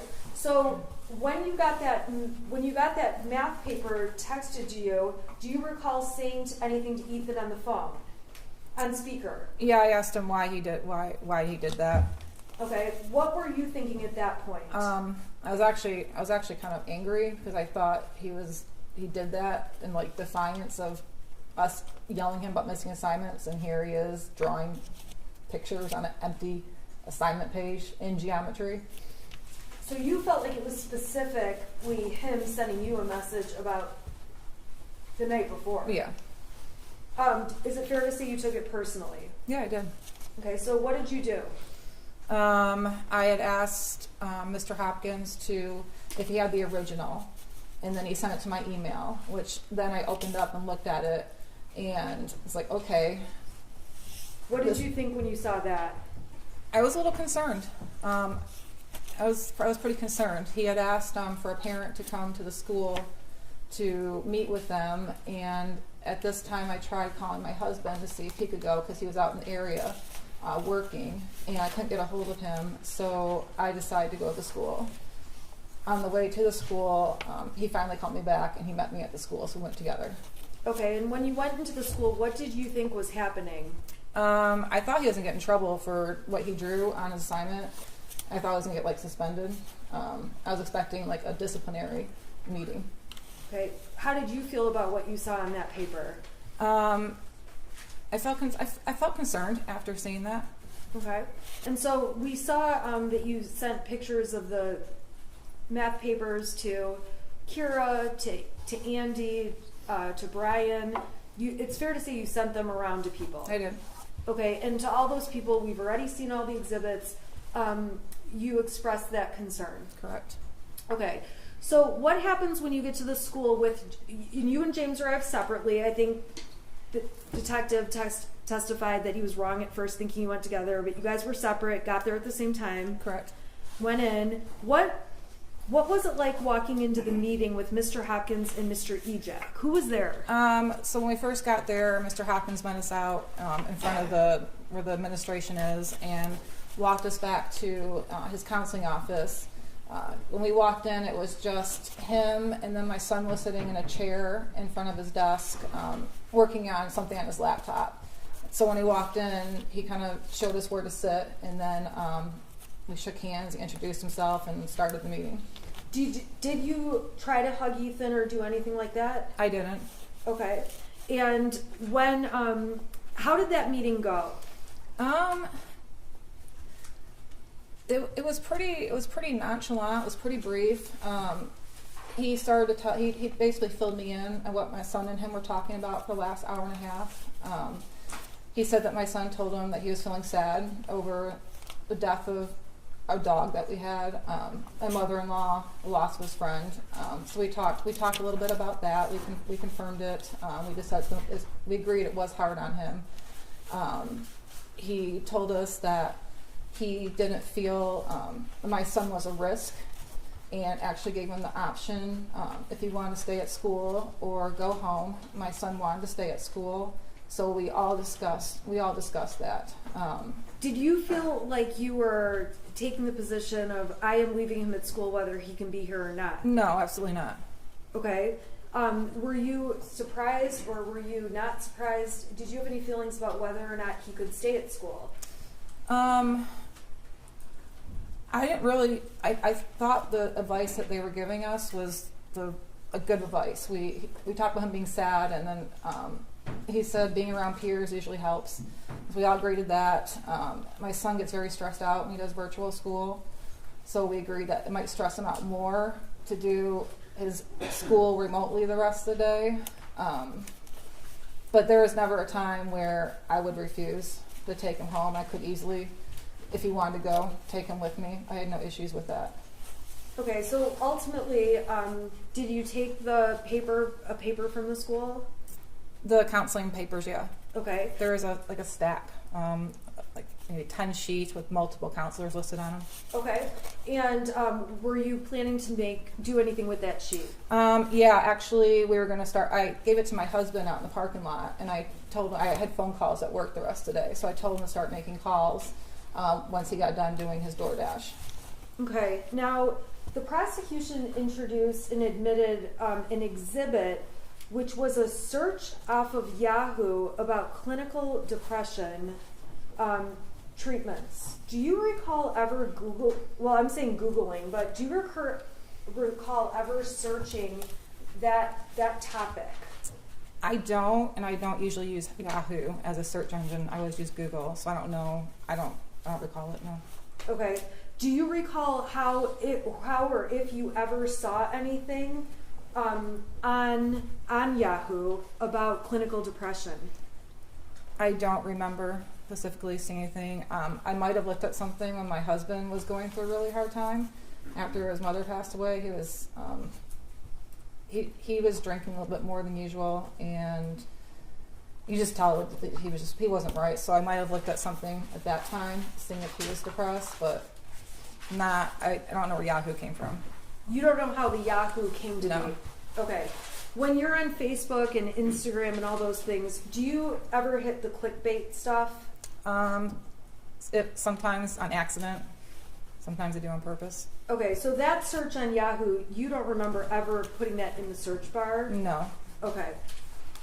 But you are saying it's possible you looked at it. Is that? It's possible. Okay. All right. So let's go back. So you're at the meeting. How did the meeting end? So we all decided that my son was going to go back to his class. So we wrote him a pass to go back to class. After he left, all four of us were in the meeting, and they asked if we had any questions, and we did not. And then I said, I'm going to go back to work. And we left, and I went to work, and my husband did DoorDash. And did you mean to be abrupt about ending the meeting? I didn't think I was abrupt. Did you think you ended the meeting? I think it just automatically ended when they asked if we had any questions, and I said no. Okay. So when there was testimony about that, I'm sorry, strike that. Let me ask Ms. Smith, I don't want to interrupt you. I'm looking for a natural break. We could do it now. Well, does Jerry need a break? Yeah, that's fine. I just want to be considerate of. No, we can go anytime. That's fine. Okay, I don't want to interrupt you. You're fine. That's fine. So, can you take a break until about 5 after 3? Second? All right, for the jury.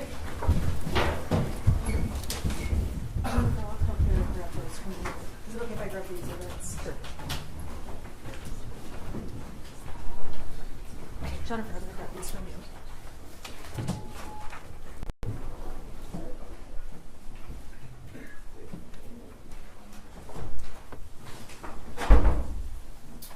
You can be seated. I don't usually like to interrupt people's direct, but I know you have quite a bit more, and they've been at since 12:30. So we're going to take about a 10-minute break to 5 after 3. Okay. Judge, based upon the testimony, I need to pull some exhibits, so it'll be longer than 10 minutes. I'd like to get ready to cross after direct. So we'll do that now, but it'll be longer than 10 minutes. Okay. If that's okay, we're going to need some time, I think. Yes. Okay, well, you have quite a bit of direct left, I think. I You have quite a bit yourself. I don't know how to. I've gotten through 3/4 of it, so I'd say I have a quarter of it left. Okay. A lot of it is probably going to go pretty fast because the exhibits speak for themselves, and they've already admitted videos of all of it. So, Okay. All right. You can take them down, and can you guys let me know then? I don't like to let them sit very long. If you let me know, Certainly. You're not talking about half an hour, anything, right? Not an hour, no, but There's, we're trying to avoid standing up and saying we need a time and having to take another break, but No, I get it. we'll go as fast as we can. There's a lot of things she testified about. I think that Mr. Keese wants to. right. Well, I just Your Honor, I moved fast with their exhibits. I it's kept good, going. it's I good. didn't take breaks in It's between. Good. It's good. I'm more concerned about the jury sitting than anything. Sure. Okay. Yeah. Sure. Thank you. All right.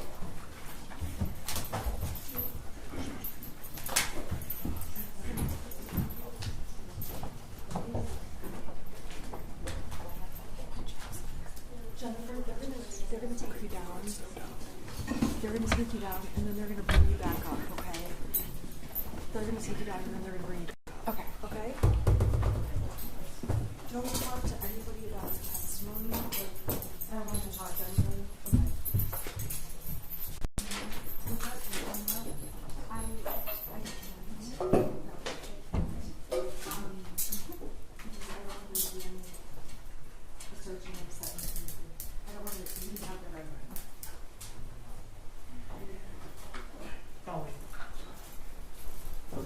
Okay.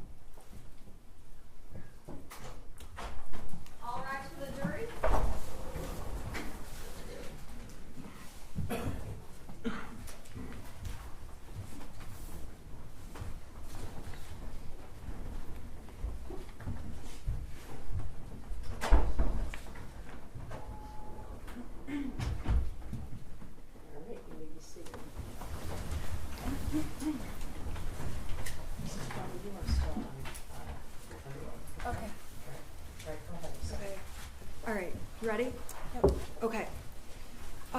We were talking about the meeting at the school, and I think the jury's heard a lot about that meeting, okay? So I'm going to fast forward.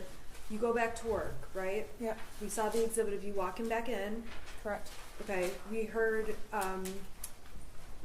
Amanda Holland testify about how she gives you some advice. Do you recall her giving you advice? I don't. Is she somebody you go to for advice? No. Why not? We were never like friends outside of work, and she was Andy's administrative assistant, so it was just formalities really with her. We didn't really have anything in common. Her child was real young. I had a teenager. Okay. All right, I want to go to the time where you heard there was an open shooter. The jury's already heard how you heard about that, okay? And we know you got in your car, you drove up to Oxford, right? Correct. Okay. We heard about the description of that caravan. Did you see that caravan? Yeah, I joined it. It's a black SUV, and that was my fastest way to get to the school. Okay, so you actually were a part of that with all the law enforcement officers all headed up. Yep, I just kind of jumped in. What is that, Lapeer Road? It started on 75. I work at Square Lake and Telegraph, so I got on 75 from Square Lake there. And it was well before the M24 exit. I would say about a quarter of a mile. Tractor was backed up. Okay. Now, you sent a text, and if you need to see it, let me know. You sent a text to your son that says, "You can talk to us." Why did you send him that? After I left the meeting, I knew that he was sad about things, and I just wanted to let him know that he can talk to us about anything. Just wanted to make sure I opened that door. Just let him know that we're there for him. We love him. Okay, and he said he loved you. Do you recall that? I do. Okay, was there anything unusual about that? Yeah, he's at that age where it was hard to get I love yous back out of him. For me to open my text and just see him randomly saying I love you was abnormal for him. Okay. Did you think anything at that point? No, not right at that point. I think I said text back I love you too. I don't remember. I believe I did. Yeah. Okay. And later in the thread, you say, don't do it. So when you hear there's an open shooter at the school, I want to know in your mind, what do you believe is happening? Well, my husband had called me when I was still at work, and he said there's an active shooter at Oxford High School, and I can't get a hold of Ethan. And that's when I opened my phone and I saw the I love you text. And then I texted him, are you okay? In the process of it, I was getting my stuff and running out the door, letting my boss know that I had to go to my son's school. It was on 75 when I was trying to get to the exit that my husband called me and he asked me where I hid the bullets, and I told him, and then he said the gun is missing. So instantly, I'm like, oh my gosh, he's got the gun. I didn't actually think he was at the school shooting it. I thought maybe he walked home and got the gun and was in the field by the school. I didn't imagine my son actually going into a school and shooting. And then when we got more updates, I was like, oh my gosh, he's a school shooter. He's going to kill himself, because in my mind, that's what school shooters have done. They've killed themselves after. So I yelled in my talk to text, Ethan, don't do it, because I thought he was going to kill himself. At that point, did you think Ethan had killed anyone? No, I didn't even think he shot anyone at that point. Well, that was going to be my next question. Did you believe he injured anyone or shot anyone, did anything? No. I thought he was going to kill himself. Okay. So you find out the gun's missing, so you do think he's got the gun, but is going to turn it on himself. Right. Okay. So where did you, at that point you went to the substation? I think we saw the video. Yeah, my husband had called me when I got close to the house, and he said the substation just called and they want us to come down there. They have my son. And so I picked him up on the way, and we drove to the substation together. When you say picked him up, picked who up? The my son was in custody, basically. The Right, substation. so who did you pick I up? picked up my husband, I'm sorry. Okay, you picked up James. Okay, what was going through your mind at this point, going from picking James up to the substation? I don't know. I asked my husband, I was like, is he alive? And he said, oh no, we're going down there. I didn't really know what to think. I was kind of it was kind of hazy. It was kind of, everything was a little surreal.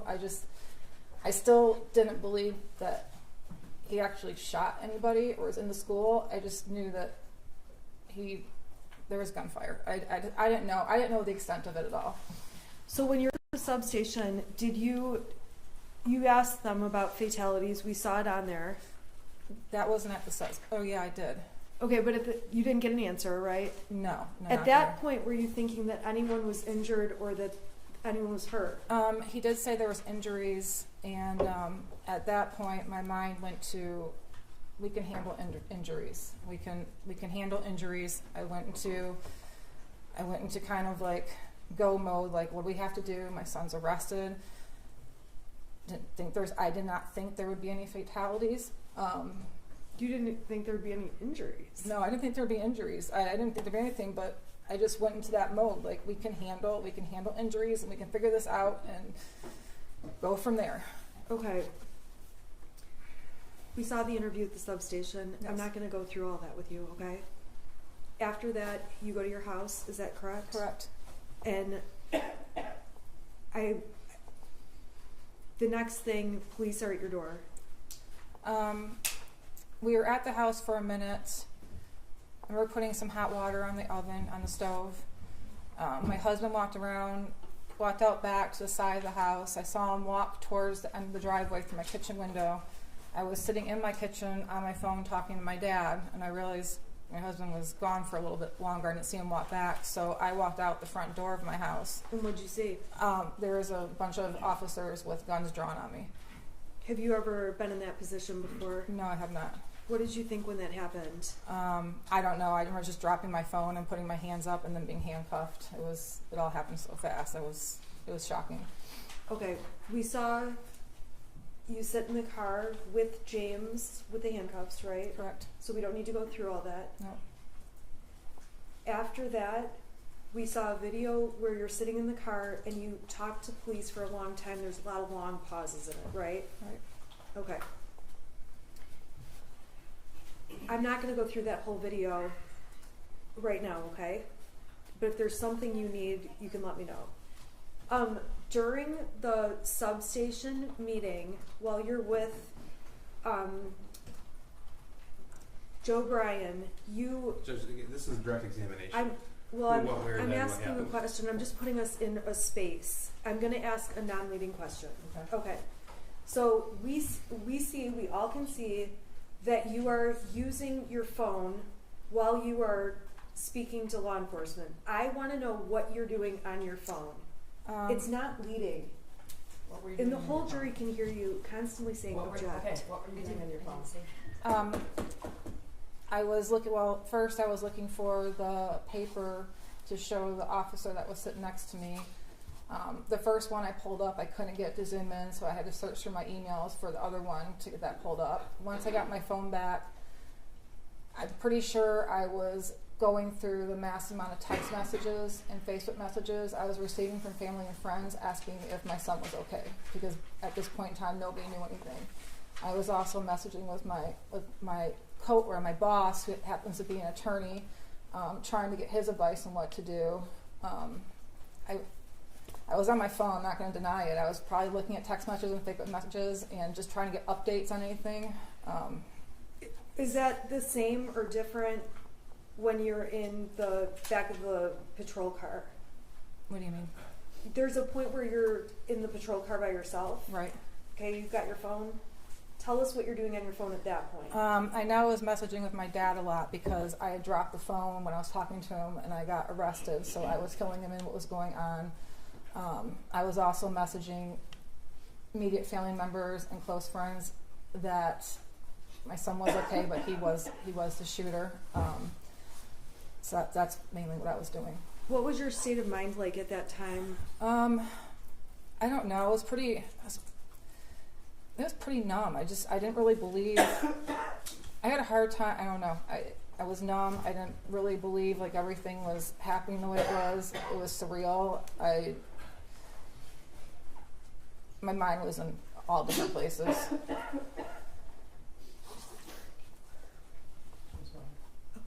Okay, so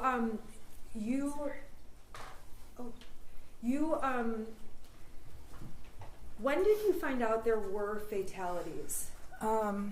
In the back of the car when I was by myself, and I asked the officer, and he told me there was 4 fatalities.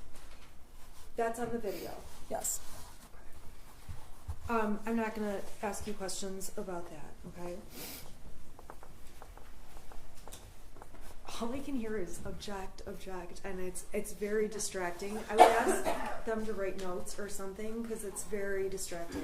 Okay, I can hear them, but just try and keep your voices down, please. I didn't say the word object. Okay. Okay. We're not saying object. Okay, well, she can hear you saying something apparently, so. Okay. So this is the time where you find out there's fatalities. I'm going to move on to a different topic. On your cell phone, do you have a habit of deleting messages? Usually it's threads. Okay, explain to the jury what you do, because go ahead and explain. Well, on Facebook, I do a lot of Facebook Marketplace, so I get a lot of messages. What's Facebook Marketplace? Where you buy and sell things. So the first main screen of my phone will get clogged up with Marketplace messages, so I'll just delete threads so my main people come up that I talk to on a regular basis. If that starts getting full, I delete those threads too. Same thing with text messages. I delete threads until the main people I talk to are up on the main screen, so I don't have to scroll down to find them. Okay, so is that a habit that you started that day, that month? When did you start doing this deleting texts thing? Pretty much when I got a cell phone. I've always done that. Okay.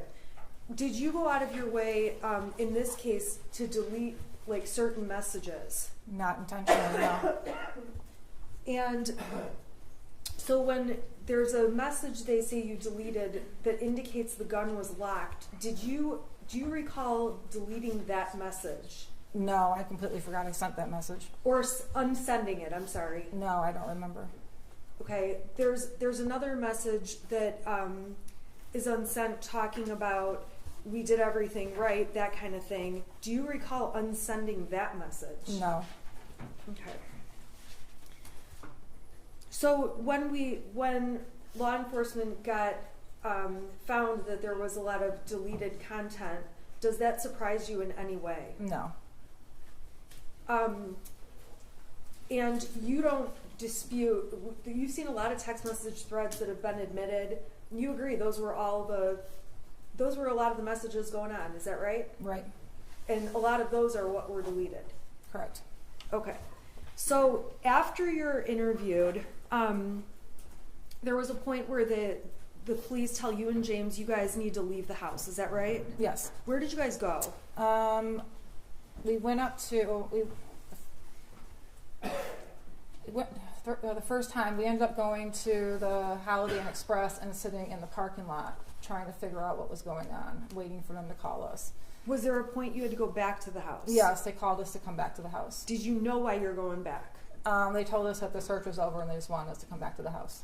Okay, so when you got back to the house, what happened? We went into the house and then the detective asked for our cell phones. And were you reluctant about giving over your cell phone? Yes, I was. Okay, why is that? Sounds bad, but my life is in my cell phone, my contacts are in my cell phone, everything I need is in my cell phone. I don't memorize phone numbers, I have an emergency going on, and they're taking my only means of contact away from me. Okay, there was a suggestion to go get burner phones or track phones, prepaid phones. Correct. Did you do that? Yes, we did. Okay, so there was evidence, you went to Walmart in Lapeer, does that sound right? Yep. And we saw the receipts. There's been a lot of text messages about threats. Tell the jury about what you were receiving. We were receiving so many threats on let me back up. On our new track phones, in my Facebook Messenger, there was a ton of threats. I wasn't getting text threats on my new track phone because I had my number, but my Facebook Messenger was blowing up with threats. Once I got into my email account, that was blowing up with threats. People found my realtor.com profile that I hadn't had for years and were sending me messages through that. I had people sending me screenshots of text threats they found that I didn't know about. How were you feeling at this point? I was feeling pretty scared. Okay, scared of what? Well, scared that somebody might hurt us. Okay. At that point, did you ever go back home? This is the first time, right? I'm talking after you bought the track. Oh, phones. no, we went to the hotel in Lapeer. Okay.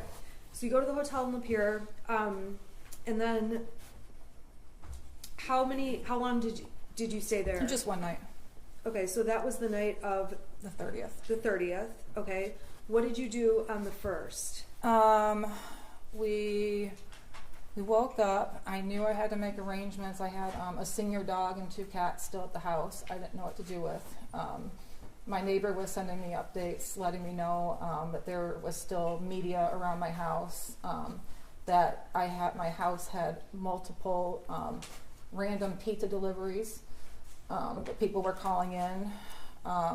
So I had to get dog food for our dog, and I met her at the actually in the church parking lot behind Red Naps that afternoon to give her the food. Okay, and I believe that we've heard about that and saw the GPS stuff. Did you go to any banks? Not on that day. Okay, did you go any time that week? Yes. All right, why were you going to banks? When all this unfolded and we found out that it was my son that was a shooter, I get a lot of advice from my dad. My dad's been involved in some civil suits before. He told me that there's probably going to be a lot of lawsuits, and they're going to try to take your assets. And I didn't really have any assets. The bank owned my house, the bank owned my cars, and all I had was the cash in my bank. And he said they could freeze your account. So I went and withdrew money from my account. My dad also deposited extra money in my account during that time to give to us, help us retain a lawyer, which I withdrew as well. Okay, so you withdrew that money. Did you withdraw anything from an account that had Ethan's name on it? We transferred money from that savings account to our account. Okay, explain that account. I know it says Ethan's name on it. Is anyone else listed on the account? No, it's a Simply Kids savings account through Flagstar Bank. So he opened it with $200. I don't think he really had any more than $100 left after things he wanted to buy, but I transfer money from my check into that account, so we kind of use it as a savings account too. Okay,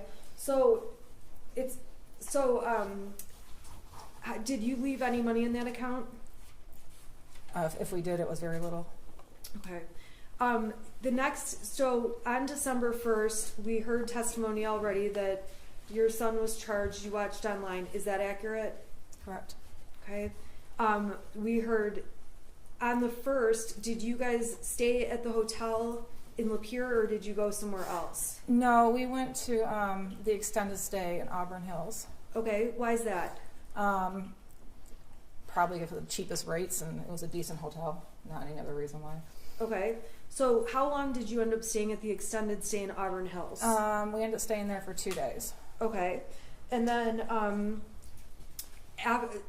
we've heard testimony that charges were going to be announced at some point. Did you know when charges would be announced? No. I was kind of following the news articles, trying to get updates.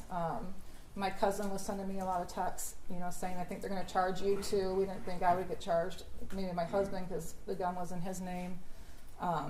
So we had an awareness of it, but I don't think it really actually set in that it was going to happen until it did. Okay. So we heard testimony that on December 3rd, you end up at an art studio. Explain to us what was the hotel? Extended stay in Auburn Hills. Correct. Okay. Tell us all where you went. How do you get from that hotel to the art studio in Detroit, and why? Give us the rundown. So we ended up going to Owasso to get our normal cell phones. We couldn't shut down accounts.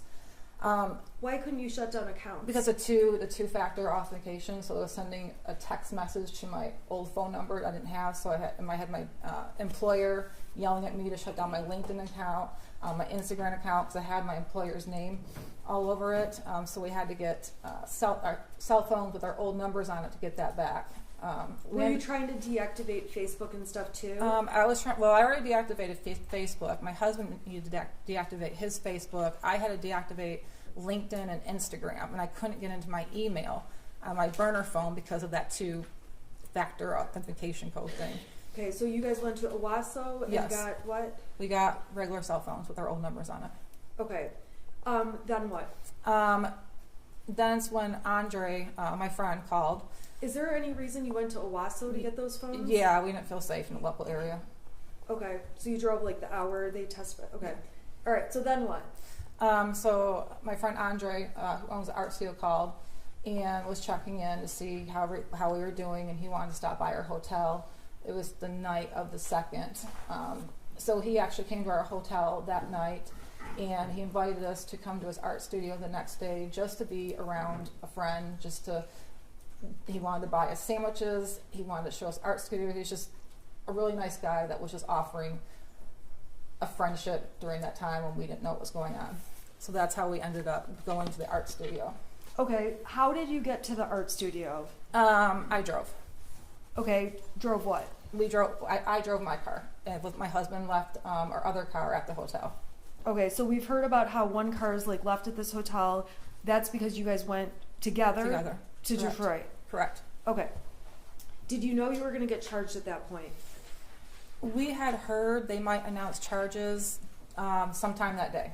Okay, but I want to know, did you know you were definitely being charged at that point? Oh, no. Okay, so tell us what happened when you got to the art studio. I think we saw him show you where to park. Is that what happened? Yeah. Why did you park where you parked? I was parking close to the dumpster, and he told me to move away from the dumpster because people like to throw stuff out there. So I moved. He showed me where to park, so I wasn't taking anybody's parking space or blocking the dumpster or any of that. Okay, so then what did you guys do that day? He showed us around the building, and then we went to the art studio. Andre had a business meeting, I think at 11 o'clock that day, and so he left the building for a little bit. He came back after charges were announced. So he came back when we found out we were getting charged. He brought sandwiches back. At that point in time, how were you feeling at that point when you found out you're getting charged? Just freaked out. I've never been charged anything in my life. Okay, so you've never been charged with a crime like this? Like this, correct. Okay, of this magnitude? Correct. All right. So so you know you're charged, or you know that they want you. What was your plan at that point? Well, I was in touch with my attorney. Me. You. And I was taking your advice that we're going to turn ourselves in. When were you planning to turn yourself in? The next day, so it would be Saturday morning. Okay, why was that? That's when the Novi court was doing arraignments that day. Okay, so on Friday, the whole afternoon, you know you're being charged. That afternoon, what was your plan at that point? Or what were you doing at that point? Well, I was debating whether or not to go back to Auburn Hills and stay at the extended stay. And I think this is before we even knew there was a manhunt out for us. Okay. Your Honor, may I approach the witness with the defense exhibit, proposed exhibit A? The prosecution has received it. No objection. Do you object to submission? Nope. Okay. Thank you. Okay, A is admitted. Can you tell the jury what that document shows? It's a Priceline.com travel itinerary, your trip from December 1st. Okay. Last visited 12/3/2021. Okay. So when you're on 12/3, are there also searches for another hotel?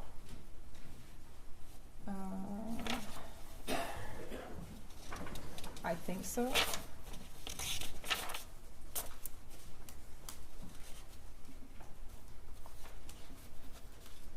Yeah, there's a Priceline checkout, Auburn Hills, 12/4, 12/5. So I think I was looking at for those dates.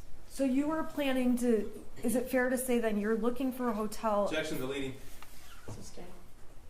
All right, so that exhibit, what does it tell you about your plans for 4/4 to 4/5? To be in Auburn Hills, extended stay. Okay. What is Priceline? It's an app where you can get last minute hotel deals. Do you agree these are your searches? Yeah, I'm always on Priceline. Okay. Ultimately, on the night of the 3rd, were you aware on Friday afternoon if you could go into court that afternoon? What was your awareness? I was not aware that we could go into court that afternoon. I was just waiting on direction from you to what we're going to do the following day and turning ourselves in. All right. So the prosecution showed lots of pictures of the art studio. We agree. That's what it looks like, right? Right. Okay. Did you guys sleep on that mattress that night? Yeah, we did. It was actually in the hallway, a common hallway the business is shared, and we pulled it into the art studio and slept on it that night. Okay. Did you? The prosecution showed receipts and supplies that were bought, things like that. Who went to the store and did that? My friend went to the store. We gave him a list, and he picked up things for us. Okay. Why didn't you go to the police department? This is so distracting. I'm having a really hard time. I can move maybe and ask. Okay, try not to talk. Okay. So who bought those supplies? My friend did. Okay. Why didn't you and James just go on your own to the police department and turn yourselves in? Because we didn't feel it'd be safe. Okay. Why is that? Just the fact that the entire community and Michigan knew that we were expected to turn ourselves in at the police department, so they would know where to go. Okay. And so that night, what did you and James sleep there? We did. What time did you go to bed? What happened? Just really quickly. I want to say it was after 11, maybe around 11 o'clock, when we finally went to bed. We both, I'm prescribed Xanax for anxiety, and we each took 4 because we knew we were going to be turning ourselves in the next day, and we hadn't slept in 4 days, and we just wanted to sleep. Okay, so you each took 4. We did. Okay, and so the next thing, the next piece of evidence we saw was them coming into that art studio. Do you recall that? I recall my husband screaming, and there was people with guns again in our face, officers. What were you doing prior to hearing your husband screaming? We were sleeping. Okay. Were you aware there was anything going on? No, I was not. Okay. We saw the video, so we don't need to go through all of that. And the prosecution admitted, I'm going to put it up on the screen, People's Exhibit 150, and I just want to verify with you. I'm sorry, can you turn it on actually?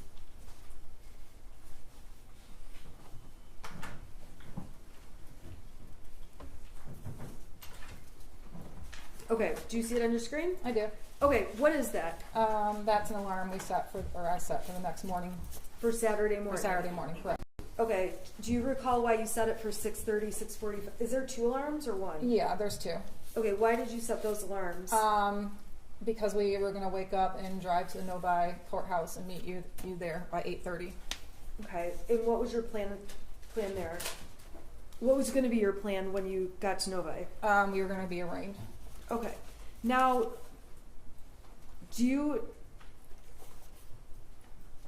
there was Everything's still evidence. up. Oh, whoops. There was evidence that your purse and belongings were found in totes there. Do you remember seeing all those pictures? I do. Okay, tell the jury why those were, your purse and personal effects were in those bins. I didn't know if we were going to jail. I didn't know if we were going to be bonded out. I didn't know what was going to happen. So I had told my friend where I left my purse and my backpack, where I did have pretty much all my money in it, to grab those the next day, or when he's at the studio. He's not usually there on the weekend. So I put them in the totes just for extra precaution. In some of the messages the prosecution admitted, you say that you failed as a parent. Are you a failure as a parent? I don't think I'm a failure as a parent, but at that time,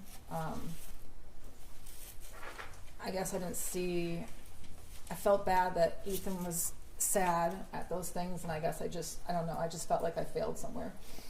I don't really know how to describe it. It's just that point in time, I just kind of felt like somewhere I failed. Do you believe there was anything, do you believe that you knew or had reason to know your son was a danger to anyone else? No. As a parent, you spend your whole life trying to protect your child from other dangers. You never would think you have to protect your child from harming somebody else. That's what blew my mind. That was the hardest thing I had to stomach, is that my child harmed and killed other people. Do you believe there were things you were thinking at the time, I should do this, but I'm not doing it? Do you look back and think that? No, I don't. I mean, of course I look back after this all happened, and I've asked myself if I would have done anything differently, and I wouldn't have. If you could change what happened, would you? Oh, absolutely. I wish he would have killed us instead. Over the last 26 months, has this been stressful for you? It's been very stressful. Yes. Have you had a range of emotions? I've had a lot of emotions.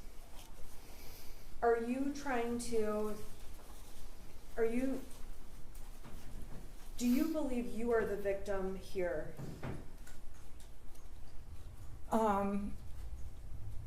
I don't want to say that I'm a victim, because I do not want to disrespect those families that truly are the victims on this. But we did lose a lot. Okay. You've lost everything. We did. I'm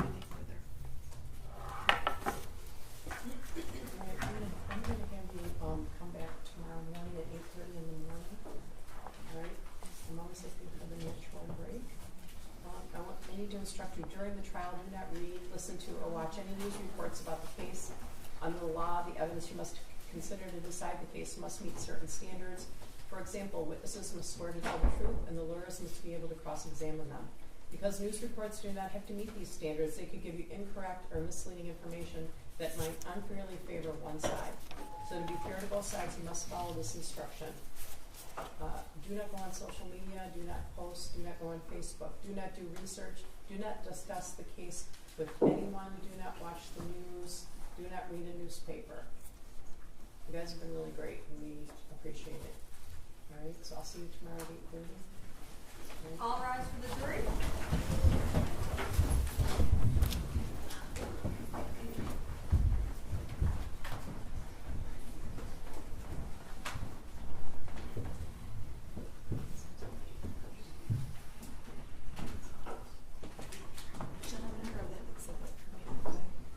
I will let the jury go right now so that I can ask if there's anything. You can sit. Is it okay if she comes out? Yeah, she can step back. You can be seated. There's another jury though, so you have at least agree with this. You're going to do cross tomorrow Yes. morning. And then do you know what you're going to do next? I don't. Your Honor, my client and I have a number of witnesses on our list. Okay. And to be quite frank, I'm going to go to meet with her. Okay. Or I have arrangements to meet with her. Okay. I have opinions about what we should do. I know that our opinions have not matched, and so we need to have some discussions. Okay. I just don't know who I'm going to be calling based on that. But the prosecution has my list. Okay. It's the same as it's been. Nothing's changed. Okay. I actually have 2 names I can give them that I know I'm not going to call. Okay. Judge, shortly before trial, the people filed a notice of intent to admit something should the defense counsel assert a privilege, that privilege being attorney-client communication. Questions asked of the defendant, I believe, cause a revisiting of that ruling. Okay, meaning what?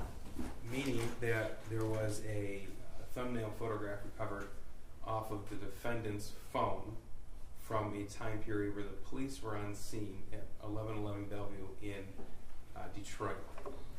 The defendant has testified that she was waiting to hear for instructions from Ms. Smith. She can't testify to any communications between herself and her attorney without waiving the privilege. That privilege has been waived.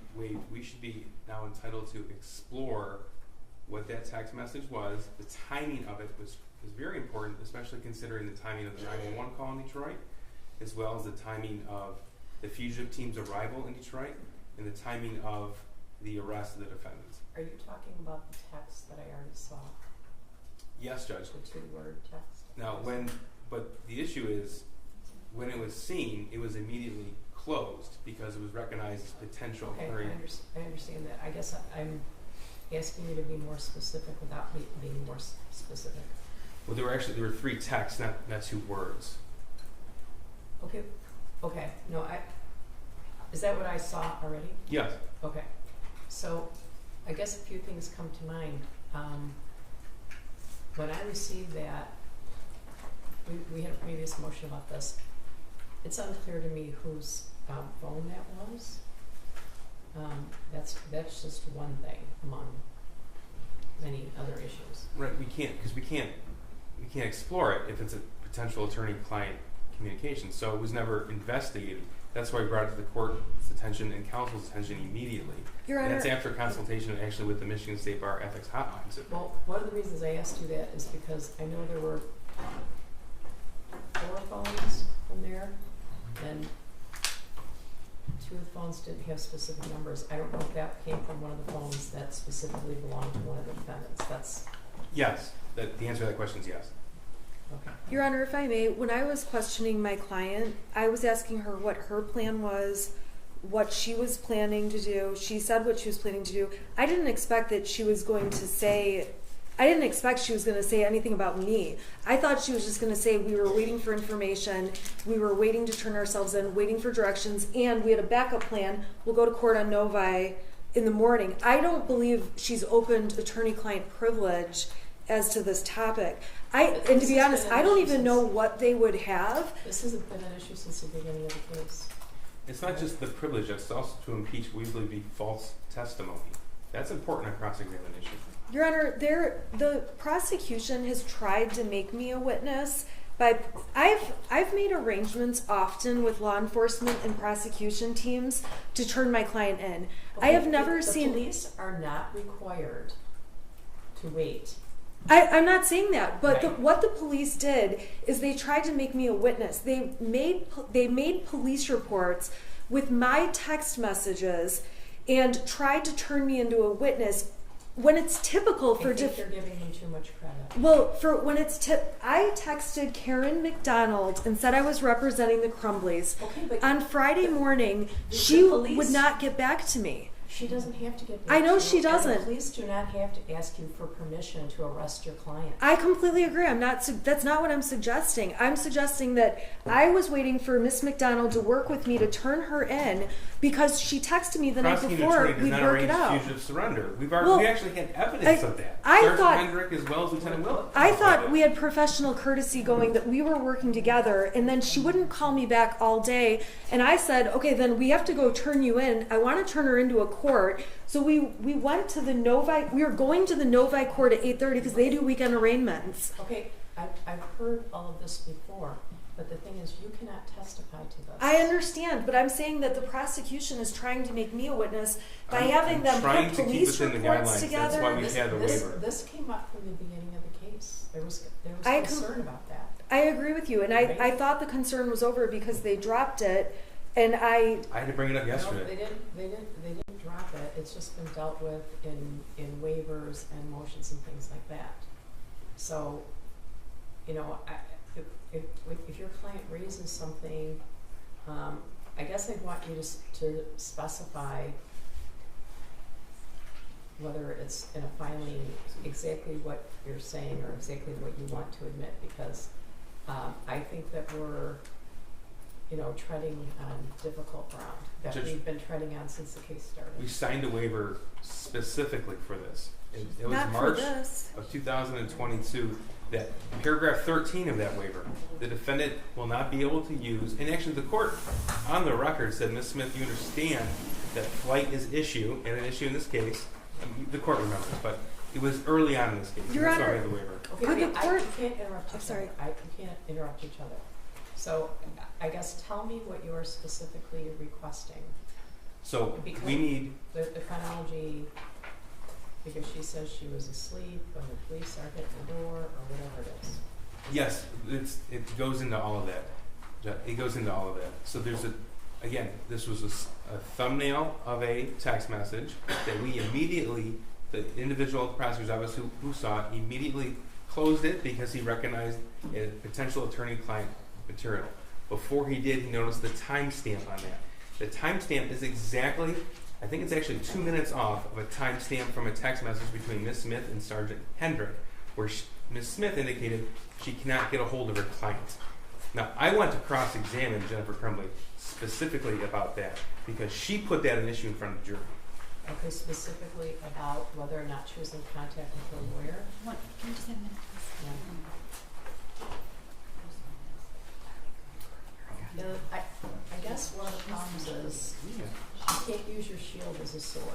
That's a problem. Your Honor, I'm suggesting that if my client opened the door to that in any way, that you instruct the jury they're not to consider it and strike that testimony. We did not intend to open that door. I don't even remember, and I don't even know what that text message is. I saw that. I obviously responded to their filings. I have no memory of that text or this timing. So, Okay, what does that have to do with anything? well, I'm just saying that I would just say that this should just be instructed to be inadmissible and tell the jury to absolutely ignore any testimony about any communications with the attorney.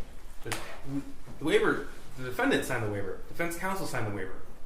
It's, again, sword and shield, Judge. This is exactly what counsel is doing. And we can have someone from computer crimes extract any conversations, communications between the defendant and her attorney. The court can review it in camera. I think that you're specifically trying to impeach her statement that I did not talk to my lawyer that night. I'm trying to remember the exact statement. Well, the timing of when she was awake, when she sent the message, the fact that she indicated that she was asleep, the method in which she indicated how she fell asleep, and with the assistance of 4 Xanax. It's important to explore those particular details, Judge. The timing is crucial. Okay, well, I might allow you to ask the question. You said you were asleep at 11 o'clock because you took 4 Xanax. I might allow you to ask, isn't it true that you texted your attorney at 11:03 or whatever it is? I might let you ask that. But the thought that you want me to do an in-camera review of every communication between Mrs. Crumbley and her attorney that could potentially breach the attorney-client privilege, I'd be satisfied with just that timing, that message, Judge. Okay, well, I guess I'm gonna invite you. I feel like every night you're getting a homework assignment. Of course, I have my own homework assignments. But if you would like to send me a case, do a short memo, anything like that you'd like me to read at 4 o'clock in the morning when I should be sleeping, Judge, that's what I'll do. the issue is that Jennifer Crumbley testified that she did what she did because her lawyer told her to. That's the crux of it. And there's evidence to the contrary. And I want that evidence to be admitted. Okay, are you specifically, okay, those are two different things though. Are you specifically talking about the text that we dealt with last week? Or are you talking about other communication that was dealt with previously? I think last week is the one we're referring to, Judge. That's Okay. All right. the motion that was filed. Okay, There's also text messages from Ms. Smith to an officer. There's no privilege there. there's no privilege. Correct.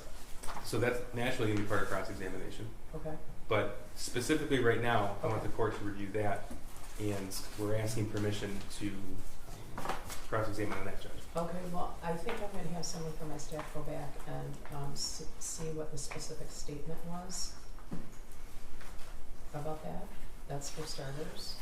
And additionally, if you would like to give me any law on the issue, I don't know if there's any law beyond, what we read last week, but. Well, that's why the waiver. Yeah, the waiver. Well, I might be inclined to ask her, to let you ask, isn't it true that, did you testify that you were sleeping at 11:03? Yes. Isn't it true that you texted your lawyer at that time?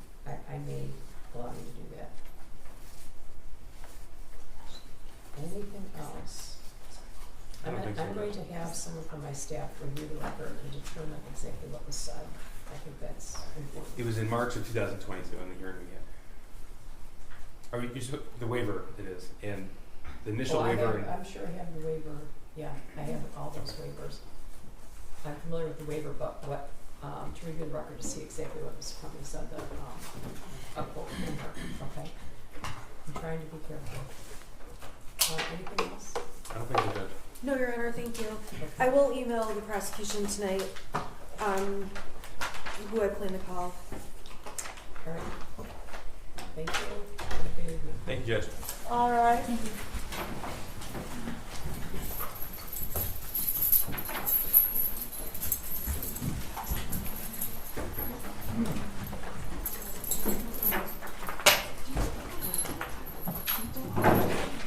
You may be seated.